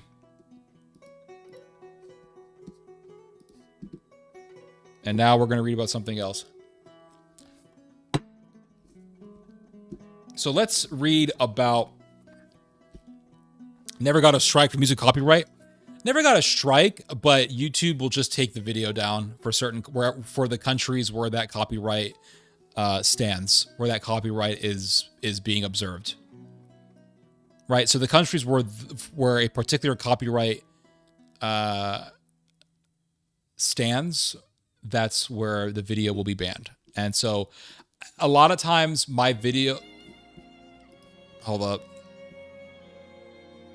A lot of times my my live streams get banned in Russia because I play a bunch of Russian songs, and then YouTube will tell me, hey, your live stream cannot be viewed in Russia, right? And that kind of bothers me because I want people in Russia to watch my streams. So that's why I don't really like the idea of doing musical recommendations. Why was your previous channel taken down again? The last channel I did got taken down because I did a video about why the Holocaust will happen again. And I didn't say it. I never said I supported it. Never said that it would be great. I just said this is how it could happen again. And this is why I think it's going to happen again. And I said in my video that this is a warning. I'm not saying this because I support it. This is a warning. YouTube said it's anti-Semitism. I tried to appeal it. YouTube said, nope, you can't. It's anti-Semitism. We don't tolerate that. But it was complete bullshit because I was literally warning people about the revival of Nazism. This was back in 2018. In case you're wondering how long I've been talking about this, I've been talking about the rise of Nazism since 2016. In case you're wondering how long I've been writing about eugenics, I wrote a book warning people about eugenics, and that book was published back in 2007 or 2008. It's called Insane's Footsteps. Great book, by the way. And I wrote that book when I was in high school. So I've been very deep into this whole subject matter. YouTube is kind of turned off in Russia. Oh, that sucks. But you're watching me now, so how does that work? How does that work?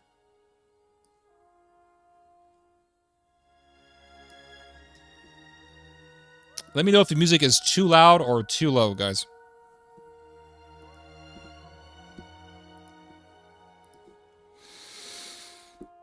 So, the people of Gaza have been...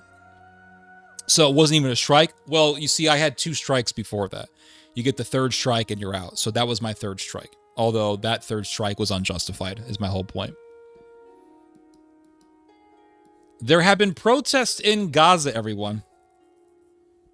Not against Israel, but against Hamas. And this is really, really fascinating. Really fascinating stuff to see the people of Gaza protesting against Hamas rule because they're tired of being butchered by Israel. As I've said, Gaza gives Israel a reason to... Hamas gives Israel a reason to bomb Gaza. That's why Netanyahu propped Hamas up. And what was the narrative? What has been the narrative for years? Gazans are Hamas.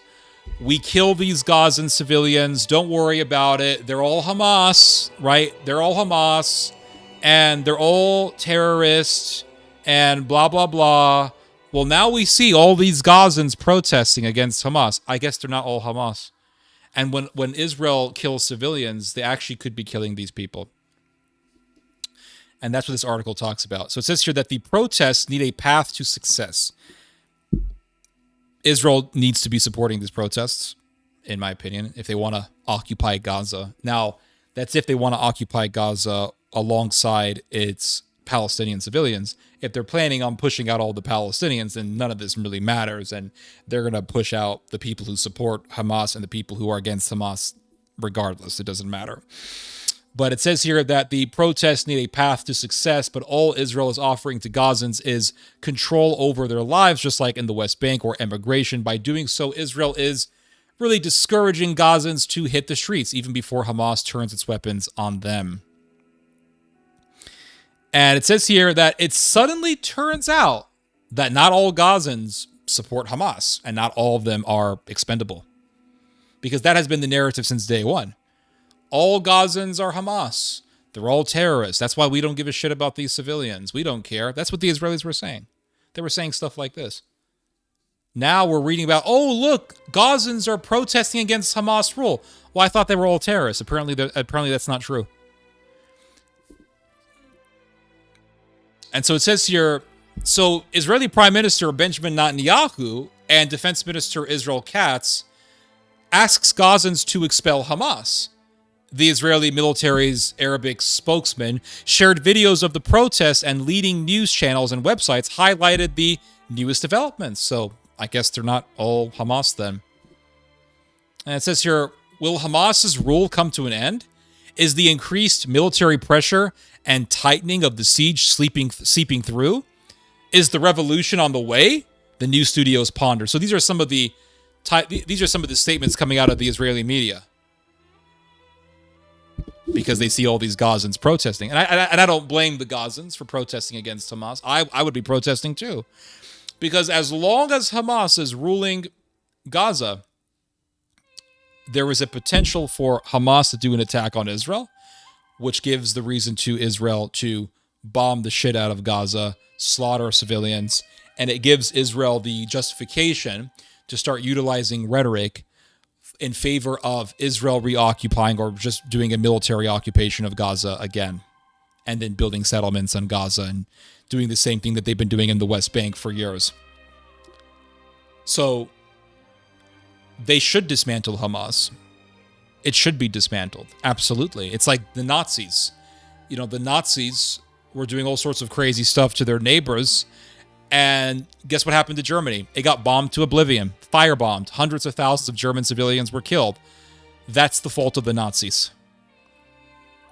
It's the fault of the Nazis. The Nazis share a responsibility for what happened to the German people because the Nazis went to war with their neighbors. And then that led the English and the Americans to bomb them to oblivion. Hamas attacked Israel, and that gave a reason to Israel to slaughter the Gazans. I don't like what Israel did, but if Hamas had never done that attack, Israel would not have done what it's been doing. Israel would not have began what it's doing now. So I completely agree to dismantle Hamas. Gaza should be under the rule of clans who have no interest in war.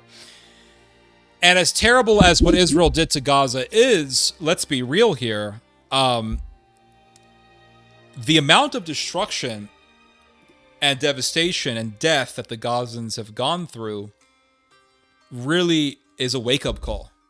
And I hate to say it, but it's the truth.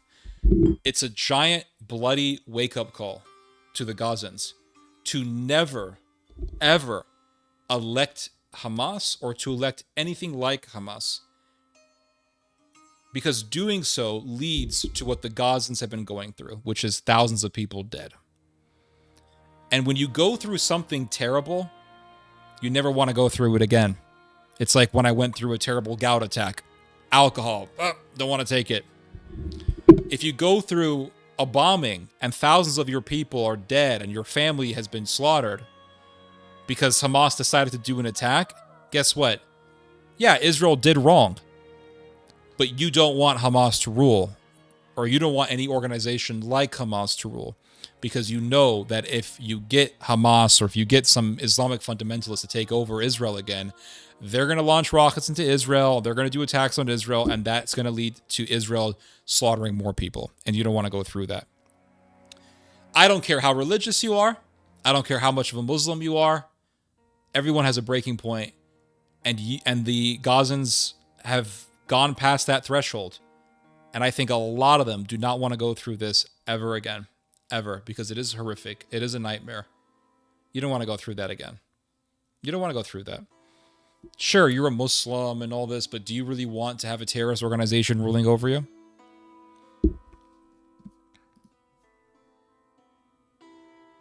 So it says here, it is important to emphasize that the protests and anger in the Gaza Strip are justified. No sane person is capable of withstanding continuous bombing. Exactly. Destruction and indiscriminate death for 17 months and remain indifferent. No father or mother is willing to experience such a disaster and remain silent. Taking to the streets and calling for an end to the war and killing is legitimate and human. And so it says here, everything is labeled a response to October the 7th, including the repeated attacks on the civilian population and attacks by Israeli settlers. Hamas will certainly consider the protest against them. And in fact, any criticism as part of a conspiracy by many in the Palestinian and Arab world to overthrow it and the access of resistance, this will also be the pretext for the expected repression of the protest. If the protest should it expand, including the use of weapons against the civilians.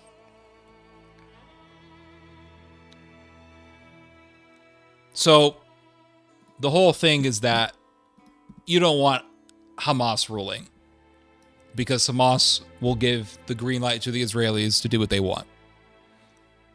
And you're going to have a lot of dead.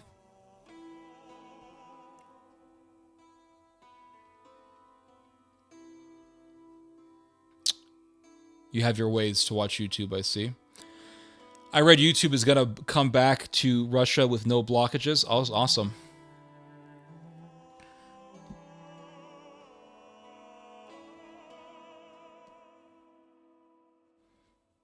This genocide didn't start in October the 7th. Yes, it's a part of a long line of conflict and repression. I agree.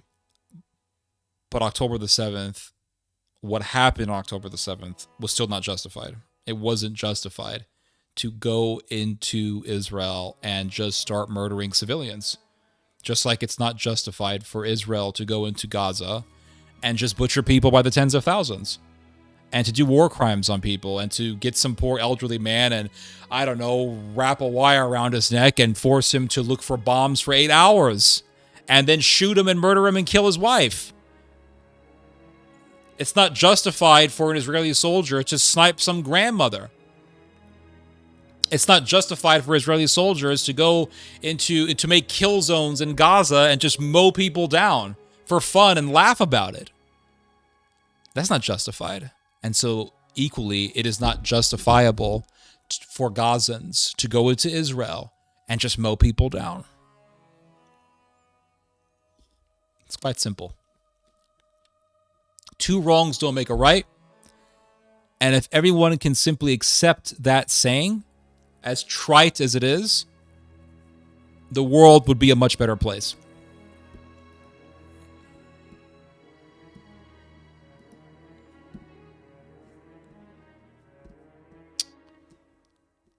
I would like to take a break real quick, guys. I need to get some water, and I need some more caffeine in my blood because I have a lot more stuff to talk about. We're going to be here for a while. And I will be back. Give me a few minutes. I just need to get some caffeine in my system, and I need to get some water. So I'm going to raise the volume up for the music, and you guys can enjoy this really good music, by the way. It's wonderful stuff. This Russian gentleman sent it to me. I love the music in this piece of music. Oh, actually, no. Did you send it to me? Yeah, you sent it to me. Yeah, it's great music.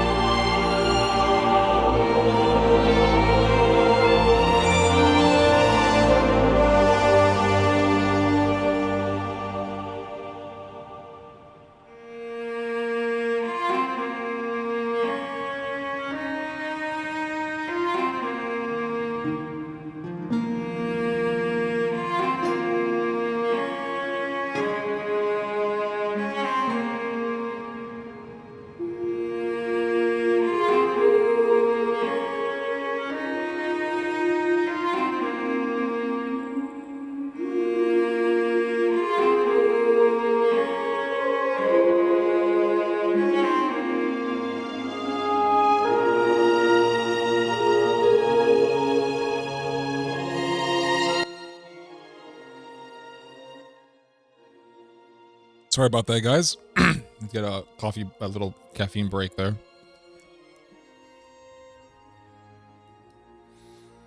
And I am back. I am back, everyone.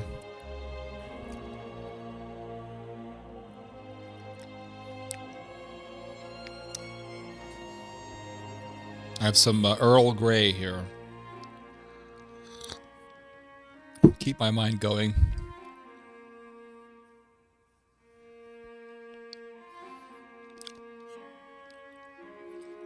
Recently celebrated Rosgavardia. What's that? I drank a silver Jägermeister. Awesome. Magnesium. Awesome.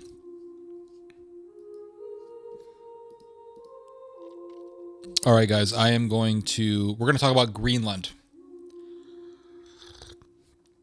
We are going to talk about Greenland.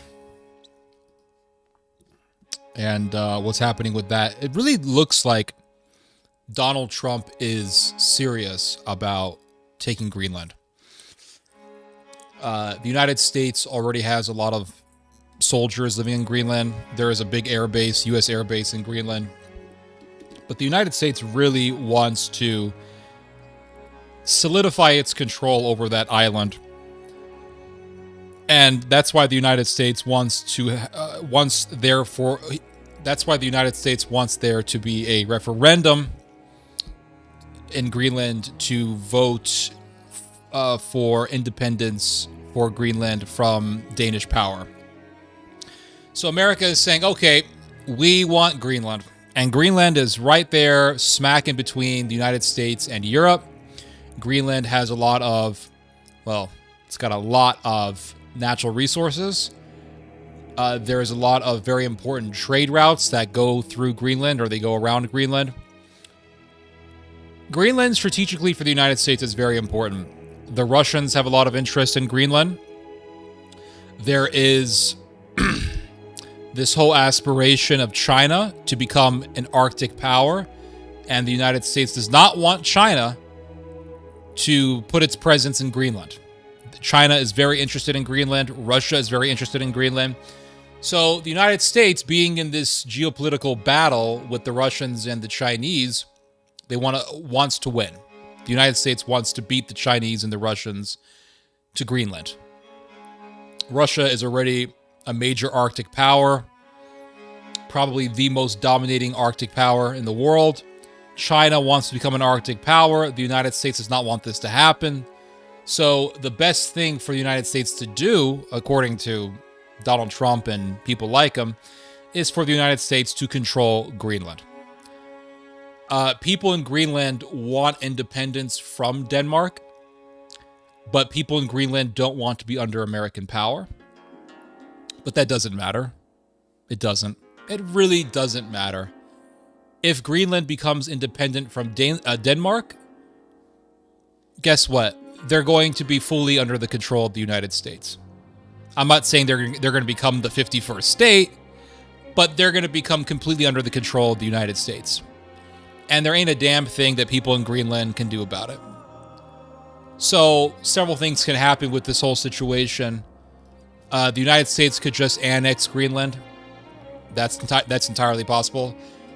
And this is why the United States wants for Greenlanders to go through a referendum to vote for whether or not they want to be under Danish power. Because if Greenlanders vote to leave the Kingdom of Denmark, whatever the hell that is, it'll be a perfect opportunity for the United States to just take over Greenland. And then the Americans can say, well, we're not doing anything against Denmark because Greenland is no longer under Danish power and we're just taking it over, and that's it.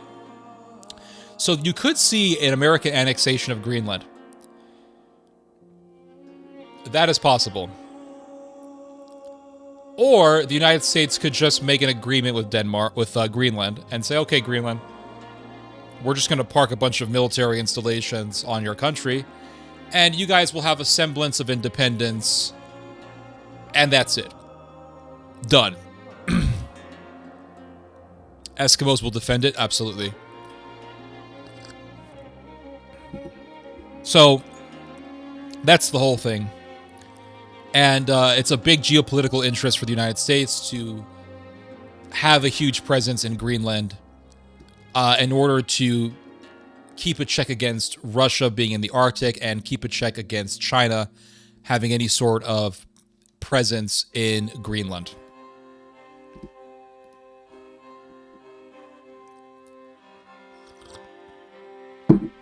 So it says here, there's an article that was published recently by a German publication. It is called Tagesschau. It's a very popular German publication. So it says here, always Greenland. Always Greenland. That's the title of the article. Age of Empires, exactly. Yeah, this is like Total War Medieval 2. You know, it's like that. So it says here it's 2019, a summer in the middle of Donald Trump's first term as U.S. president, and on the evening newscast of the U.S. broadcaster CBS News, this story is running. CBS News has confirmed that the president has asked about a major real estate deal, says the CBS spokesperson. How about if the U.S. bought Greenland, the world's largest island? Buying Greenland? What an absurd idea. That's how the Danes dismissed the U.S. president's offer to buy Greenland. They thought the issue was off the table. How wrong you can be. Shortly before taking office for his second term, Trump brought a takeover of Greenland back into play. Just before Christmas of 2024, he announced what he would repeat at every opportunity in the months that followed. Greenland is a wonderful place, said the newly re-elected Trump. We need the island for our international security. And I think we're going to get it, one way or another. This was not a provocation, quote, but a gesture of kindness. So it's kind of like with Russia and Ukraine. Ukraine is on Russia's backyard. Russia controls Ukraine. And if anyone messes with Russia's backyard, they're going to mess with Russia. So Greenland is sort of in our yard. It's not sort of. It is in our yard. Greenland is within America's sphere of influence. It's closer to the United States than it is to Denmark. I believe the capital city of Greenland, Nuuk, is actually closer to New York City than it is to Copenhagen. It's within America's sphere of influence. And as I've said, there are already enough American military installations on Greenland. It's practically a U.S. territory. Yes, it's technically under Denmark. And if America tries to annex it, it would be an act of aggression against the Danish kingdom, whatever the hell that is, whatever's left of that kingdom. So I think America is waiting for the Greenlanders to do a referendum. And if the Greenlanders vote for independence, which I'm sure they would, from what I understand, the majority of Greenlanders are tired of living under the Kingdom of Denmark, the United States will take that as an opportunity to say, okay, you're no longer under the Danes, say hello to the Americans. And I can totally see this happening. So it says here, let's see, what else does it say? During his brief visit to Nuuk, Trump Jr. distributed Make America Great Again caps. Danish media also reported that he invited homeless people to dinner, which is... I'm sorry, that shit's hilarious. He invited homeless people to dinner. He returned to the U.S. with the message, Greenlanders want to be a part of us. And by us, he means the U.S. U.S., us. Most islanders, however, see things quite differently. The Greenlandic leader feels compelled to make a statement. In an interview with Fox News, he said, quote, "We don't want to be Americans. We want to be Greenlanders."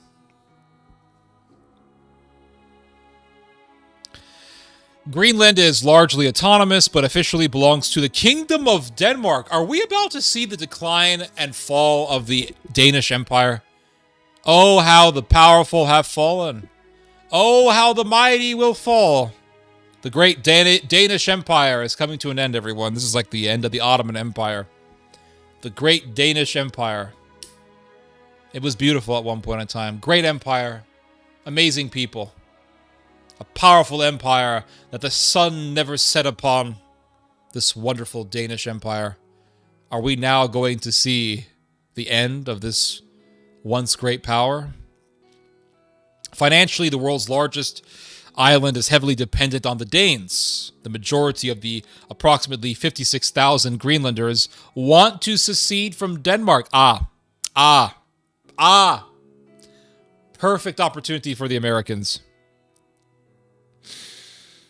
And it says here, however, the autonomous territory needs money for this. Many are hoping, among other things, for the valuable natural resources lying beneath the ice. So, Greenland needs money, and it is financially dependent on Denmark.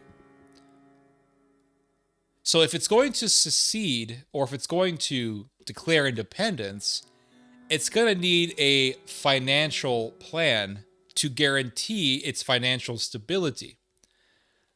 That's where the United States would come in such a situation. So the Americans are going to tell Greenland, they've already told Greenland this, you guys are financially dependent on the Danes. You guys cannot survive financially without money from an external power. So if you guys declare independence, don't worry, America has your back. And America controls countries by giving them money.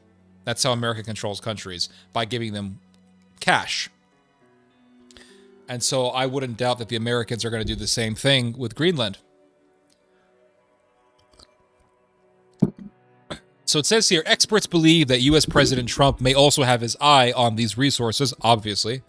It's all about resources. Why in the hell did Japan want to take over Korea? Because of iron and coal. However, researcher and Greenland expert Ulrik Pramgad says he's hardly concerned with military control. The U.S. and Denmark have had an agreement since 1951, which Greenland signed in 2004, says the scientist. Simply put, it gives the U.S. the right to use Greenland's territory for its own defense as it wishes. That's why it's a bit difficult to understand what Trump actually needs in this context. Well, it's quite clear. The United States obviously has this freedom to deploy soldiers into Greenland as it wishes, but I think America also wants to make an explicit statement. It's kind of like what happened with the whole Gulf of America thing. It's not the Gulf of Mexico, it's the Gulf of America. Is it really a big deal what it's called? Is it really a big deal if it's called the Gulf of Mexico or the Gulf of America? It's a big deal if you want to project power, if you want to create this impression of empire. This is not the Gulf of Mexico. It's the Gulf of America because this is America's empire. And so it's the same thing with Greenland. Yeah, we can put our soldiers there, but on paper, you guys are a territory of Denmark. We want it on paper that Greenland belongs to us. We want it on paper that Greenland belongs to the American empire. So it's about making this, it's about amplifying the reality of the American empire. A lot of people have this belief that America is not an empire. A lot of people have this belief that America is just a country. And you see this a lot with the MAGA people. When you hear MAGA people saying things like, why is America giving all this money to other countries? Oh, why is our money going to foreigners? These politicians are traitors. And why is our money going to give aid to this country and that country? Because America is not just a country. America is an empire. And that's why America gives money to other countries. America gives money to other countries, and America does commerce with other countries to control those countries. That's why America does it. And so, yeah, we'll give billions of dollars in aid for Ukraine. Why? Because we have an empire. Why is it that America doesn't spend its tax dollars on free medical care or free public transportation? Because so much of our money goes to the military-industrial complex, which is the means by which we have an empire. America is an empire. That's why you'll go to a third world country like Thailand, and you'll see that the government of Thailand pays for all of the transportation. So transportation is pretty much free in Thailand. Why? Because Thailand is not an empire. Thailand's not spending a ton of money on its military. So it has all this money to spend on actually giving free stuff to its citizens, which is great. But America puts so much money, invest so much money on the military-industrial complex because that's our empire. America is an empire. And so I think what Trump wants to do is to make this explicit. So America being an empire, it's like this unwritten reality. It's like this unsaid reality. It's something that we know, but it's not stated explicitly. And I think Trump wants to state this explicitly.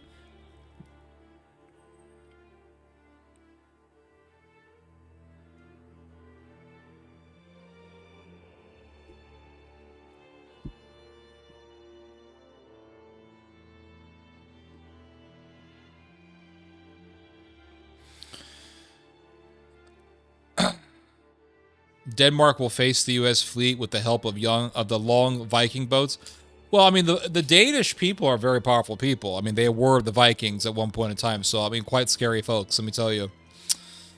Who will win? Viking longboats or an Inuit canoes versus U.S. battleship? I mean, the Vikings were pretty scary guys. Time of Valhalla, yep.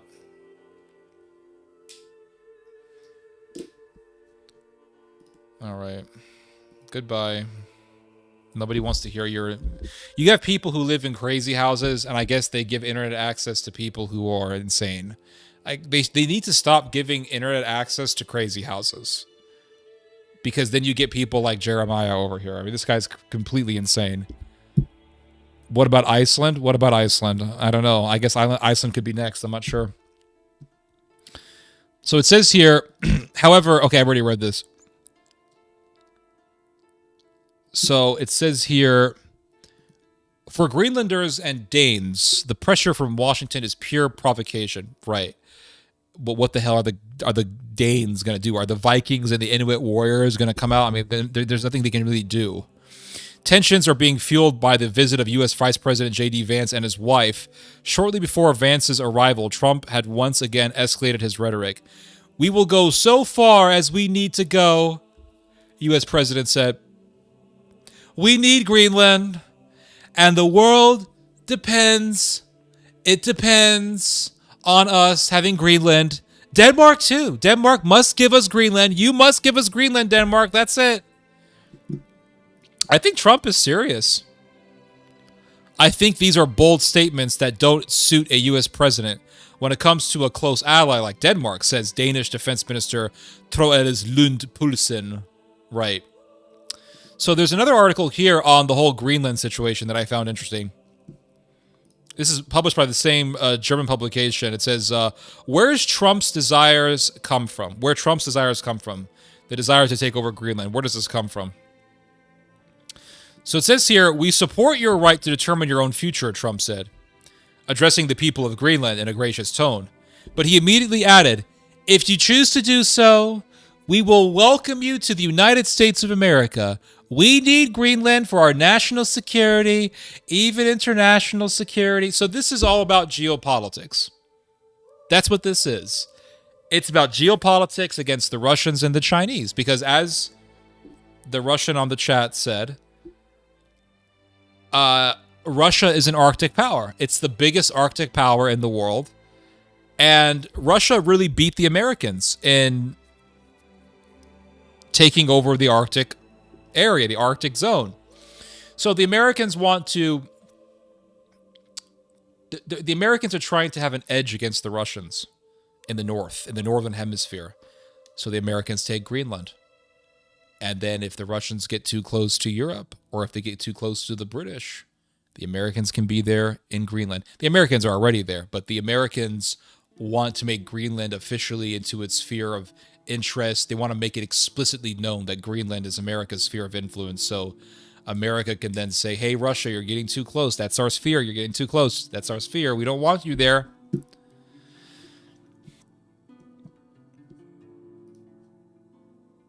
So it says here, in 1951, 2 years after the founding of NATO, the United States and Denmark signed an agreement establishing the Thule Air Base, later renamed Pitufix Space Base.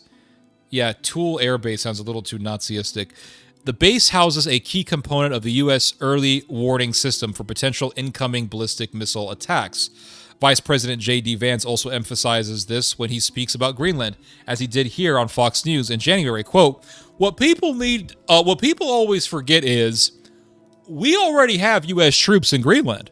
Greenland is really strategically important to the U.S. Okay, Mr. Vance, if you already have troops in Greenland, then why is Greenland so important? Why do you talk about this so much? Because you guys want more than what you already have. The Americans want to make this explicit declaration that Greenland is U.S. territory. That's what it is. So it says here that as in Ukraine, the United States also intends to mine rare earths and other raw materials in Greenland in the long term, and in this case, primarily to push back against China, which has also begun investing in raw material extraction in Greenland.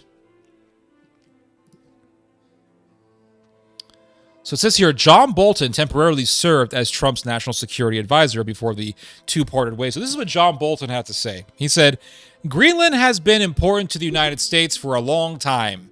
Historically, we are particularly concerned about Chinese and Russian attempts to gain influence in the Arctic, for example, in shipping routes between the Arctic Ocean and the North Atlantic. Russia has been working for decades on how to strategically develop the entire Arctic region. The Russians are far ahead of us in this regard. The Chinese also want to become an Arctic power. They are also far ahead of us conceptually. So there you go. That's what this whole Greenland stuff is about. It's about America versus China and Russia. That's what this is. Some historians point out that the purchase of additional territory has been quite common in U.S. history over the past 250 years. Louisiana, Florida, and Alaska. These territories were purchased from then colonial powers of France, Spain, and Russia.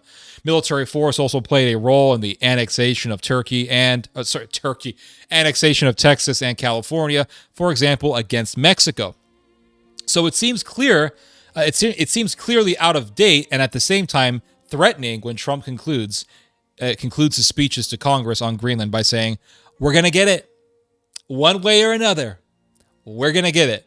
So I think it's safe to say that Trump is serious about this whole Greenland thing, and he might just annex it, or perhaps he'll buy it, or perhaps he'll just wait for a referendum and then annex it, or perhaps they'll wait for a referendum and then they'll make a deal with the independent government of Greenland, and then they'll just park a whole bunch of more soldiers there and say, okay, this is our sphere of influence, and Greenland will become kind of like what Guam or Puerto Rico is. I mean, I can totally see this happening. I think America is serious.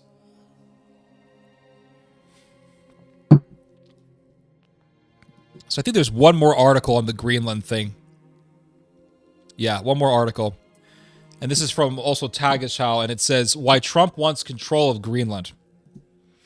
We need Greenland more than Eskimo wants to live in their igloos. Exactly. Listen, you guys are living in igloos. We'll build beautiful homes, beautiful neighborhoods. It'll be great. Watch, the crime rate increases by tenfold. So it says here, the U.S. believes that, quote, in the interest of national security and freedom in the world, it is an absolute necessity to own and control Greenland, the future president declared. This is what Trump said. And it says here that in his New Year's address, however, Greenland's head of government also called for independence from Denmark. And isn't it interesting? I remember not too long after Trump started talking about taking over Greenland, all of a sudden, I remember I saw this video on Instagram. Oh, the abuse of the Inuit people in Greenland by the Danes. All of a sudden, this video, the algorithm spoke to me. And all of a sudden, the algorithm came my way and says, here's this video on the abuse of Inuits by Denmark. That's not a coincidence.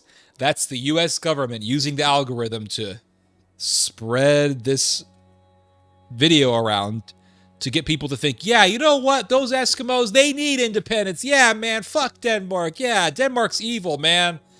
Yeah, get America to control, right? That's what this is about. Listen, the algorithm will always be in line with the system. I don't give a shit how much you think the system is against the whatever YouTube personality that you like, but if the algorithm is on your favor, the system is sort of in your favor. That's how I see. Now, this is not the case for everything, but I'm talking about political videos. The algorithm is there to help you. Plus, there's also a lot of interest in this sort of thing, so we have to keep that in mind.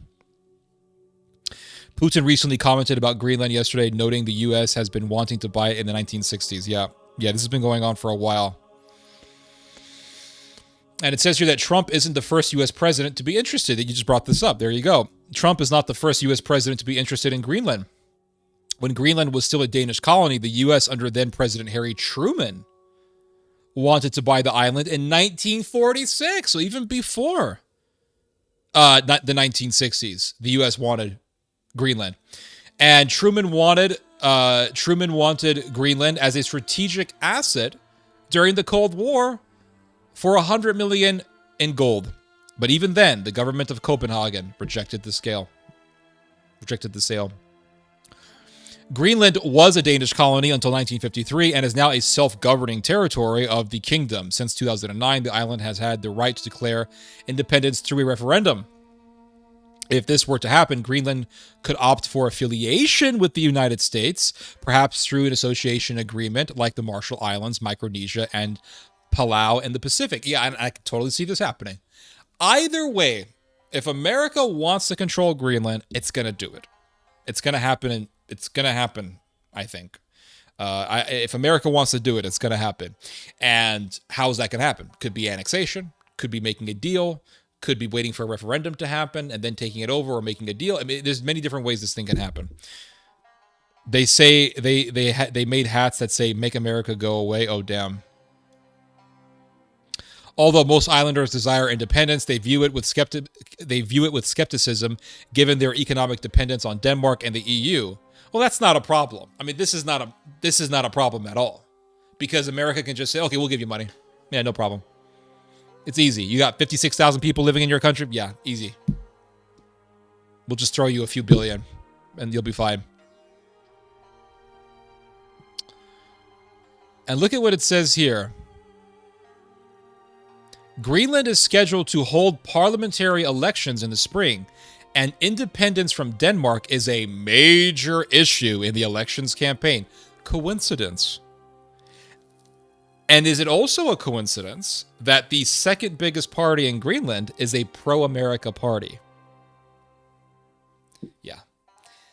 I don't think America has nothing to do with that. I don't think this is a coincidence at all. I think it's quite obvious what this is.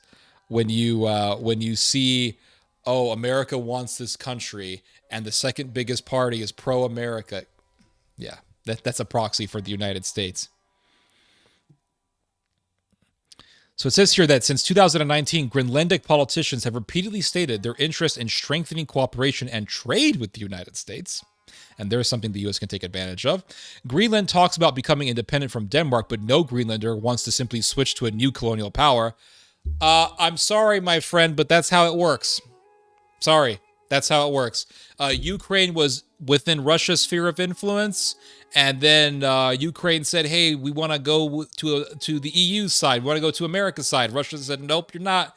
Invaded Ukraine, beat the shit out of the Ukrainians, and then the Americans have stepped in and said, okay, Ukraine, you want us to help you out?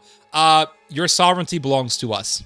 We know we talked all this stuff about you getting freedom from Russia and all this stuff, but your sovereignty belongs to the U.S. That's it. You have no sovereignty. Syria, another perfect example. All these Syrians talking about freedom. Freedom from the jihadis, or freedom from the Alawites, and freedom from Bashar al-Assad. And they got their freedom, and they danced in the streets. Oh boy, was that short-lived. Oh boy, was that a bunch of garbage. And we all knew it was garbage. Everyone knew it was garbage. Everyone but the dumb dancing Syrians knew it was garbage. Everybody knew it was garbage. The Americans knew it was garbage. Trump knew it was garbage. I knew it was garbage. Hell, I did a video the night it happened. And I said, guys, this is it. This is it. The beginning of the renewal of the Ottoman Empire in the Middle East. It's happening. It was a very sad night for me. Very sad night. But what happened after they overthrew Bashar al-Assad? They said, okay, Turkey comes in and says, okay, you belong to us. Israel says, no, you belong to us.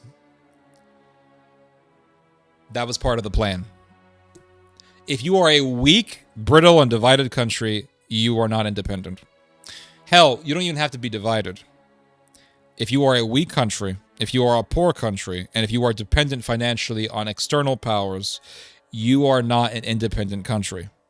By definition, you are not independent. Greenland cannot be independent. It's impossible for Greenland to be an independent country, given the fact that it is financially dependent. If you are financially dependent, you can't be independent. That's not how this works. Independence is more than just signing a piece of paper. We're independent. That's it. That's it. It's right here on paper. Yeah, that paper has to be backed up by reality. And if it's not backed up by real power, you can wipe your ass with that. It doesn't make a difference. Haiti. Haiti declared independence from France.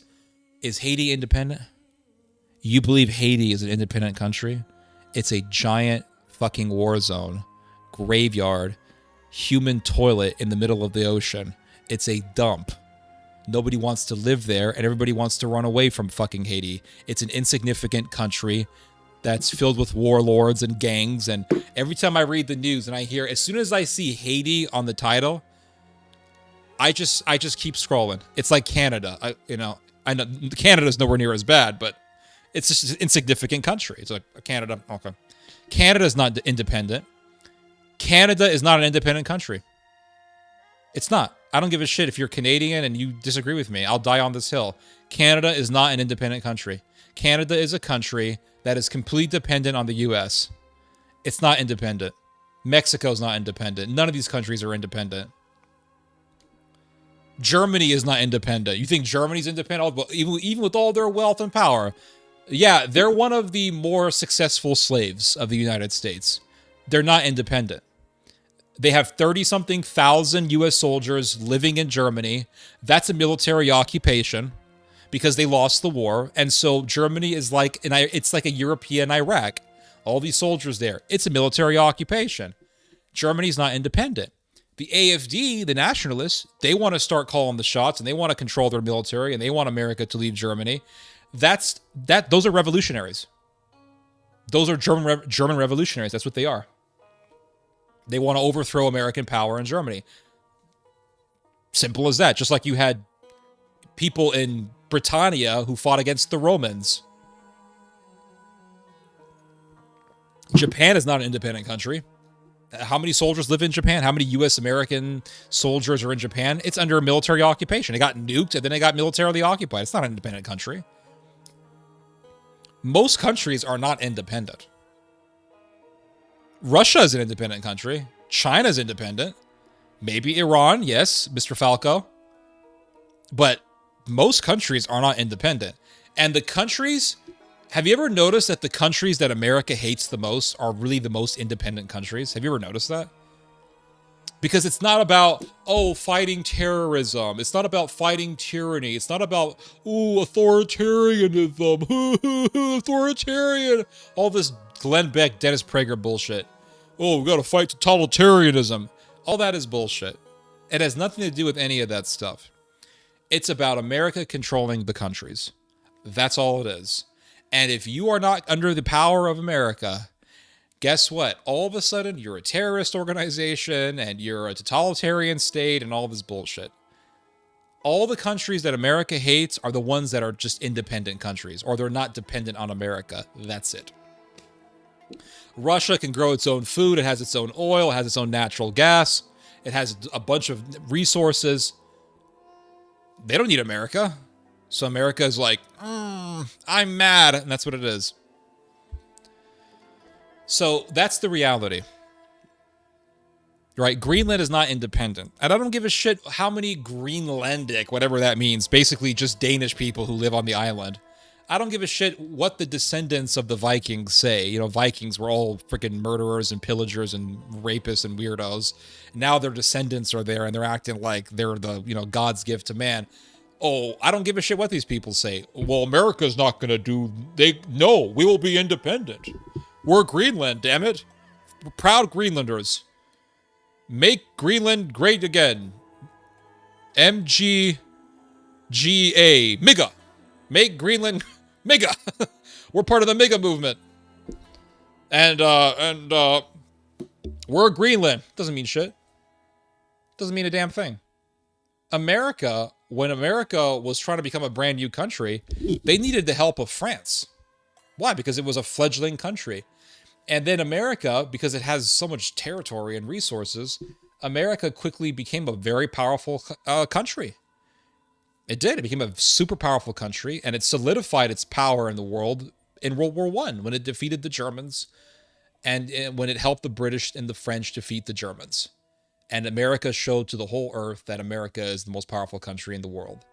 And then all of a sudden, everybody started buying American gold. That was the beginning of the American Empire. Well, one of the beginnings. That was a big mark on the timeline for the origin of the American Empire, when people started throwing away their British silver sterling and replacing it with American gold. So what do you need to be an independent country? You need lots of money. You need a big military. If you don't have these things, you're not independent. Anybody can just invade you. You're not an independent country. So Greenland saying, well, we're going to be independent. You can't do anything, America. So what are you going to do about it? Nothing. So it's like that story that Thucydides writes in his History of the Peloponnesian War. It talks about this little island, and the Athenians come to invade the island, and they tell the islanders, listen, we can do this either one of two ways. We can do this nicely, and you guys can just surrender your island, or we're just going to have to invade you and slaughter your people and take over. Either way, we're going to take over this island. And the little Greek islanders said, what gives you the right to do this? And the Athenians said, the gods. The gods gave us the right, because the gods honor the strong and don't give a shit about the weak. This is pretty much what the Athenians told the little islanders. And the Athenians said that for thousands upon thousands of years, going all the way back to our ancient ancestors, the way of man has been might makes right, and therefore the gods have granted us the power to take over your island, and the strong take over the weak, and the weak suffer what they must. This is pretty much what the guy said. The weak suffer what they must. It's might makes right. And that little island wasn't independent. Wasn't. So Greenland, let's say Greenland declares independence. Guess who's going to come the next day? America. Just like Ukraine. Ukraine can't fight a war by itself. It's impossible. Guess who's there? America. There's no such thing as independence without military and money. Military might and money.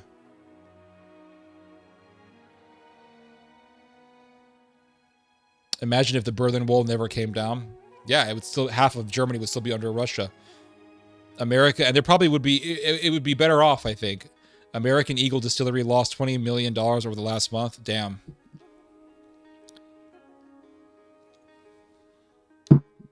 I guess that Canadian or European trade war is really paying off. I'm seeing Polish here. I'm seeing the Polish language. A lot of Z's.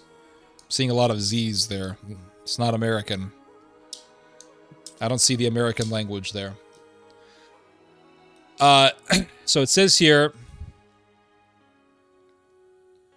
the huge Arctic island is of great strategic importance to the United States. They have an Air Force base there with an early warning system for ballistic missiles.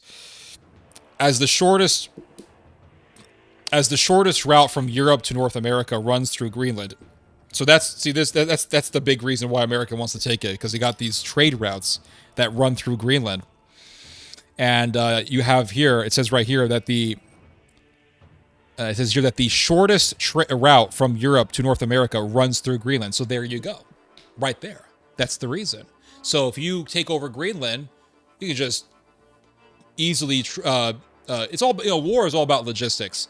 So you can just transport troops right to Greenland.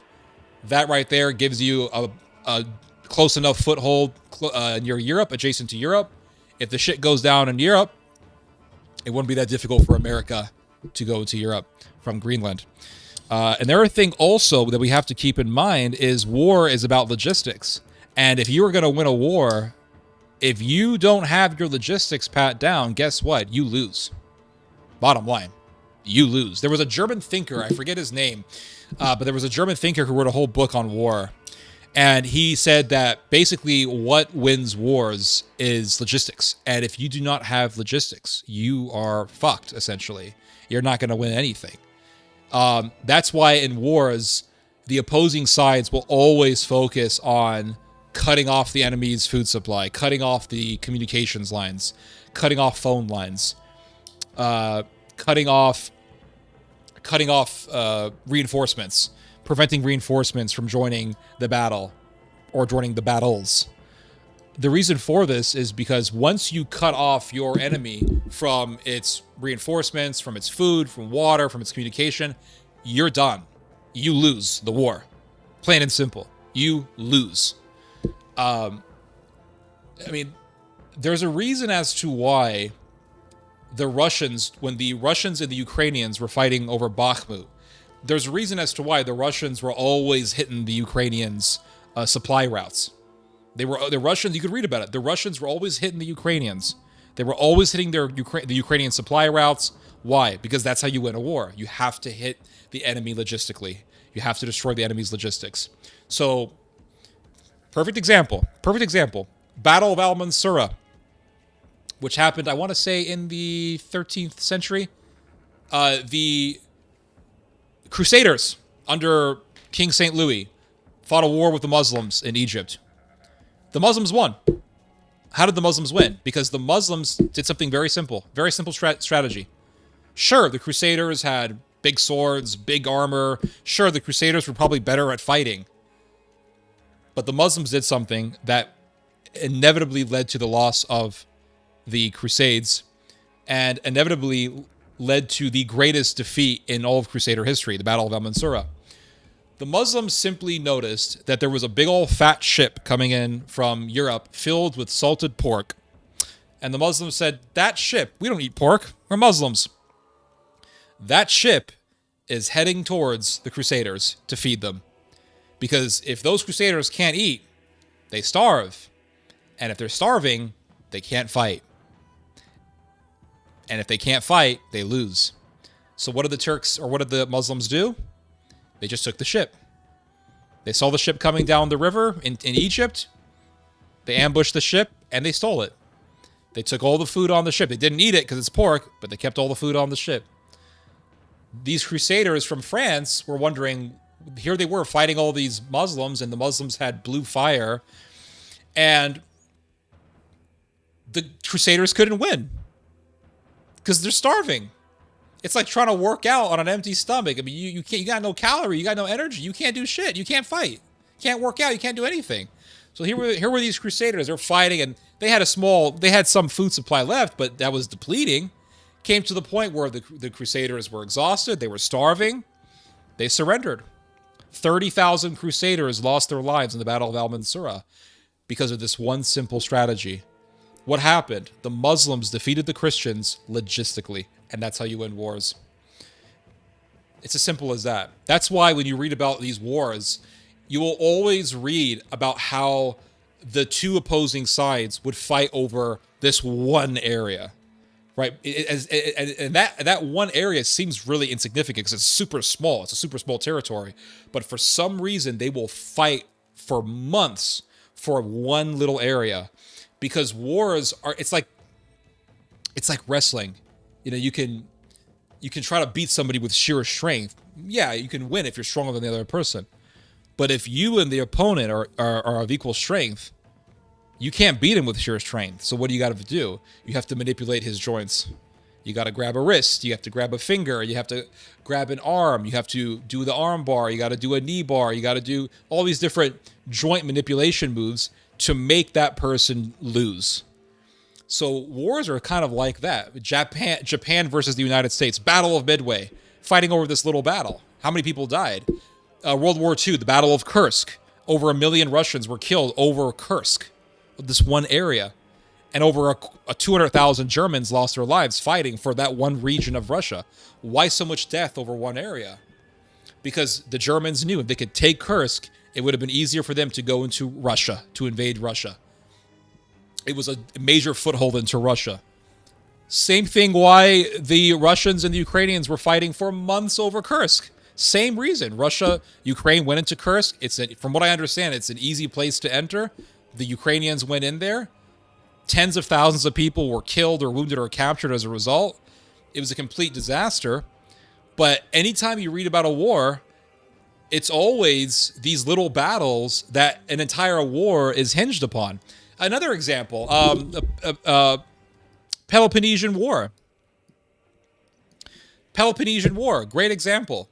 Peloponnesian War lasts for years and years and years, and the Greeks and the Athenians and the Spartans are murdering each other, and then there's a civil war that breaks out in Greece between people that are pro-Spartan and people who are pro-Athens, and it's bloody, and it's all these battles and crazy, there's naval battles that are happening.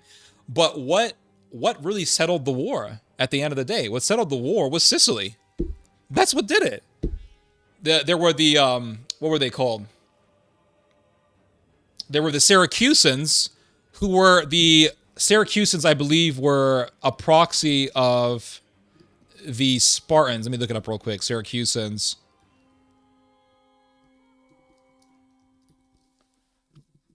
Sicilian expedition.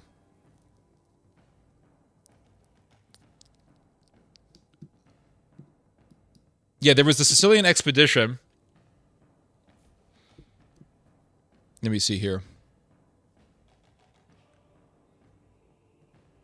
Yeah, so the Syracusans in Sicily were at war with Athens's ally. I think their ally were the Etruscans or the Delians. I don't remember. But my point is that the war between the Athenians and the Spartans ends in Sicily. And there's this big, fat, major battle. Why? Because one ally of the Spartans, the Syracusans, went to war with the what were they called? The Etruscans or whoever they were. And the Athenians said, okay, we have to go to war in Sicily. So they went to Sicily, just like the Americans went to Iraq and Afghanistan. The Athenians go to Sicily, and guess what happened? They fought the Spartans, and they got their asses whooped. And that one battle over Sicily determined the whole end of the war, and the Athenians lost, and that was the end of it. That was the whole end of the war. So it is quite amazing how all this stuff works. It really is quite fascinating how all this stuff works. It's like Russia versus Ukraine. I mean, for how many months were we hearing about Bakhmut? Some small-ass city, Bakhmut. Months and months and months of fighting over one small city. That's how wars always work. They always work where the two sides are fighting at the expense of droves and droves of soldiers' lives for one region, one area. World War I, the British versus the Ottomans. They fought over Gallipoli, this one area in the Dardanelles. And that battle lasted for months, and tens of thousands of people died, and it was just nightmare. Nightmare, right?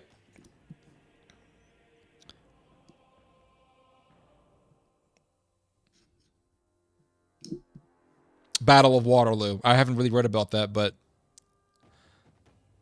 I believe you, because I've heard that so many times it's ridiculous. So I'm guessing, yeah, Battle of Waterloo, very successful battle.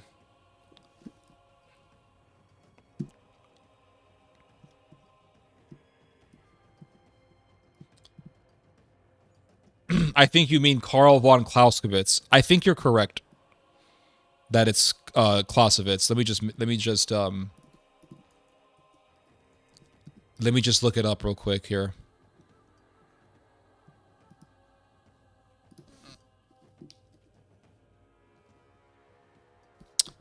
Maybe not him. Hold on. German writer who wrote about logistics in war.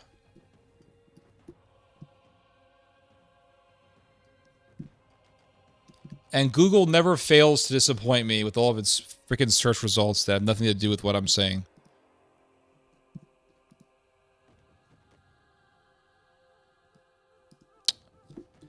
It could have been Clausewitz.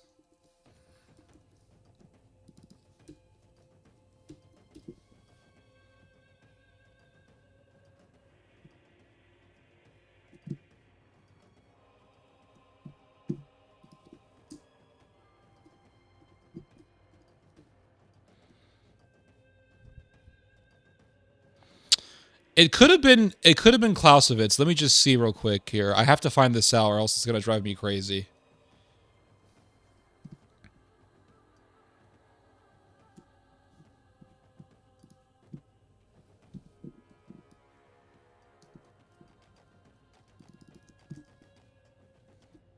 Yeah, it could have been logistics. I mean, it could have been Von Clausewitz. Yeah. Yep. Yeah, you're correct. Yep, it was Clausewitz. It had to have been him because it says here. Karl von Clausewitz, a prominent military theorist, recognized the critical importance of logistics in warfare, emphasizing that it's not just a support function, but a key determinant of strategic success. Yes, so you're correct. It was Clausewitz. Concepts. So it says here the concept of logistics derived from Clausewitz. Yeah, yeah. So yes, you are correct. His name escaped me, but yes, you are correct. Let's see. No, it wasn't Bismarck, although Bismarck would have agreed. Battle of Waterloo. Yep. Then again, almost all of Europe isn't as independent given U.S. troops. That's correct. Europe is not independent. It wants to be, but it's not. On War is the book by Karl von Clausewitz. That's correct. Yep. Absolutely. Let's see what else do we have here from you guys.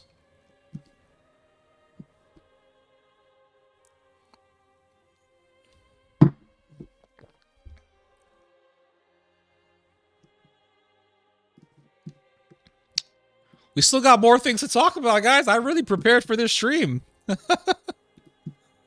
Oh, but it's been a very fun stream, I will say. This has been one of the more fun streams I've had with you guys. It's been a lot of fun. So when you're having fun, time just flies past you. But I still got more stuff to talk about. Let's see here. So I think we've talked enough about Greenland.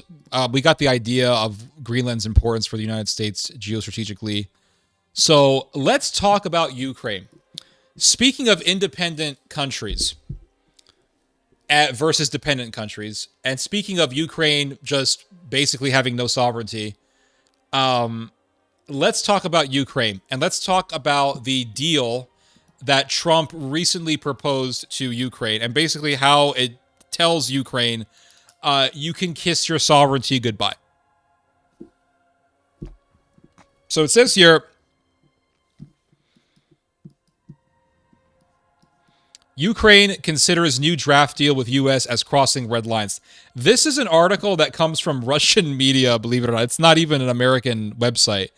It's called rbc.ru. I'm so happy that Google hasn't banned Russian media sites yet. It's such a great resource. I love reading Russian media because Russian media is so much more.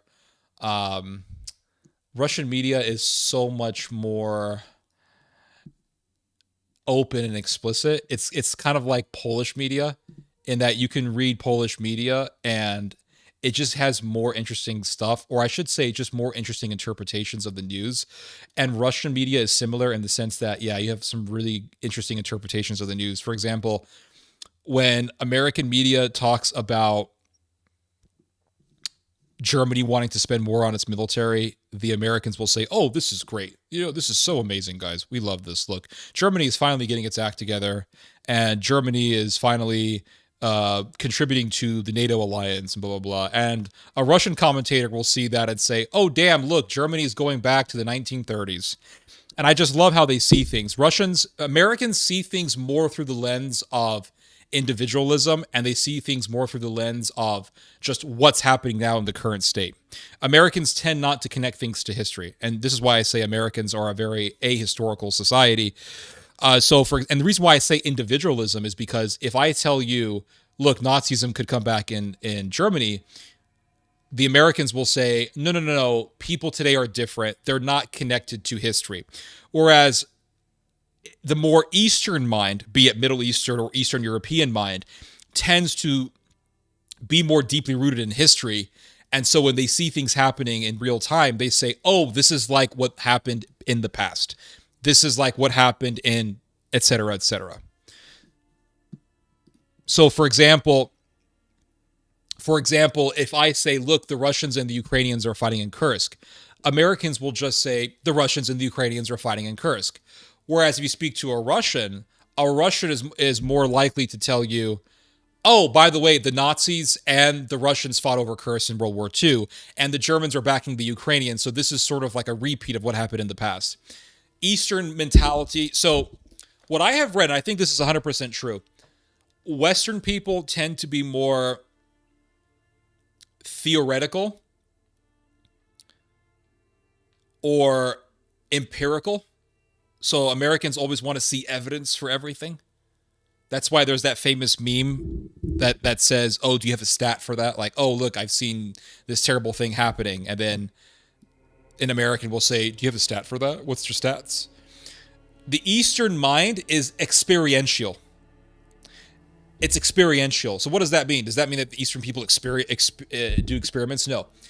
Eastern mentalities are more so based on experience. Now, I don't want to say that Eastern people don't look at empirical evidence. I don't want to say that Eastern people don't look at facts and stats. They certainly do. Russians can be a very analytical people, but at the same time, there is the experiential way of thinking that is very strong in the Eastern world that is horrendously lacking in the Western world. So an Eastern mind will say, we've had experience with this before in the past, therefore this is bad. Or therefore we can expect something like this to happen. Or therefore this is not looking very good. So for example, you could tell Americans that Azerbaijan just butchered a bunch of Armenian civilians. A NATOist will say, "Oh, this is great because Azerbaijan is an ally of NATO, an ally of Israel. Armenia is an ally of Iran and Russia. Therefore, Azerbaijan taking over territory or retaking territory away from Armenia is great, regardless of the fact that if they have killed Armenian civilians." Whereas if you speak to an Armenian, they will say the Turks did this to our people in 1916. 17, and therefore they want to do it again, and them killing our people in Nagorno-Karabakh is evidence of this, right? This is whereas if I go to an American and I say, "Do you see what's happening in Nagorno-Karabakh? This is proof that the Turks want to resume from where they left off in the Armenian genocide, which they orchestrated back in the mid-1910s during World War I." You'd be surprised how many Americans they just don't want to, they're just not interested. I don't want to say they can't connect the dots, they certainly can, but they're just not interested. Because a lot of Americans, too many Americans, just like a lot of people in Britain, just like a lot of people in Scandinavia, just like a lot of people in Germany, too many Westerners do not have an experiential way of thinking. They have a empirical way of thinking. So if I say, look, Germany is rising up, this is like the Third Reich, how do I know that? Well, because we can look at history. A Westerner will say, no, the Germans of today are different. I will say that, yes, the Germans of today are different. I'm not saying that they're guilty of what their ancestors did. I'm not saying that. But what I am saying is that there is a history, and that history should be factored in, given the fact that history rhymes. And so when I see Germany going back to nationalism, and I see so many Germans subscribing to nationalism, I say, oh, good.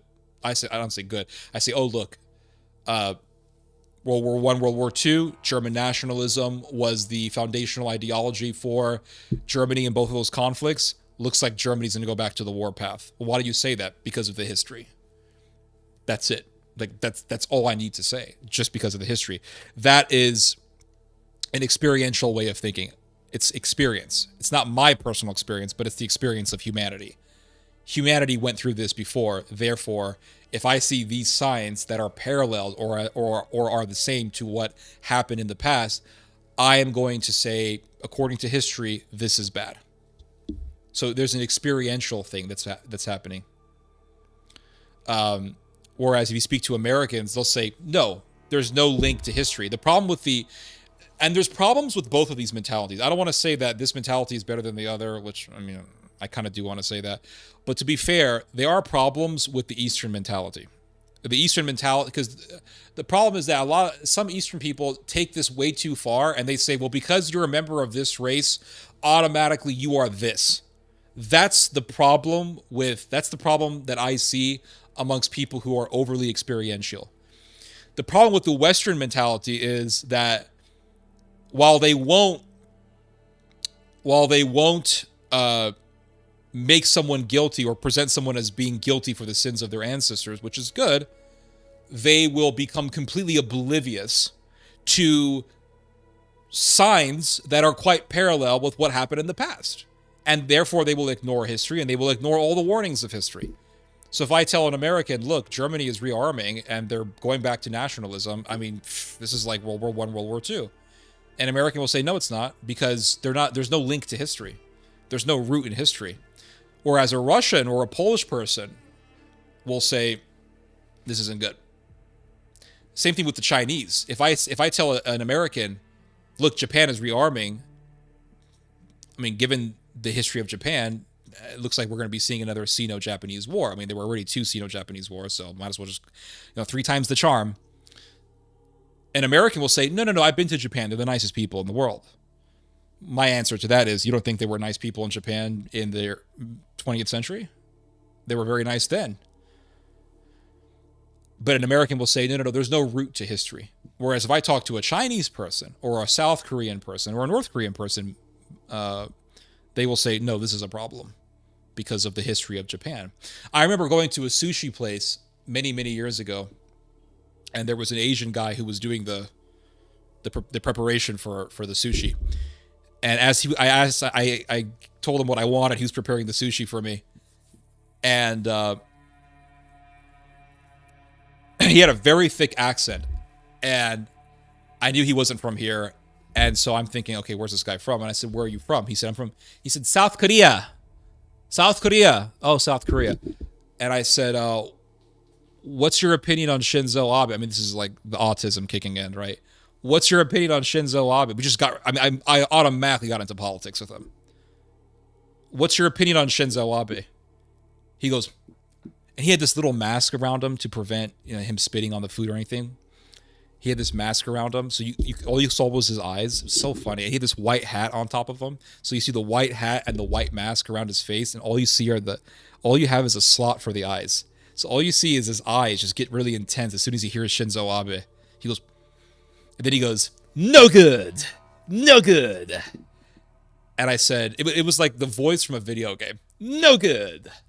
And I said, why do you say that? He said, want to change history. Shinzo Abe want to change history. They want to change history. He's denying history. So he was referring to the fact that Shinzo Abe denied Nanking, or denied that Japan had sex slaves from the countries that Japan took over, like Korea, like China. So he understood that because he's from that world. Whereas if you tell an American this, they'll say, oh, Shinzo's great. He plays golf with the Americans, and he's diplomatic, and he's really nice. But what about the fact that his grandfather was a war criminal? Well, I mean, that's not his fault. Okay, fair enough, that's not his fault. But the fact that he honors his grandfather, the fact that he has said that he wants to fulfill the vision that his grandfather had for a strong Japanese military, the fact that Shinzo Abe wanted Japan to have nuclear weapons, the fact that Shinzo Abe denied that Nanking ever happened, the fact that Shinzo Abe denied that Japanese atrocities happened, these are all very problematic. And so that is where that experiential mentality really is helpful, because then you can say, wait a second, there's something wrong here. Let's look at the history. And then from there, you can shine a light on the darkness of the past, and in light of the darkness of the past, you can have an idea as to what dangers lie beneath all of this, all of these political happenings that parallel with the past. You see, it's very, very important that we get into these things, and it's very important for humanity. You're totally right, Theo. I'm guilty of being ahistorical. I mean, don't worry about it. I mean, I would just say, look into history. Look into history. Go to Barnes & Noble and find a history book. They can be very helpful. And Barnes & Noble can have some very good stuff. Yeah, Abe was a militarist, proud of Japan's past. He took a smiling picture in a Japanese fighter jet that had the number 731. Yes, you are correct. I remember that, the 731 photo. And we all know about Unit 731. But see, that's the thing. When you have an ahistorical view, you see Shinzo Abe on an airplane next to the number 731. You think, oh, he's just on an airplane next to the number 731. What is the big deal? Someone who knows the history It's like that meme that has the guy from that kid's superhero movie. What was it called? The Incredibles or something like that? There was a kid's superhero movie where the dad is a superhero, the whole family are superheroes, and it had Samuel L. Jackson. Where's my super suit woman? Remember that movie? I forgot the name of the film. But there was a meme that was made out of the father's face. And people do this all the time. They'll show something that on the surface seems benign, but is actually quite dark if you know the history of the image. And it has a picture of the father smiling, and then it says, for those who don't know, and then it has a picture, and then there's another picture, and it says, for those who know, and it shows the same father, but he looks 100% depressed. And it's like that. It's like that meme, because you see 731, and it's like, Shinzo Abe on a plane, for those who don't know. And then for those who do know what Unit 731 was, our faces are just depressed, because everyone who has read about Unit 731 knows about what horrific atrocities Unit 731 did. And for those of you who do not know, Unit 731 was a team of Japanese scientists whose job it was to literally just do experiments on people, on Russian POWs, Korean civilians, Chinese civilians. I mean, we're talking about something out of a horror movie. In fact, you can watch a film that accurately depicted what Unit 731 did. I think it was called People of the Sun, but I want to make sure I get the correct title. Movie about Unit 731. Men Behind the Sun. I would recommend that people watch this movie. It is a very disturbing movie. Highly disturbing film. But it accurately depicts the types of evil things that these scientists were doing. They were freezing people alive, infecting people with disease. It was just really horrific stuff. Really horrific stuff. Something like Mengele. And Shinzo Abe takes that photo next to 731, and it was a very cynical thing to do, to say the least. Very cynical thing. But this is why it's important to know the history, because then you know the lore. Once you understand the lore, then you can understand how the game is going to end. Children of the Sun? No, not Children of the Sun. It's Men Behind the Sun. I will post a link. I will copy and paste the title. Hold up. There you go. Men Behind the Sun. One Chinese historian wrote books about Nanking. She committed suicide. Yeah, you're talking about... her last name was Chan. I forgot her first name. Dana Chan or something like that. Chan. Nanking. You're talking Iris Chang. That's who you're referring to. Yeah, Iris Chang. Yeah, she killed herself, and there's a whole conspiracy around that. Did she really kill herself, or did the Japanese kill her, or did the CIA push her into suicide? It's just very wacky story. Sorry, my bad. No worries.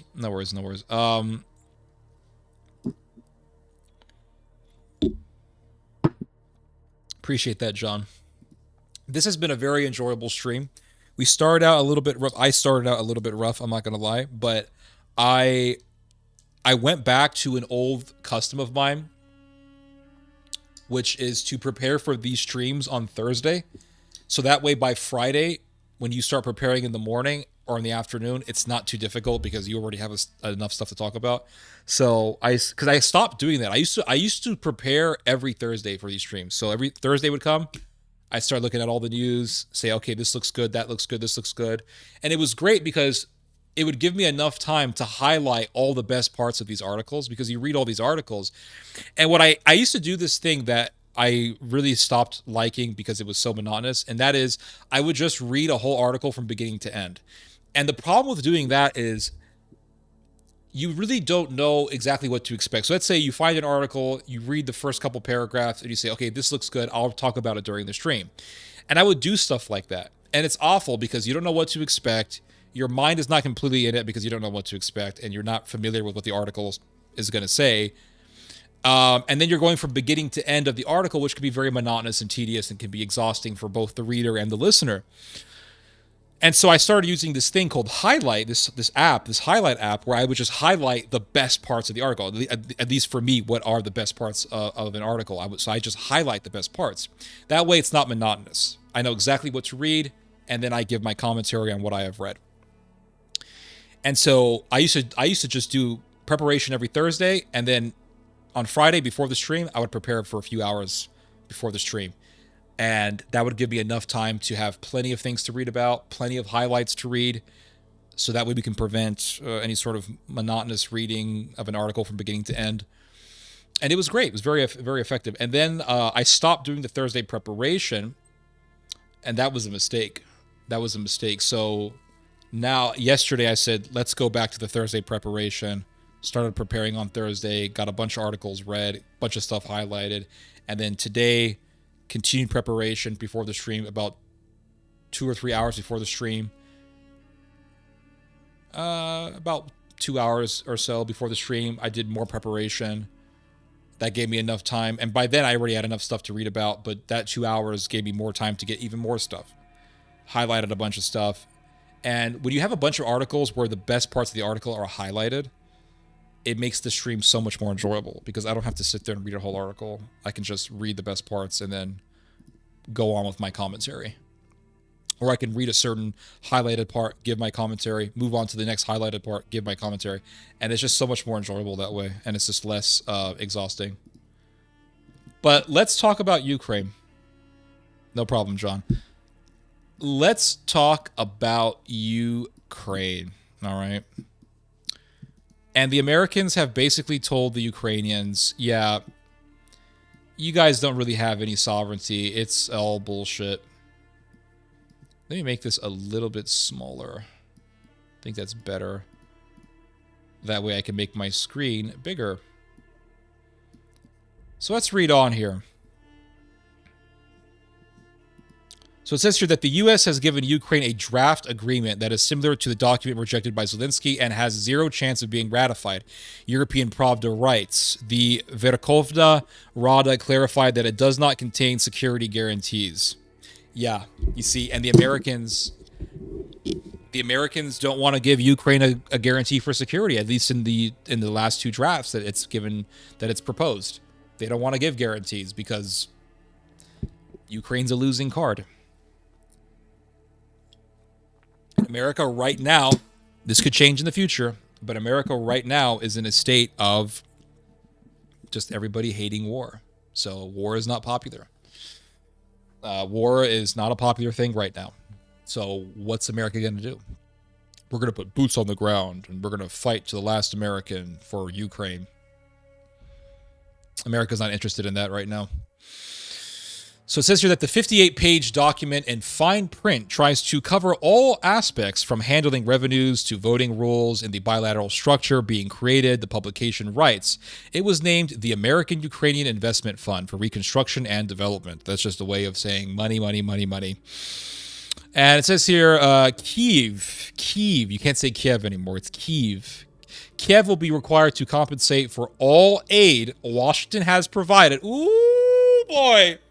Ooh, boy, them Ukrainians, they're getting the hard lesson. How it feels like working with the Americans. The Americans, I'm telling you, they will always fuck over their allies. And America had an agreement with the Ukrainians. Back in 1980 something, the Ukrainians said, okay, we're going to get rid of our nuclear weapons. America made a treaty with the Ukrainians that America will be responsible for Ukraine's security. That's what the Americans told the Ukrainians. And what do we see? Well, Ukraine got invaded by Russia. Okay. America said, we're going to help Ukraine. Here's all the weapons, smart rocket launchers. Here's everything, anti-tank stuff, drones, blah, blah. They just threw everything at Ukraine. Here you go, right? So Ukraine's saying, great. This is great. We're getting help from the Americans. America, you are following through with your agreement. This is good. This is good. Now what's America telling the Ukrainians? Pay up. It ain't free. It ain't free. You about to get screwed over. But I thought our security was gonna be done by you guys. I thought you guys were gonna be in charge of Ukraine's security. Nope. Pay up. It ain't free. Oh boy, Ukraine is getting screwed over. So what message does this send to the world? Why work with the Americans when they're just going to screw you over? That's the message. Now, I'm not in favor for what NATO did with Ukraine. I'm not. I'm not in favor for NATO provoking Russia and messing around with Russia's backyard. Not in favor of that at all. I'm just making an observation. What message does this send? The message that this sends is that America does not honor treaties, doesn't honor agreements. That's why I keep telling people, Article 5 of the NATO treaty, is it really all what it's made out to be? It says that if one member of NATO is attacked, then that's considered an attack on all members.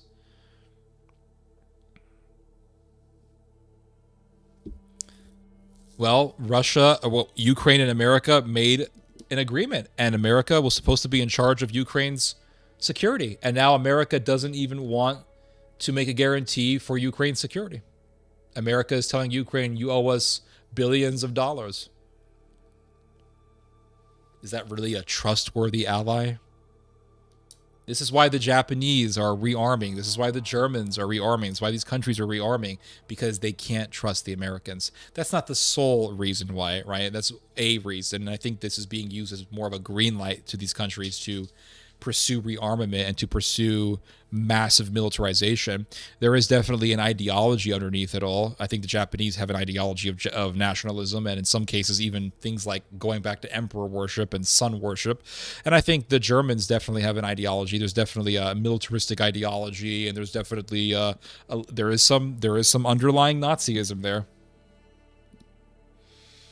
But this is a demonstration that, well, can you really trust the Americans? This forces one to ask that question. Can you really trust the Americans? Let's not forget about the crazy-eyed German, and the Americans want to release the crazy-eyed German.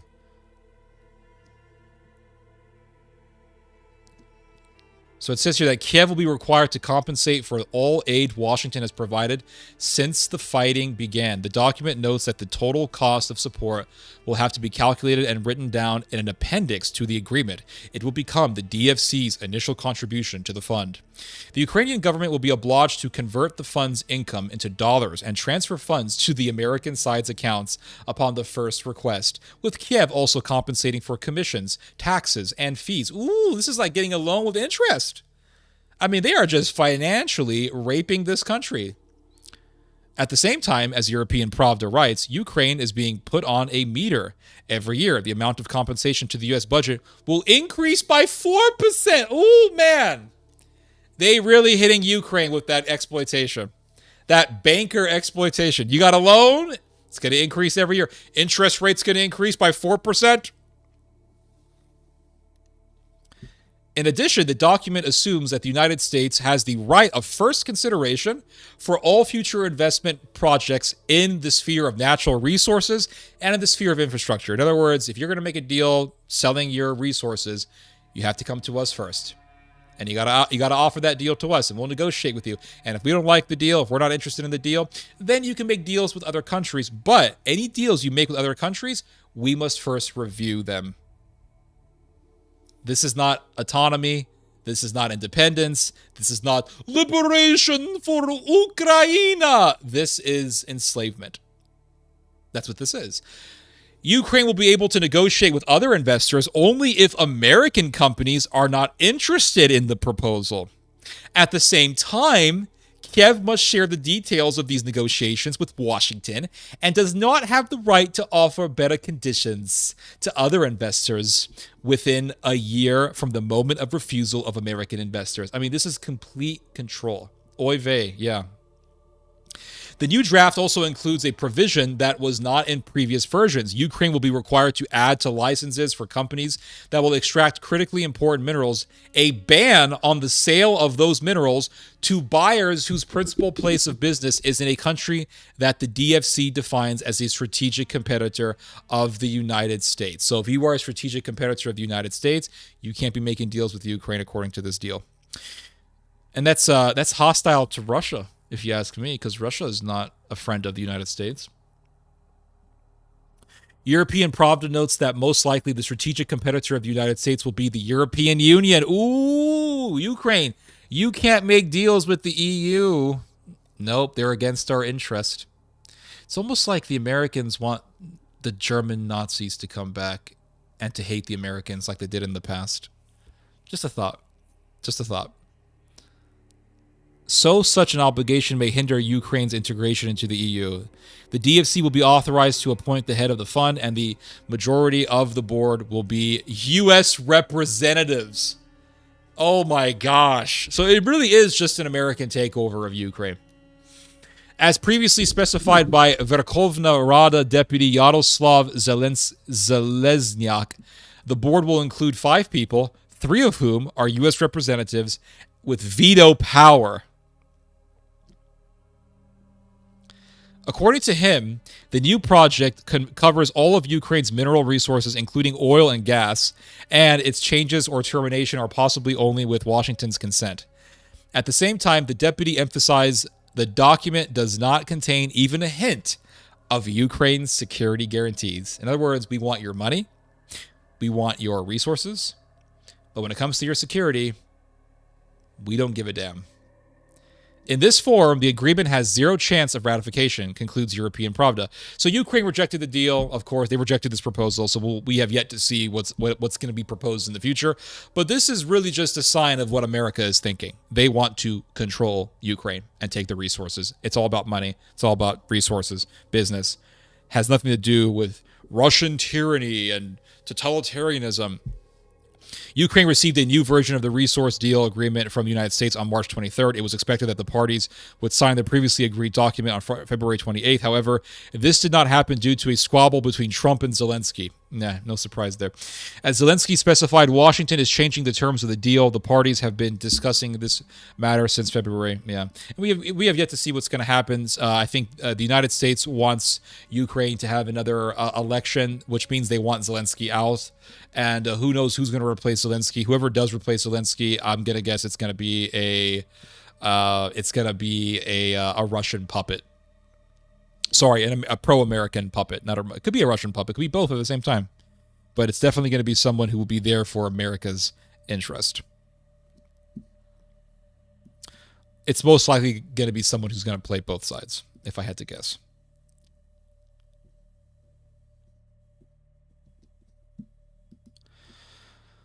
What more do we have to talk about? I'll read your guys' comments. Canada's minister said the days of honest cooperation with the U.S. are over. Yeah, you're hearing similar rhetoric coming out of the EU. Ukraine is a mine for international investors. Gee whiz. Yeah, right. Exactly. Did you say the board or the Borg? Sounds Swedish. Oh, damn. I hope I'm not developing an accent. The more they delay the peace, the more we take. True. True. True. And perhaps maybe that's the whole... Perhaps that's the whole motivation. Maybe they want it. Maybe the Americans want to help Russia. I don't know. We live in very strange times. This is a fleecing. Yeah, Ukraine sounds like De Beers in South Africa. Yeah, ruthless.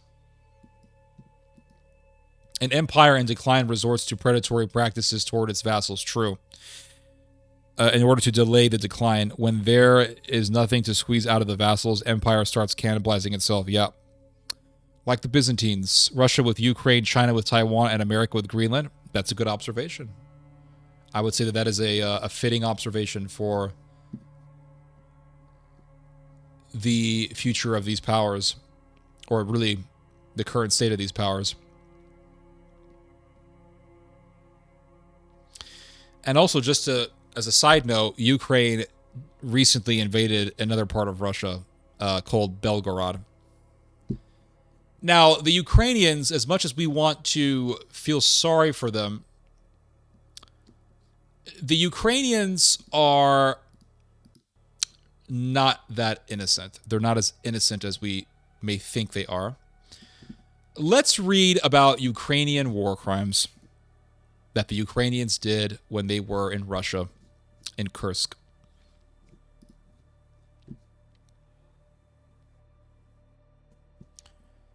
Read your guys' comments here. Yes, when an empire is in decline, it flails out about an agonizing violence like a Greek drama. I think it may be time to bring out the herbal alcohol drink. I'm not sure if I want to drink that right now because I'm afraid I might get a gout attack. So I did it last week. I kind of want to take a break. I don't want to push my body. So this was an article that came out a few days ago. And it says here, my husband was killed in front of my eyes. Elderly survivors recall crimes of Ukrainian occupation in Kursk region. And the Ukrainians, in fact, did some horrific crimes. They did. And we're going to read about them. So it says here that Russian forces recently liberated around 30 settlements in Kursk region, where Ukrainian forces had looted stores, stolen vehicles, and according to witnesses who spoke to RT, killed civilians.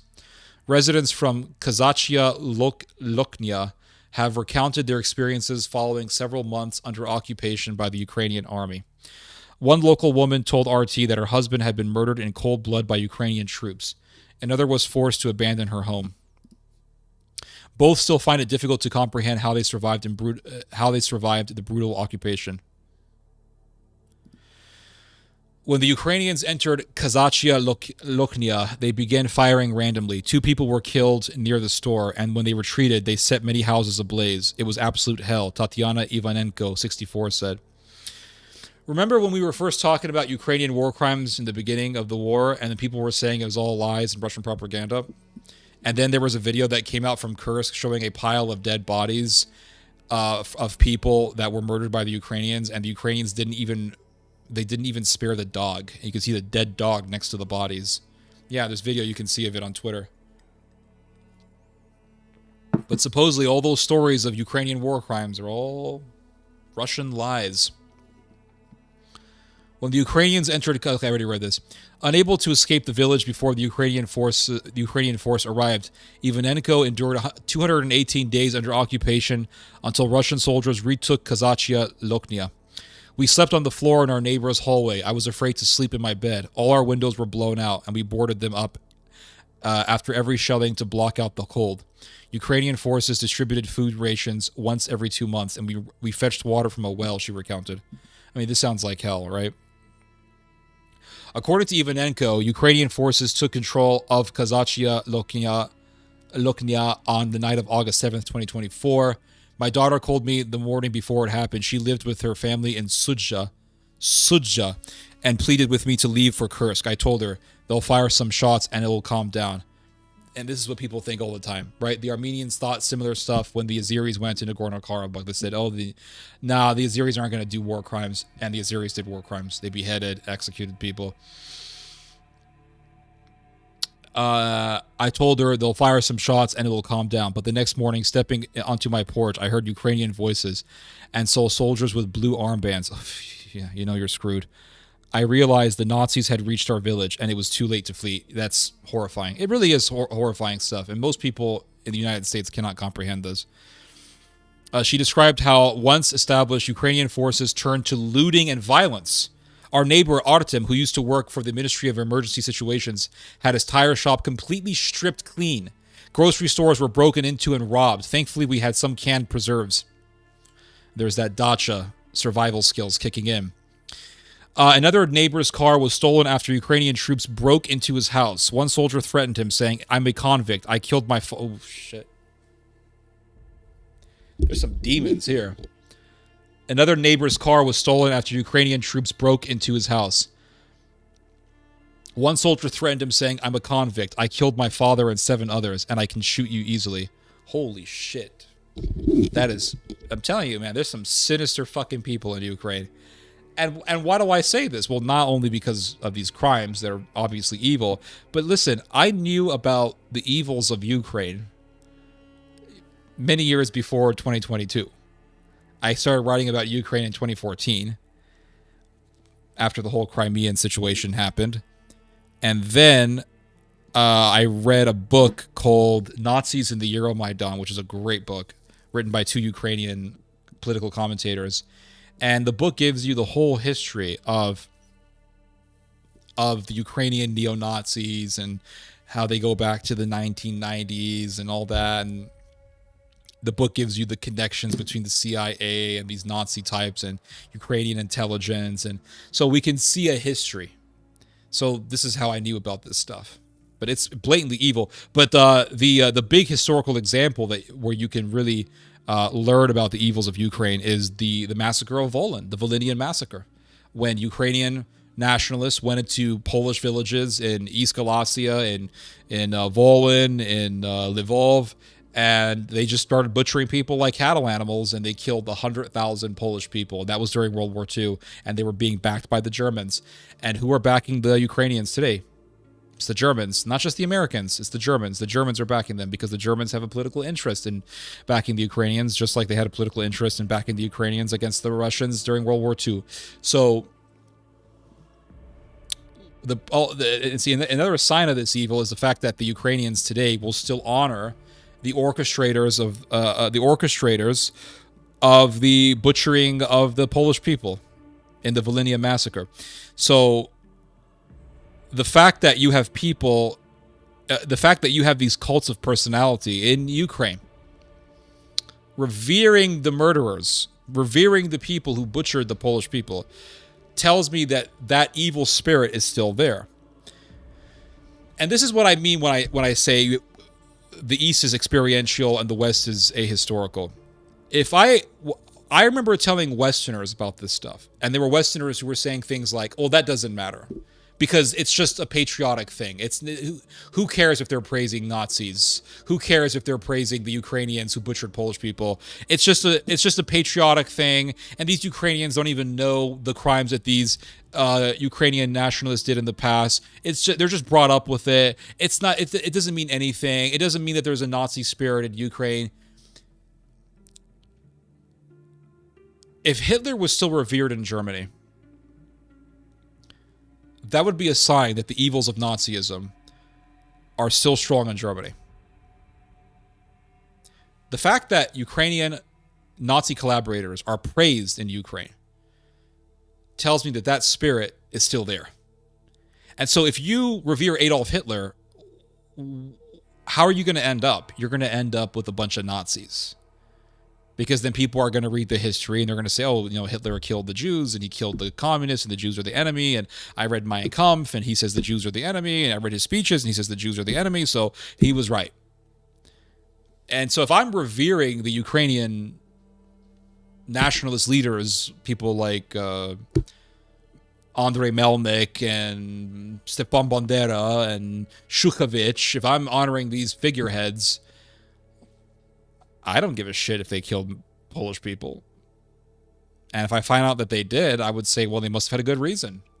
And so that mentality is there, you see. And as long as that spirit is there, as long as you revere the evildoers of the past, you will always repeat the evil deeds of those evildoers. It really is that simple.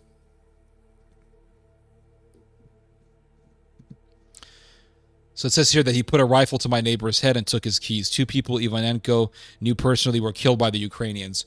When the occupation first began, my neighbor went to church and never returned. Oh, damn. Ukrainian soldiers shot him on his way. Oh, shit. On the way to church. That is cold. Another neighbor was killed by a drone strike right outside his gate while fetching firewood. This is just like Gaza. Yeah, the Israelis have done the same thing to the Gazans. I remember even reading a story. It was from Operation Cast Lead, which happened in 2008 and 2009. And there was a family, a Palestinian family. I think they were called the Al-Samuni family, I think they were called. They lived in a place in Gaza called Zaytun. And they were fetching firewood. And Israel just blew them up and killed a ton of them, and dozens of people were killed. And that was a massacre, the massacre of the Samuni family. So it says here,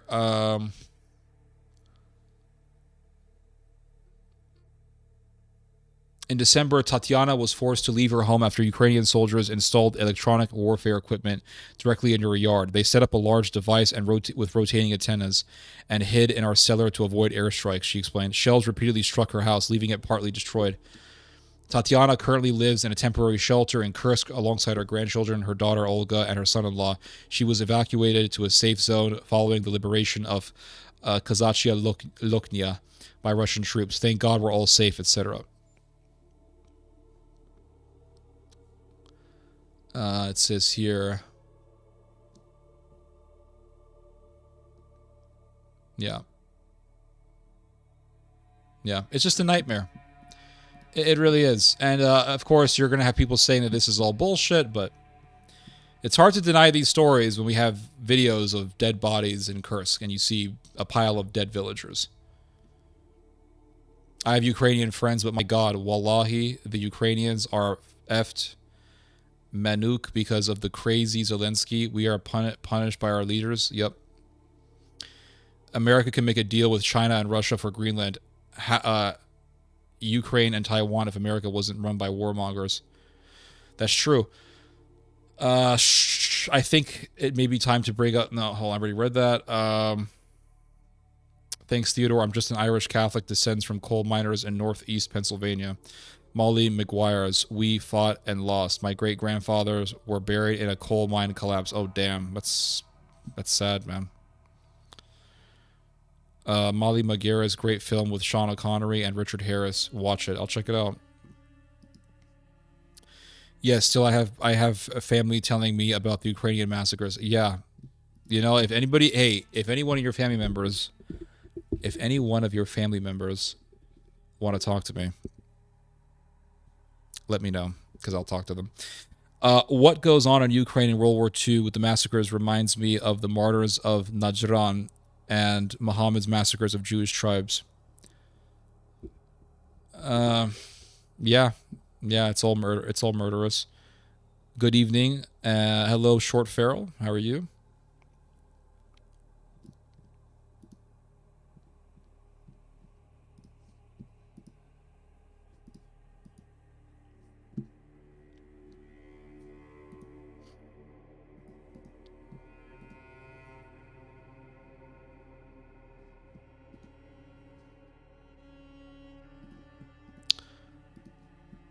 I think I've read everything. Yeah, I'm done here.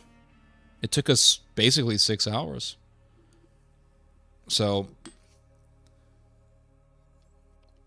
sorry I missed it. Don't worry about it. The vlog or whatever this is called, this live stream will still be up on this channel, so you're good, my friend. Don't worry about it.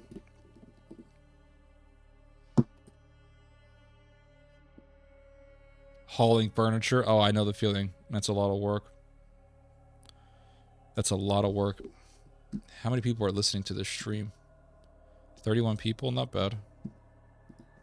You know what's funny is... This is going to sound kind of weird, but this is the truth. Great stream? Yeah. Yeah, appreciate that. I agree. Great stream. And you guys are 50% as to why this stream is great. I mean, half of the work is mine. I got to present everything. And the other half is the chat. And you guys make it great. But, this is going to sound kind of weird, but every time I do these streams, right, and I turn off the camera, I finish the stream, it never fails. I always have this bittersweet feeling inside of me. And why do I call it bittersweet? The bitterness comes from the fact that I'm sitting here for 6 hours talking to strangers, which is totally fine. I'll be here for 5 to 6 hours on a Friday night talking to people online. And when I'm done with the stream, YouTube tells me how many people actually came to watch it. And usually the number is somewhere between 426 people and 530. Or 540 people, something like that. Right? Usually the number of viewers will fluctuate within that zone, within that range. And so the bitterness, I'm saying that humorously, but the bitterness comes from the fact that I've been sitting here for 6 hours. I started from the late afternoon into the evening, into the late evening, actually, talking about politics and history and listening to video game sound score music. And it's like clockwork. It's just every Friday. And I'm just sitting in this room. And talking to people, staring at a screen. And it's just this, it's the same number every time, right? After the stream, it's 426 views, 450, which is totally fine. Totally fine. But there's always that side of me that says, oh, I wish the numbers could grow, right? I wish the numbers can grow. But there's a sweetness that comes with it. That's why I say it's bittersweet. There's a sweetness that comes with doing this stream. And the sweetness comes from the fact that I'm enjoying myself.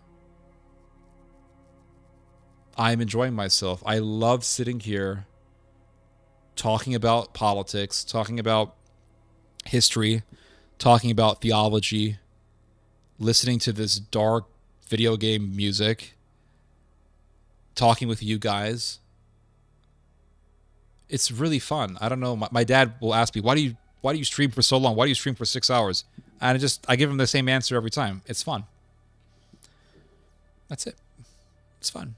And there's always that when you're doing content creation, when you're doing YouTube work, there's always that side of you that wants the view count to increase. You want to see your channel grow. It's just natural. You just can't help it. Like that little feeling is going to be there. And you see, YouTube will give you the number of people. YouTube will tell you how many people popped up to see your stream. And usually it's, like I said, 426, or it could be 540, sometimes even more. And it rarely ever goes beyond that. And so there's that one side of me, it's the little internal judge in my mind that says, oh, you're not growing. And there's a little bitterness that comes from that, a little bitterness, but there's the sweetness, and the sweetness overrides the bitterness. And the sweetness is a component of different things. The sweetness is you have spent 6 hours straight doing a mental exercise. The mental exercise is, for how long can you talk? And it's fun to challenge yourself. It's fun. Like after streaming for 4 hours, that's when you actually want to quit. I'll be honest with you. After I get past that 4 hour threshold, my mind starts to get tired. That's why I went to get a coffee break and everything like that, because my mind gets tired. But then something happens when you get past 5 hours.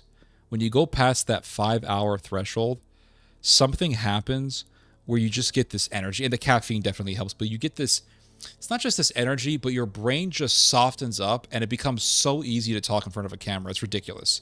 You lose your sense of self-conscientiousness. It just becomes this beautiful, very enjoyable flow of consciousness, which I love. I think one of the greatest feelings ever is to have a flow of consciousness. You're not thinking about what you're going to say. You're not anticipating what you're going to say. You're not worried about the views. You're not worried about any of that stuff. You're just living in the moment. And it's almost a spiritual experience. It's amazing. It really is an amazing feeling. And I wonder if other streamers have the same experience or a similar experience. I don't know. But the sweetness comes from partially from that. It's the fact that I'm here for, I've actually done this mental exercise, which is kind of challenging, which is, how long can I talk? Can I go for 5 hours? Can I go for 6 hours? How long? How can I push myself mentally? Because it is a challenge. I'm not going to lie. It is a challenge to do this. I'm not saying it's the hardest job in the world. I'm not saying it's as easy. I'm not saying it's as difficult as roofing. But it is a challenge. It's a little intellectual challenge. So that's fun. It's fun to overcome that challenge. And the sweetness also comes from the fact that I am embracing everything. I know my streams don't get a lot of views. I know this stream is going to get 500, 600 views at most, maybe 700 views, maybe 800 views. And that's most likely going to be it. I know that my most watched stream has only 1,000+ views because I was talking about Elon Musk. And I embrace it. Because that bitterness comes in, and you say, "Oh, I want the views to grow. I want this." Because that's, like I said, that's natural. But you embrace it. You say, "You know what? No, who cares? I like it. I like the fact that I just keep going. I like that feeling of just keep going, regardless of how few views you get. Regardless of, you just keep going. And what matters is just making sure that you have prepared for your streams. And I have prepared very well for this stream. And the sweetness also comes from the fact that you're just having a conversation with people for hours, and it's fun. It really is. Even though I'm in this small room and this creepy music is playing and it's late at night, I don't care. It's fun. And when I turn this camera off, that weird feeling is going to come. It always does. And the little bit of bitterness comes. But that sweetness comes. And oh, let me tell you, it is sweet. And that's what keeps me doing these streams, in all honesty. I don't do these streams because I feel like I have to. Even though, in a sense, I do feel like I have to. But that's not the reason why I continue to do them. I do these streams because I enjoy doing it. Because I enjoy that feeling. I enjoy the feeling that I get of talking to you guys, of talking for hours about stuff that I really find interesting. And I do these streams because when I turn that camera off, when I turn OBS off, that bittersweet feeling comes. And it's become almost a feeling of nostalgia, where I become nostalgic for when I first started doing hours-long streams. Because when I first started streaming, I would stream for an hour, and to me, an hour was enough. And then 4 hours, and then 5 hours, and then I passed the 5-hour threshold and did a 6-hour stream. And then one time I did a 7-hour stream. When I passed the 6-hour threshold and did my first 7-hour stream, I felt amazing. Like, this is awesome. I'm sitting here talking to strangers for 7 hours, not caring, not giving a damn about the fact that my stream is small, not giving a damn about the fact that my channel is small, just embracing everything as it is and accepting it and being content with it and finding happiness in that. It's an amazing feeling. And so ever since then, I've thought, I want that experience again. I want that 7-hour stream experience. And so every time I do a 6-hour stream, I turn this camera off, or a 5-hour stream, and I turn the camera off, and I have that feeling of nostalgia. It just reminds me of that moment. It's really amazing. This is how we used to talk in earlier times in cafes and supermarkets, normal times without self-censorship. Yeah. Yeah, and it's like an online cafe. It really is. I love your I know you prep for these streams like crazy, but the best times happen when you travel off script. Yeah. And I agree. Those are the best times. And the thing is that I don't really prepare for those. That's the thing. It just comes from my brain. It's like magic. I don't prepare for it. I don't say, okay, I'm going to say this. I don't say, okay, I'm going to read this part of the article, and then I'm going to segue off into this other subject. These streams are partially prepared, and they're partially just me just letting go and just see where my flow of consciousness takes me. And that's the magic of streaming. That is the magic of streaming. It's knowing what you're going to talk about to a certain extent, but to an even greater extent, knowing that you don't know everything that you're going to say, and you just let it go and allow your consciousness to take you down a journey, an intellectual journey, and then you just go right at it. And then it's like a river, and you just let the stream take you. That's why they call it live streaming, right? It's a stream. It's a stream of consciousness. You have to allow the stream of consciousness to take you on a journey. The best conversations that you have are the ones that are not planned. Those are always the best conversations that you've ever had in your life. You have never had an enjoyable planned conversation. In other words, you've never had an enjoyable conversation that you prepared to the point where you said, okay, we're going to talk about this, and then I'm going to talk about that, and then I'm going to talk about this. If you have done a pre-prepared conversation, none of them were enjoyable. So let's say you went out with a girl, or you went on a date, and you said, well, I'm going to bring this up, I'm going to bring that up, and I should ask her this question, and then you did something cringe, like you went online typing in what to do on a first date, and they gave you a whole list of fucking stupid questions. Okay, I'm going to ask this one, this one, this one, this one, this one. And you didn't enjoy the conversation because you were trying to make everything perfect and try to plan everything. And perfectionism is the greatest enemy of joy. There is no greater enemy of joy than perfectionism. Nothing. The greatest enemy of joy is perfectionism, because perfectionism requires you to do something that is impossible, which is to be perfect. You can never be perfect. Impossible. All those little insecurities that you have, guess what? You're always going to have insecurities. You know why? Because life itself is insecure. You don't know when you're going to die. You don't know when you're going to get sick. You don't know anything. The whole thing is insecure. Just like live streaming is insecure. I do these streams. I don't know if someone's going to want to debate me. I don't know if someone's going to want to troll me. I don't know if someone's going to give me a difficult question. I don't know where I'm going to segue to. I don't know what subject matters are going to randomly pop up in my head. I don't know what speeches are going to come out of my mouth. I don't know if the stream could suck or if the stream could do well. And so you just have to let it go.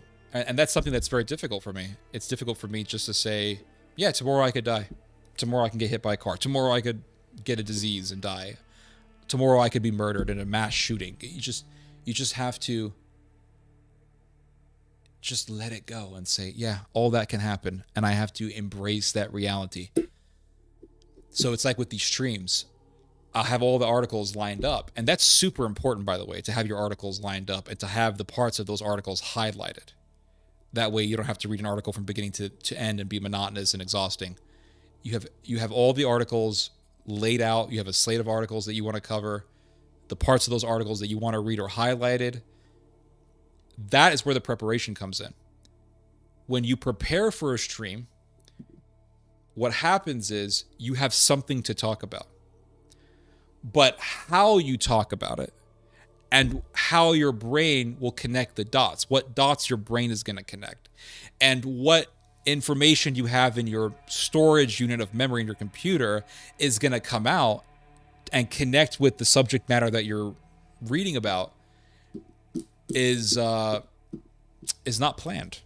That's not prepared for. That's not planned. That's where the stream of consciousness comes in.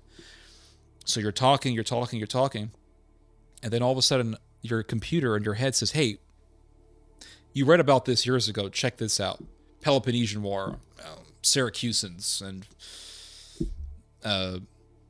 Spartans and Athenians, and oh yes, the war over Sicily. Boom, there you go. Josephus said this. You have it in your memory. Boom, here you go. Or you know, it's like when I was talking about the downfall of Ben Shapiro. Like eventually, Ben Shapiro will have a downfall. Everyone does, and every dog has his day. And then all of a sudden, my brain said, "Yeah, like the Levitical priesthood." Yeah, that's true. And then that got me to start talking about the Levitical priesthood. That wasn't planned at all. So it's 50%. I would say it's not even 50%. I would say it's 50% preparation, but the other half is you just letting that stream of consciousness run. You know,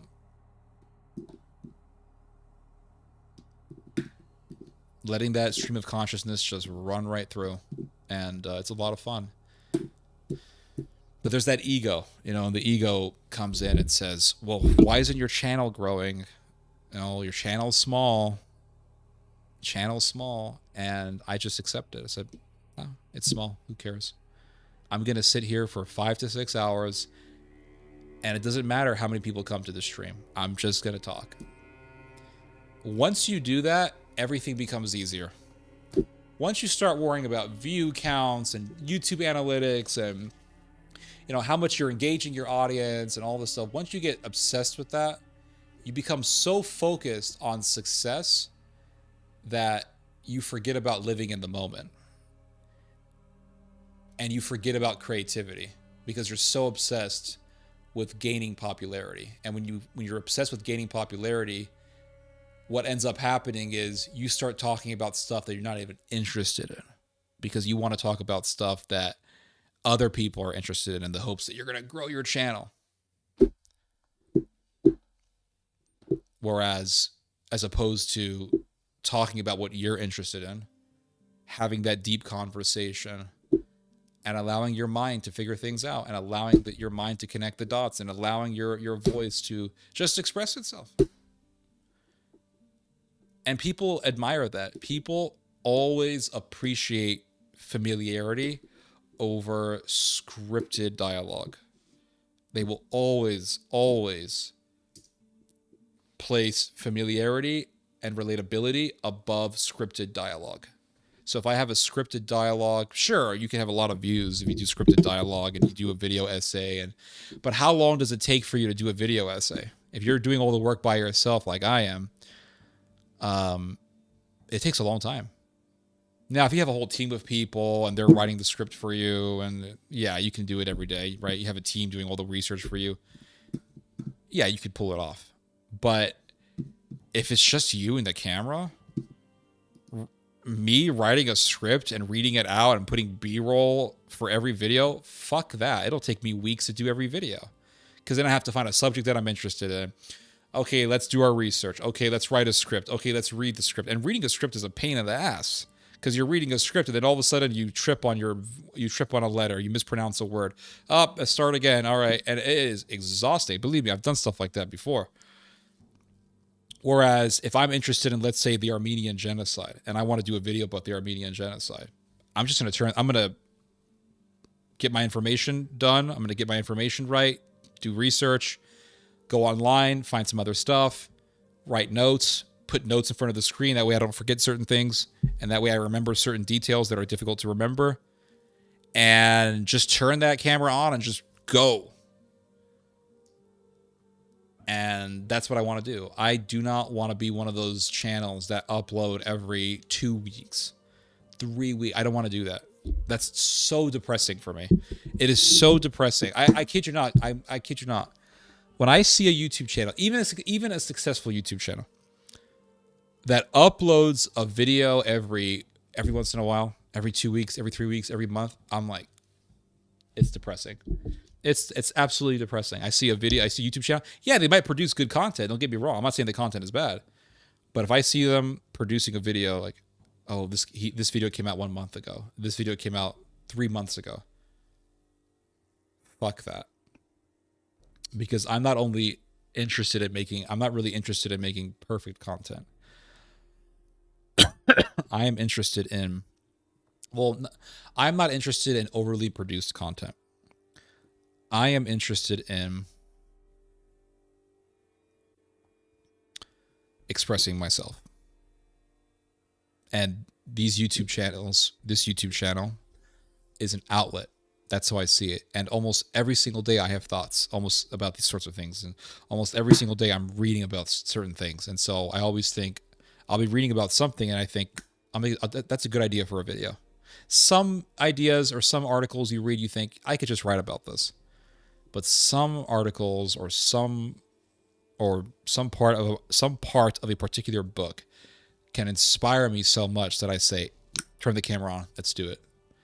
And that's what I want to do.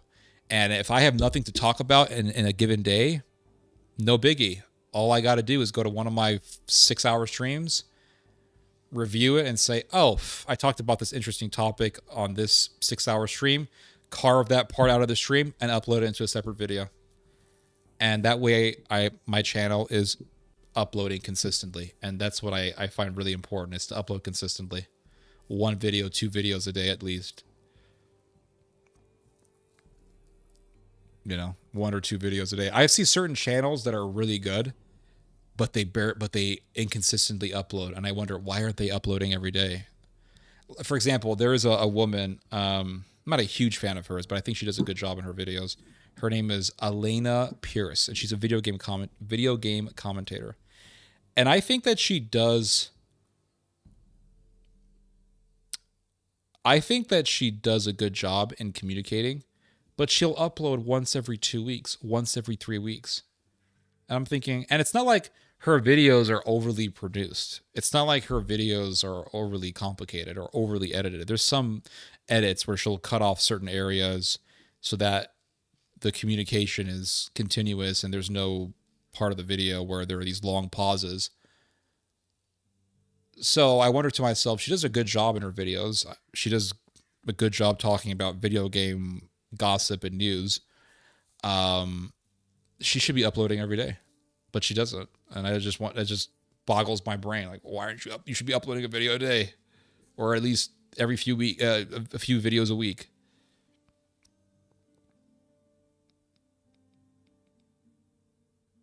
Yeah, overproduced channels can't hold my interest. You're right about overthinking things. Yeah. Thank you, Theodoros. You are cutting edge and post-contemporary. You are beyond the shitty Chara Chaalis. Zeitgeist. I appreciate that, John. Yeah, I don't consider myself a part of any sort of zeitgeist. I just try to I try my best to see things for what they are, although that can be difficult. Did you ever make a game live stream? I did it one time, or a couple times. I played more than a couple times, actually. About a handful of times. I played Resident Evil 8, which is a great game, by the way. Great game. Love that game. And I did play Total War Medieval 2, which is a masterpiece of a game. Love Total War Medieval 2. One of the best games. I actually would like to play Total War Medieval 2 after I'm done streaming. But the problem with me, and this is the reason why I avoid playing that game, is Total War Medieval 2 is a game that you cannot stop playing. Once you start playing Total War Medieval 2, you can't stop playing. Is it? Well, I'll play for an hour. It takes 1 hour to prepare your army and do a whole battle. Even when you try to do it on a medium high speed, it takes sometimes 45 minutes just to do one battle, 30 minutes to do one battle. It depends on how big your opposing army is. It's a way of getting new views. I don't know. I think YouTube has a way of sensing when you're doing something that's not in accordance to the general theme of the channel and saying, hey, you're not doing what you normally do, so we're really not going to help you with the algorithm. Because every single time I have live streamed on this channel, I'll have my view count will drop from 20 something people to 5 viewers, 7 viewers. Because people come to this channel not to watch me play video games. People come to this channel to watch me scream and yell about whatever political happenings are happening. James Joyce, an apostate Catholic, but retained some Thomistic philosophy. I lost my faith, but I didn't lose my reason. Interesting. Yeah. Make connections is what science is all about. Magic School Bus. I remember watching that show back in the 90s. You're doing well. Thanks for taking risks and stretching yourself. We're all on a journey together like Frodo and Sam. Absolutely. I appreciate that. I like that reference there to the Lord of the Rings. Thank you for giving us the Wicked Tenets lesson. I appreciate that. Yeah. I really enjoyed doing that. And again, I didn't plan that. It just came out. Chesterton, if a thing is worth doing, it's worth doing badly. 100%. I love Chesterton. I got to read more of him. I read, I want to say 2 of his books. I read, let me think. I read Orthodoxy many years ago, back in 2010, I believe. I read Orthodoxy. And then I read a lot of The Everlasting Man. I don't think I ever finished it. But I need to read more Chesterton again. It's so weird. When I was reading Chesterton, I was so filled with hope and idealism, and reading Chesterton gave me that hope and reinforced that idealism. And I wish I could have that feeling again. I want to bring that feeling back, to be honest with you. I want to revive that childish way of thinking that I had, that childish way of thinking of idealism. I want to bring it back. You've inspired me, John, to read Chesterton again. Don't be afraid of making mistakes. We can always self-correct, like Pope Innocent III said. Well, I think, like I said, perfectionism is the enemy of joy, and when you are too afraid to make a mistake, then you become a procrastinator. Fear not, little flock. Yep. I had plans with friends for Friday, but I requested to move it up to Saturday, and we did, so that I can watch your stream. Oh man, that's really touching. That is really touching. I really appreciate that, Jacob Glowsticks. See, this is the sweetness of the stream. There's the bitterness of the stream, which is you're standing in a small room talking for 6 hours about stuff, and you're just allowing your brain to do its thing. And there's a bitterness to that in the sense that your ego is telling you that, oh, your channel is small and this and that. But the sweetness overwhelms the bitterness, and the sweetness is, yes, it's a small audience, but it's a great audience. And yes, you're talking for hours, but you're overcoming a challenge, which is talking for hours and trying to be as articulate as you can. And yes, you're talking for a long time, but you are connecting the dots. You're thinking, you're just becoming more informed as you go, because these streams they don't just help the audience, they also help me because I learn new things as I research for these streams.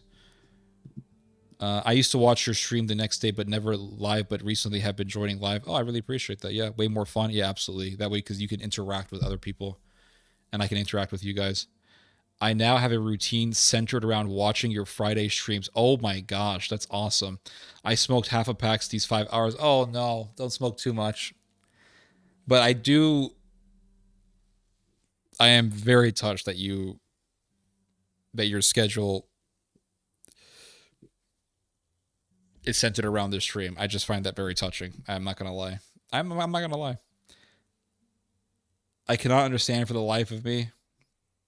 Keep up the good work, Theodore. We love you. I really appreciate that, sir. I cannot understand for the life of me how your channel hasn't popped huge. I now look forward to Fridays with you. You know what, man? I don't know either. I don't know why this channel hasn't grown that much. Sometimes I think it's because of the audio. Sometimes I think it's because of the quality of the mic that I'm using, or it's the quality of the sound mixer, or I don't have the right technical components that are necessary to have really good audio.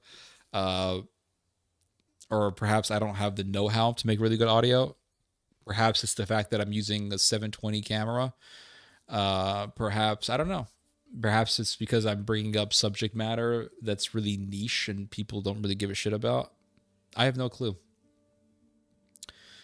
I really don't know. Sometimes I wish people could tell me, hey, Ted, I wish you would do this. That way I could say, okay, that's reasonable. But I look forward to these Friday streams every week, and they're really the highlight of my week. And when I can't make it, I'll be honest with you guys, there is a feeling of depression. It's not overwhelming, but there is definitely a feeling of sadness that kind of punctures a hole in me when I don't do these Friday streams. Last year, I remember I couldn't do a stream, and I remember putting an apology for you guys. Just like the good people die young. Yeah. Good channels go unnoticed. Good people do die young. That is true. Yeah, I agree with you on the channels also. Keep on trucking, as we used to say in the late 1960s, early 1970s, when speech and thinking was freer. Amen. Honestly, your channel is way better than whatever brain rot distributors on YouTube like Hassan Abi and Asmongold. I'm not a huge fan of Hassan Abi, although I do agree with some of the things that he says. Asmongold, I would say he's an intelligent guy, and he is really good at communicating. He is. Some of his stuff has become overly pro Elon Musk, which, I mean, that's his opinion, but I don't agree with it. I do really appreciate that Asmongold is saying to people, listen, another Hitler is going to pop up. Because I thought I was one of the very few. I mean, I've been one of the very few people who's been talking about that online. But now we have Asmongold, so that's good. But I really do appreciate that you prefer my channel. I really do. Did you stop the music reviews to avoid risking strikes? Yes. And another reason why, the main reason why, is because YouTube kept sending me these messages saying, oh, this stream cannot be viewed in these countries. This stream cannot be viewed in these countries because you played a song from this particular country, blah, blah, blah. So the video can't be watched in that country because there's a copyright rule. And it just kind of depresses me. We must go through the bitter waters to go to the sweet. Absolutely. 100%. Yep. Eat of the bitter herb. Yeah. 36 watching. Awesome. Heretics was a great book. Yeah, I remember reading Orthodoxy, and I remember reading The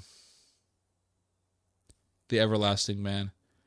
Chesterton did great work in his time fighting eugenics. Yes, he did. Yes, he did. Yes, and he convinced a lot of people of the British Parliament not to vote in favor for eugenic policy. 36 people watching. Awesome. Theo, I noticed you have the Skyrim soundtrack in the background and some of your videos. Are you an epic gamer by any chance? I am. I consider myself to be a casual gamer. I am not. I don't play video games every day. I do I do enjoy Elden Ring to a certain extent. Here's what's so embarrassing though is I have owned Elden Ring since 2023. In I want to say the spring of 2023, I bought Elden Ring. It is 2025 and I have not beaten it. And the reason why I have not beaten Elden Ring is because I am still stuck playing Malekith. And I have not defeated Malekith. Maybe I should live stream myself fighting Malekith. Maybe.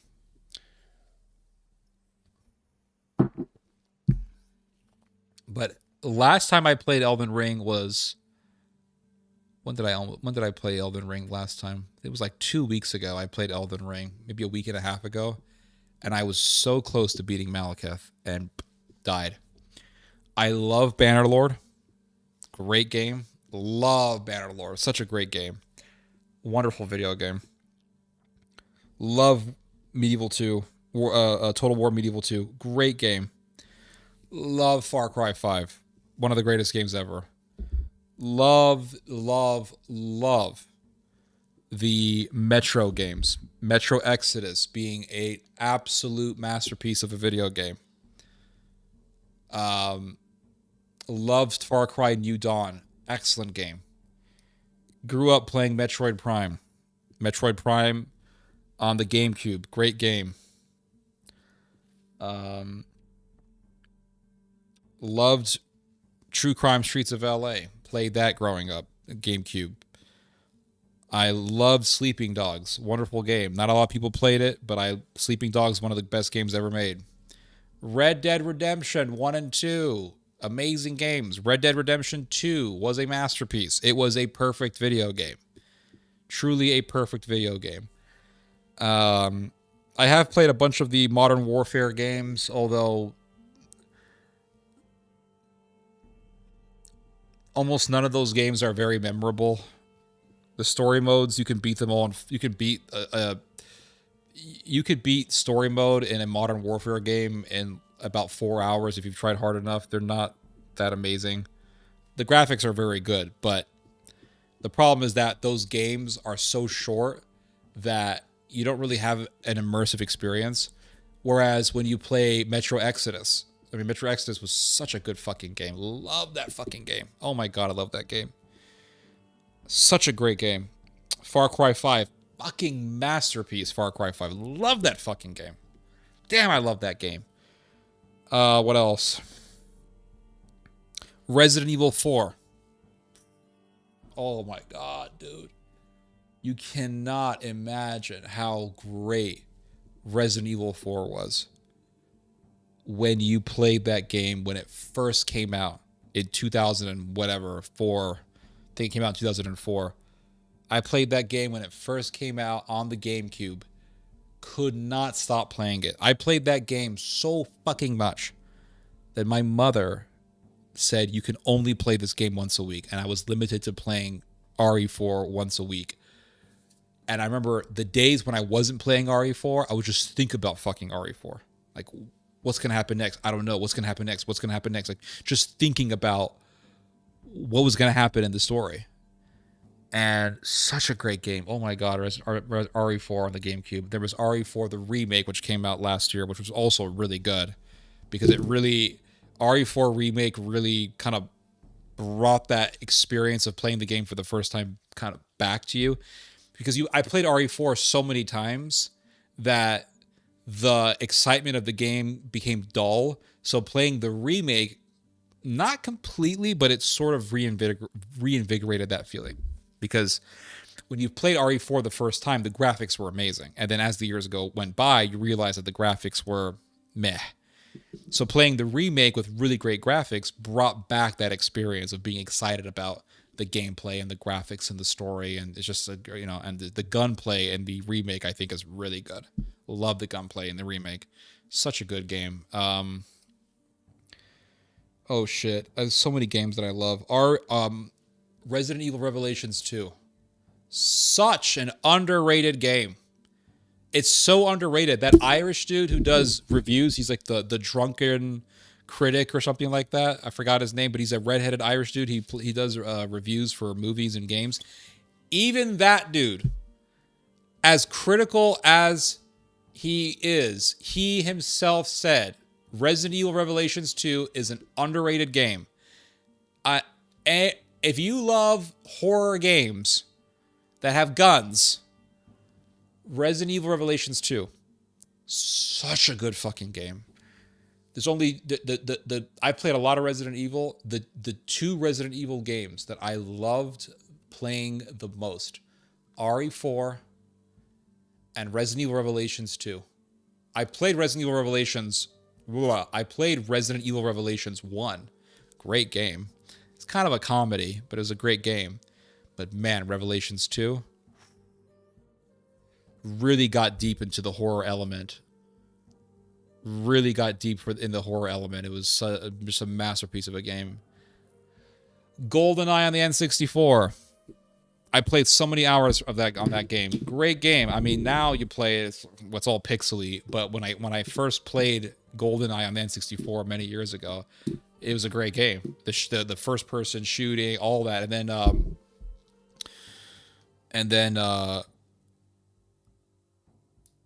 there was, what was it? There was the GoldenEye. When I bought GoldenEye, I bought that game in 2000. I want to say in 2002, somewhere around there, 2001. I bought that game at a used game store in California.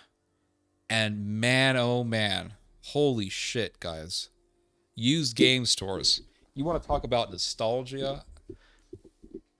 Just look at a photo of a used game store. It's amazing. I remember going to a used game store in the Bay Area in California, and my mom took me there. And I said, I gotta play GoldenEye. I have to. So she took me to this used game store. It was a thing to behold. Walking into the store, games everywhere, like PS2, N64, like old shit from the 90s. I mean, just everywhere. Thousands of games everywhere. And it wasn't even a big place. It was just literally one giant room. Games everywhere. It was like a long, wide hallway. Well, not a hallway, but a long, wide living room. Games everywhere, dude. And the people who were running this place, I mean, we are talking about the comic book salesman from The Simpsons. It was insane. Nerds everywhere, dude. And this was in 2001 or two, not one, probably 02 or 03. It was just unbelievable. I get goosebumps thinking about it. Game stores, and there was no streaming, there was no Twitch, there was no YouTube. Like, you got into that game, you didn't know what the fuck you were gonna get yourself into. It was fun, and just the surprise of the game, and just not knowing what the game would have got you so excited about a game. Now, YouTube knows exactly what kind of games you're interested in based on your searches. And the new Resident Evil game will be coming out, and YouTube is inundating you with videos of the gameplay. I don't click on them. When the RE4 remake came out, or was about to come out, I watched the trailer and I said, that's it. I am not going to be watching people streaming the game, anything, because I just wanted to relive that experience of not knowing exactly what was going to happen. Now, I played the original RE4, so I had an idea what was going to happen, but there were moments of the remake that surprised you, and I liked that. I liked being surprised. And just walking into that store in the early 2000s and seeing all these games and seeing some big fat nerd who looked like the dude who sells comic books in The Simpsons, and it's just a bunch of dudes, and it was just the room. There was nothing special about it. It was just games everywhere, and there was maybe some game posters on the wall. And I remember going up to the front desk and saying, "Do you guys have do you guys have GoldenEye?" And he's like, I never forget it. He had his two hands like this on the table, and he just looks at you and he goes, "Yeah, GoldenEye? Yeah, we have that." He walked down this area behind the counter, came back, and he had that N64 game in his hand. I remember I grabbed it. I was like, "How much is it?" He's like, "I'll give it to you for," I was like, 20 something bucks or something like that. And you didn't know. You didn't know. And that store, I guarantee you, that store doesn't exist. You know, it just doesn't exist. So do I love video games? Yes. Do I love the video game culture? I don't know about the culture, but do I love the world of video games? Yes. Do I love the warm, fuzzy feelings that video games give me? Fuck yes. Do I love the feeling of nostalgia that I can get playing a game or listening to a video game sound score? Hell yes. Do I love the feeling of getting a new game? Oh God, yes, like a drug. What I miss is the uncertainty of a game. You bought that game, you didn't exactly know what you were getting yourself into. Now I've had those experiences within recent years. So back in 2018, I bought Far Cry 5. This was my first Far Cry game. Never played a Far Cry game before. Had no idea what to expect. I didn't even watch anyone doing a review of the game. I just went to Target, saw that they were selling this game for $20, and I said, I'm getting it.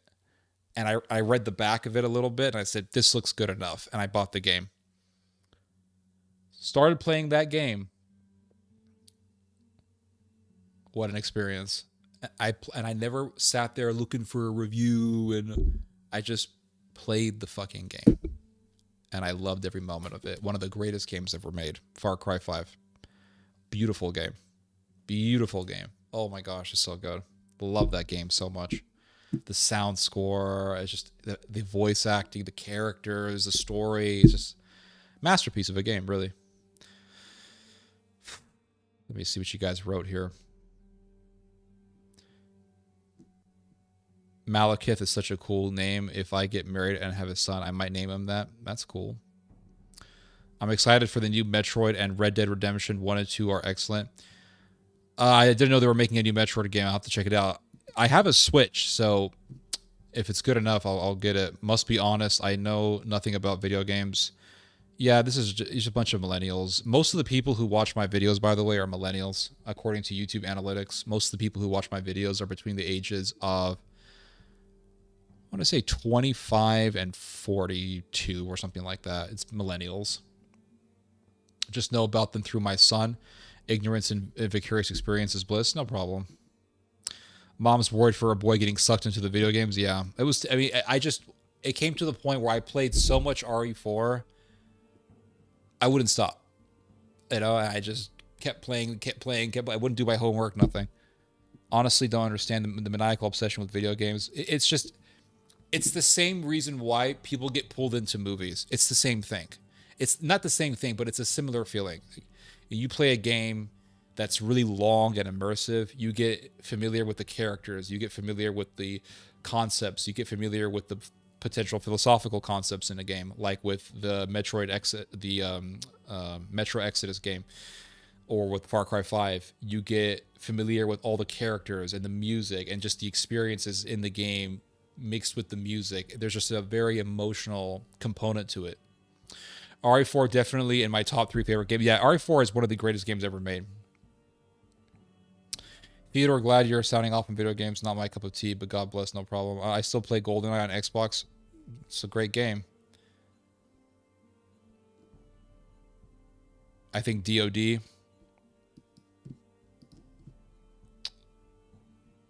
I never played DOD. What's that? Is that DOD? What is that? Dungeons and Dragons? DOD? What is that? DOD. Oh, DOD games. One of the darkest games I have ever played was a game called Spec Ops. It was called Spec Ops: The Line. Guys, if you want to play a really dark game, try playing Spec Ops: The Line. I played it on the Xbox 360 many years ago. Such a great game, great gameplay, but man, is the story dark. Very dark game. It's like a movie. My first Far Cry was Primal. I never played Primal, but it looks really good. It looks really good. Mystical experiences in gaming dimensions. Rod Sterling smiling with you. Who's Rod Sterling? I have to look that up. Definitely check out the new Metroid Prime 4 trailer. I'll check it out. I vote you. I'll try. I have to find a way to get the camera on the screen. I'm not a millennial or Generation Z. My sons are. I'm in the cusp of baby boomer and Generation X. I see. Yeah, that's why you don't know what I'm talking about, which is fine. It's understandable.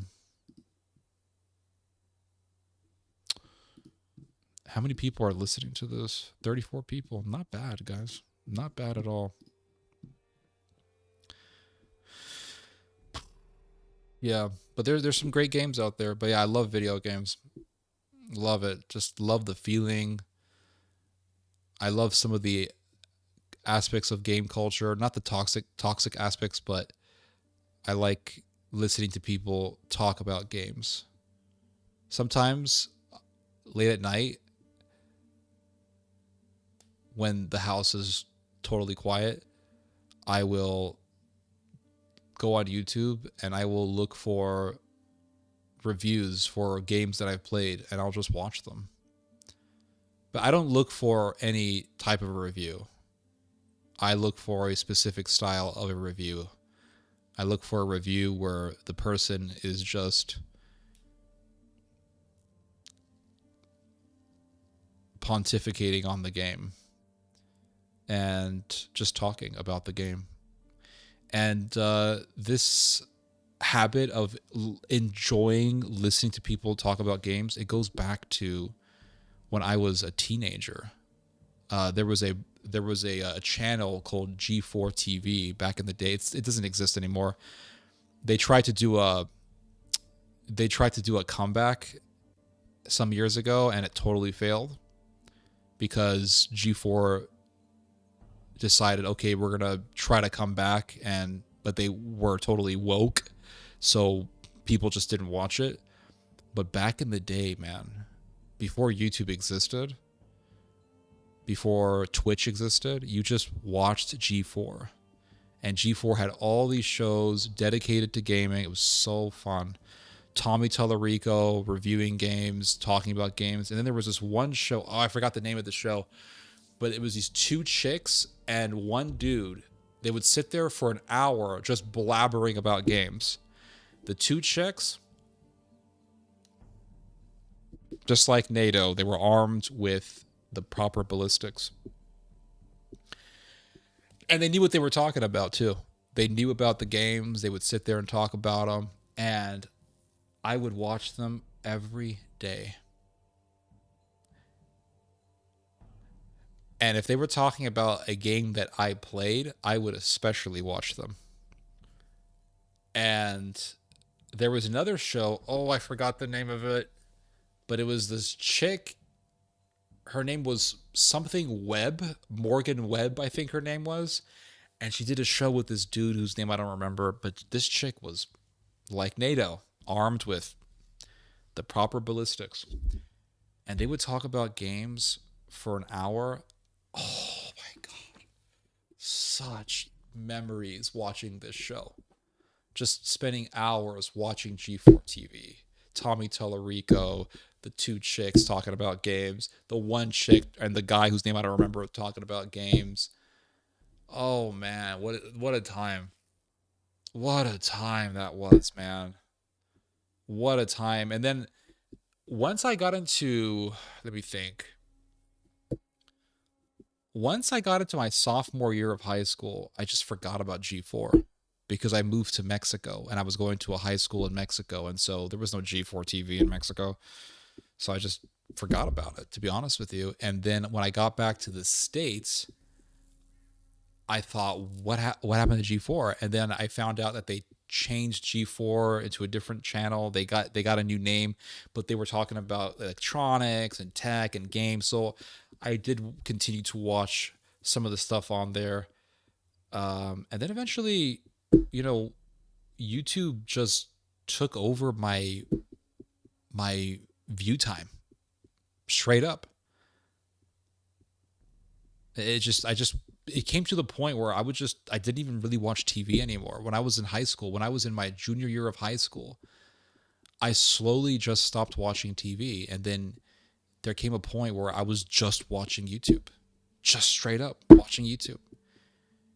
And then I remember one day it just dawned on me. I haven't watched TV in a long time. And then a couple years ago, I heard that G4 tried to do a comeback, and then they just totally failed because they did a comeback and they had this big YouTube channel, and not a lot of people were watching it because it was a bunch of woke bullshit, and they didn't really bring back a lot of the hosts that we enjoyed watching. So, yeah. Sometimes I like watching gameplays for hours rather than playing. I like doing that for games that I know I'm not going to play. So, for example, there's certain games that I just won't play because they're just too weird for me. So, for example, there was a game called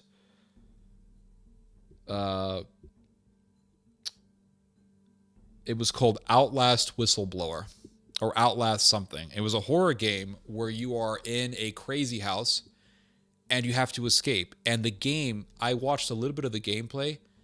It was so disturbing, this game. There's so much boundary crossing in this game that I would never buy it because I don't want to be playing a game. I'll just tell you, there's a part of the game where this is the most disturbing part of the game, where you go to this section of the crazy house and the whole section is ran by a guy who thinks he's a woman. And he kidnaps his victims and then they become his wife. Yeah. And you have to go through that guy's area. Fuck that. I ain't playing this game. So I just watched some of the gameplay on YouTube. I'll just watch some of it on YouTube, and then that was it. I don't want to buy those games because those are the types of games that I'll play just one time and never again. Whereas Resident Evil, I'll play those games again. I'll play Resident Evil 4, the remake again. I'll play RE8 Village again. Yeah, Attack of the Show. I remember G4 TV, but I remember it was Tech TV. Yeah, that's what it became later on. A new TV channel. I think it was Tech TV with Leo Laporte. He sold his company for like $300 million. Damn. Marty was the name with Morgan. Man, Morgan, she was so great. Oh man, she was so great. I remember. What was it? Was it Morgan Webb? Yeah, it was Morgan Webb. She was awesome. She was good. She was nice to look at. And she liked games. You could tell she was into the games. There was another host, the two chicks. G4 TV host. Oh, damn.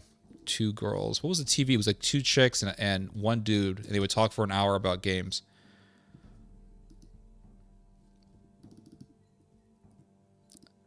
Oh, yeah. There was a show. Yeah. Was it this one? Wasn't this one. There was an actress. Oh, man. What was her name? Dunn. I think her last name was Dunn.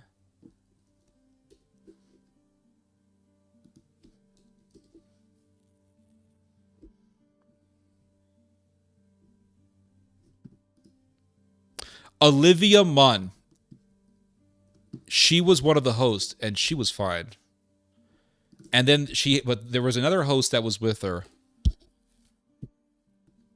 Olivia Munn, and there was, who else was there?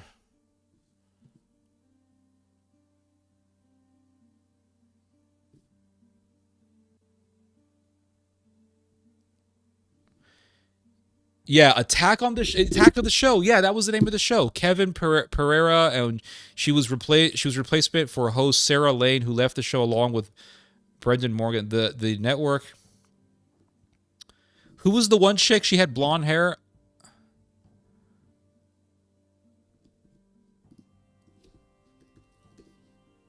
Attack of the Show.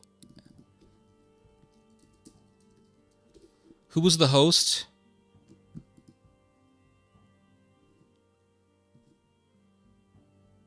Man. What a time to be alive. Just what a time to be alive. Man, they had some good-looking chicks in those days.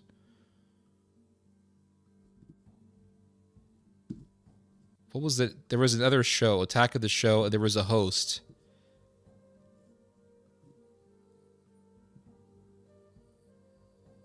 There was Fiona Nova.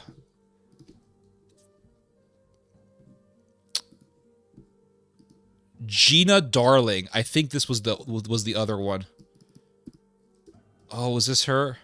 No, that's not her. I don't remember. Attack of the Show hosts.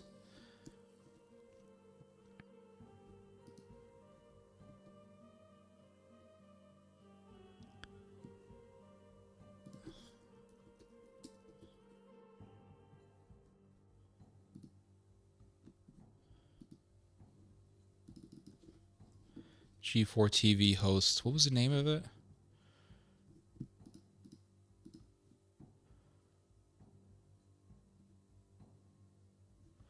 I think this is her.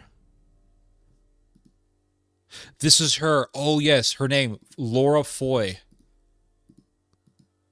I remember her. Yeah, Laura was the chick on G4. Yeah, she was great. Oh, man. There were some babes in those days. Let me tell you. Now it's, I don't know.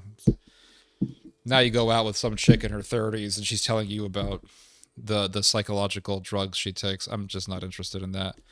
Yeah, Attack of the Show. That was a great one. How's your new book? The one I'm reading? It's really depressing. It's on the Armenian genocide. It's a super depressing book. My son watches games played on YouTube as well as playing his own games. I stand by watching, bemused. It's a lot of fun. I like watching Dark Souls play through. Here's the thing is, when boomers start playing games and they start learning how to play games, they love it. It has nothing to do with your age. If you actually started to learn how to play the game and you played it, you would love it. I kid you not. I went to Burger King last week. I went to Burger King. And the Burger King was just empty, just like I like it. Nobody was there. Very few people were there. It was awesome. And I saw this. He looked like an older Gen Xer on his laptop. And he had one of those compact Windows laptops. It wasn't a Mac. And I sat behind him. And he looked so into his screen. He was so fixated on whatever he was doing on his computer. And I'm thinking this dude's probably working for some company or whatever. He's doing his job from Burger King. I passed by this dude. All of his Burger King is eaten. It's all on the tray. The wraps are all on the tray. I sit behind him. I turn around. And before I sit at my table, I turn around and I see the screen. This dude, this 50-something-year-old dude, is sitting there playing some old-ass MMO game. It was some MMO game with medieval aesthetics and castles and stuff. It looked great. And he was so into this game. I don't know what game it was, but it looked awesome. And it looked like it was made in maybe the early 2000s or something like that. He was so deep in this game. And I sat there for over an hour just eating my Burger King and relaxing. And this dude was still playing. And I'm thinking, man, I am so happy for this guy. He is living such a great life. No one is there to bother him. He's just at Burger King. There's very few people at this Burger King. He's enjoying his Burger King. And he is just deep in a beautiful looking game. I have nothing but joy for him. Truly. I'm like, this dude's living the best life ever. He's living the best life, man. Some old 50-something-year-old dude just playing his games. It's great. Are there demonic influence games that you happen by and never ever touched them? There was a game that I played years ago, and I stopped playing it because it was so weird. It was called The Evil Within. And it was a game that was made by the same dude who directed RE4. So I thought, well, the same director who did RE4 directed this game, so this game must be good. Watched some reviews for it. Everybody said it was great. And I played The Evil Within. I started playing it. And this game is nothing like RE4. This game it's like the film The Nightmare Before Christmas. You're in normal life walking around, and then all of a sudden you're transported to this other world. There's demonic looking people walking around. They're trying to cannibalize you, and you're running away, and then you have to and I don't mind that. Like, I don't mind killing demonic zombies. That's fine, but the way that they do the game, there's a lot of cannibalism in it. There's some cannibalism stuff in it, and then there's a part of the game where you have to do this puzzle, and the puzzle has all these tubes sticking out or something, and then there's something there's like a needle that's connected to a human head, and the head is talking to you, and you have to interact. I said, I'm done. Fuck this. I'm out. I returned the game and got my money back. I said, nope, not playing it. So yes, there are certain games that I would avoid because it's just too weird for me, and I don't like it. Olivia Dunn. Yeah, she was great. Munn and Dunn. Olivia Munn, the actress. Yeah, she was in G4. They don't make them chicks like that now. No, they do not, my friend. Watch The Dunwich Horror with Dean Stockwell and Sandra Dee and others. Freaky stuff. The Dunwich Horror. I'll check it out. The Dunwich Horror. What's this about? Let's check it out.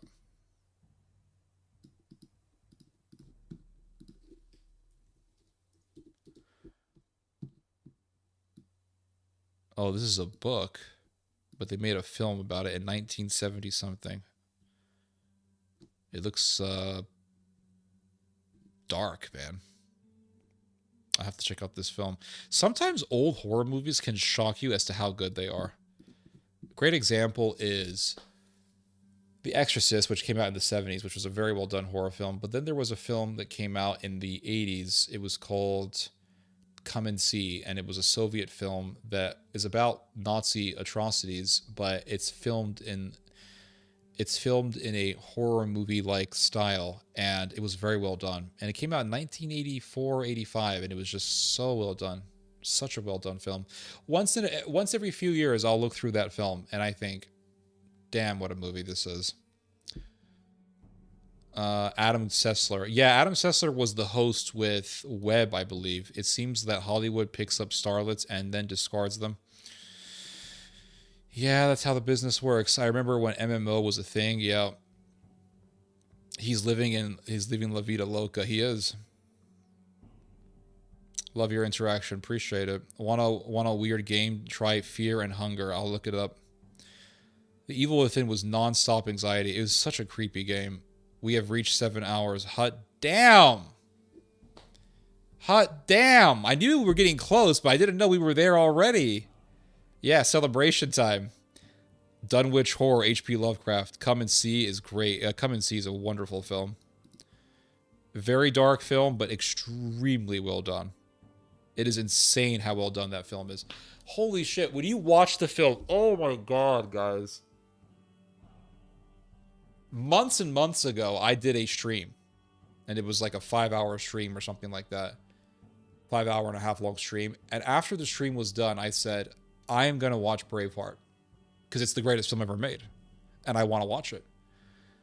So I started watching Braveheart on the big screen. On the TV screen.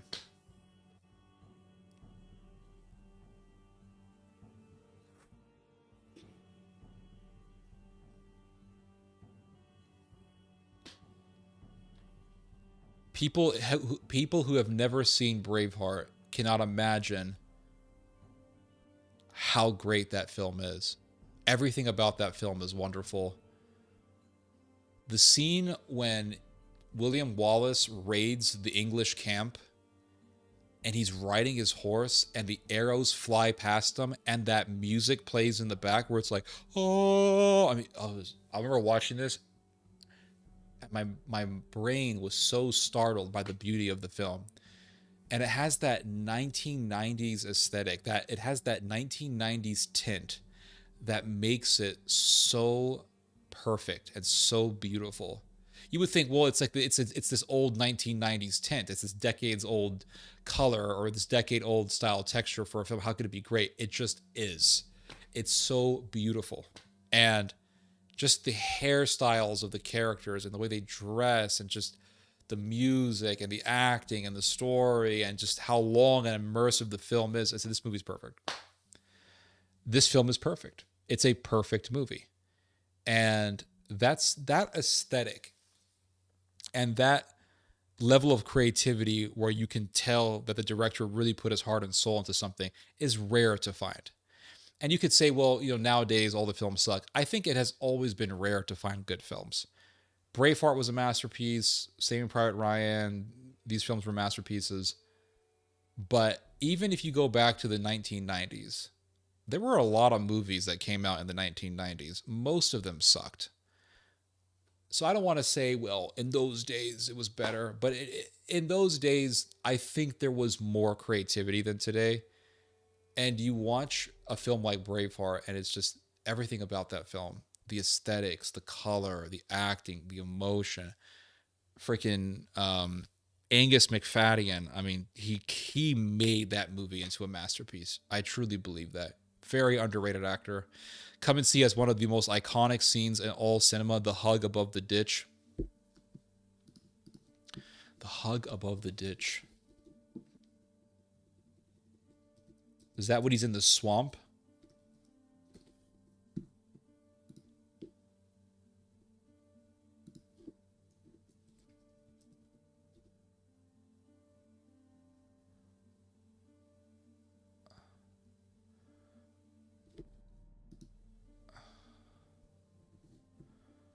I forgot which part. I should know this, but is it when he's in the swamp and he's sinking?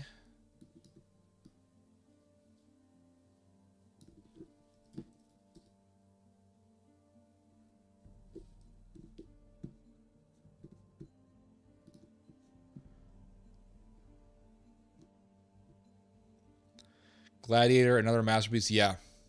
Yeah, Gladiator is a perfect film. Yep. Yep. Yeah, I don't remember which one. The hug above the ditch scene.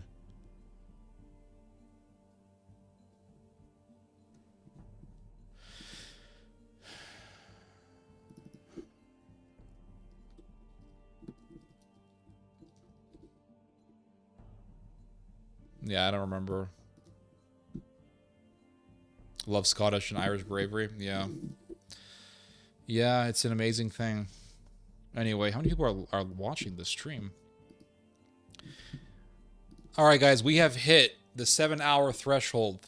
This is the second time this has happened, which is amazing. So this is great. We have reached another accomplishment. It's pretty late, so I'm going to go. But it was a great stream. This is one of the best streams we have ever done. An amazing stream. We had a lot of fun. I had a lot of fun, and you guys have made it amazing. You recently watched What Women Want by Mel Gibson. Yeah. Yeah, that's a funny movie. Anyway, you guys are great, and we've done an amazing stream. You guys made it happen, and I will see you guys soon. We're watching Keep Up the Coffee. Absolutely. See you guys later. I'll see you later. John, Ruski, Scoob, Falco, Palsier, Andres Lopez. Buenas noches. Monkey Brain. Edwin Weber, Prince Zachariah.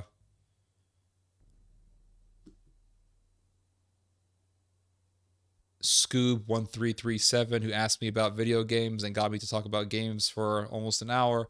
Appreciate that, sir. John Seversike, Wonderpuck, Susan, Sweet Body Fit, God the Son, Jesus Christ Saves. Hi, how you doing? Alexis Corral, Gypsy Bird, Goose Hunter, always great to have you on. Grant, Mark Purcell,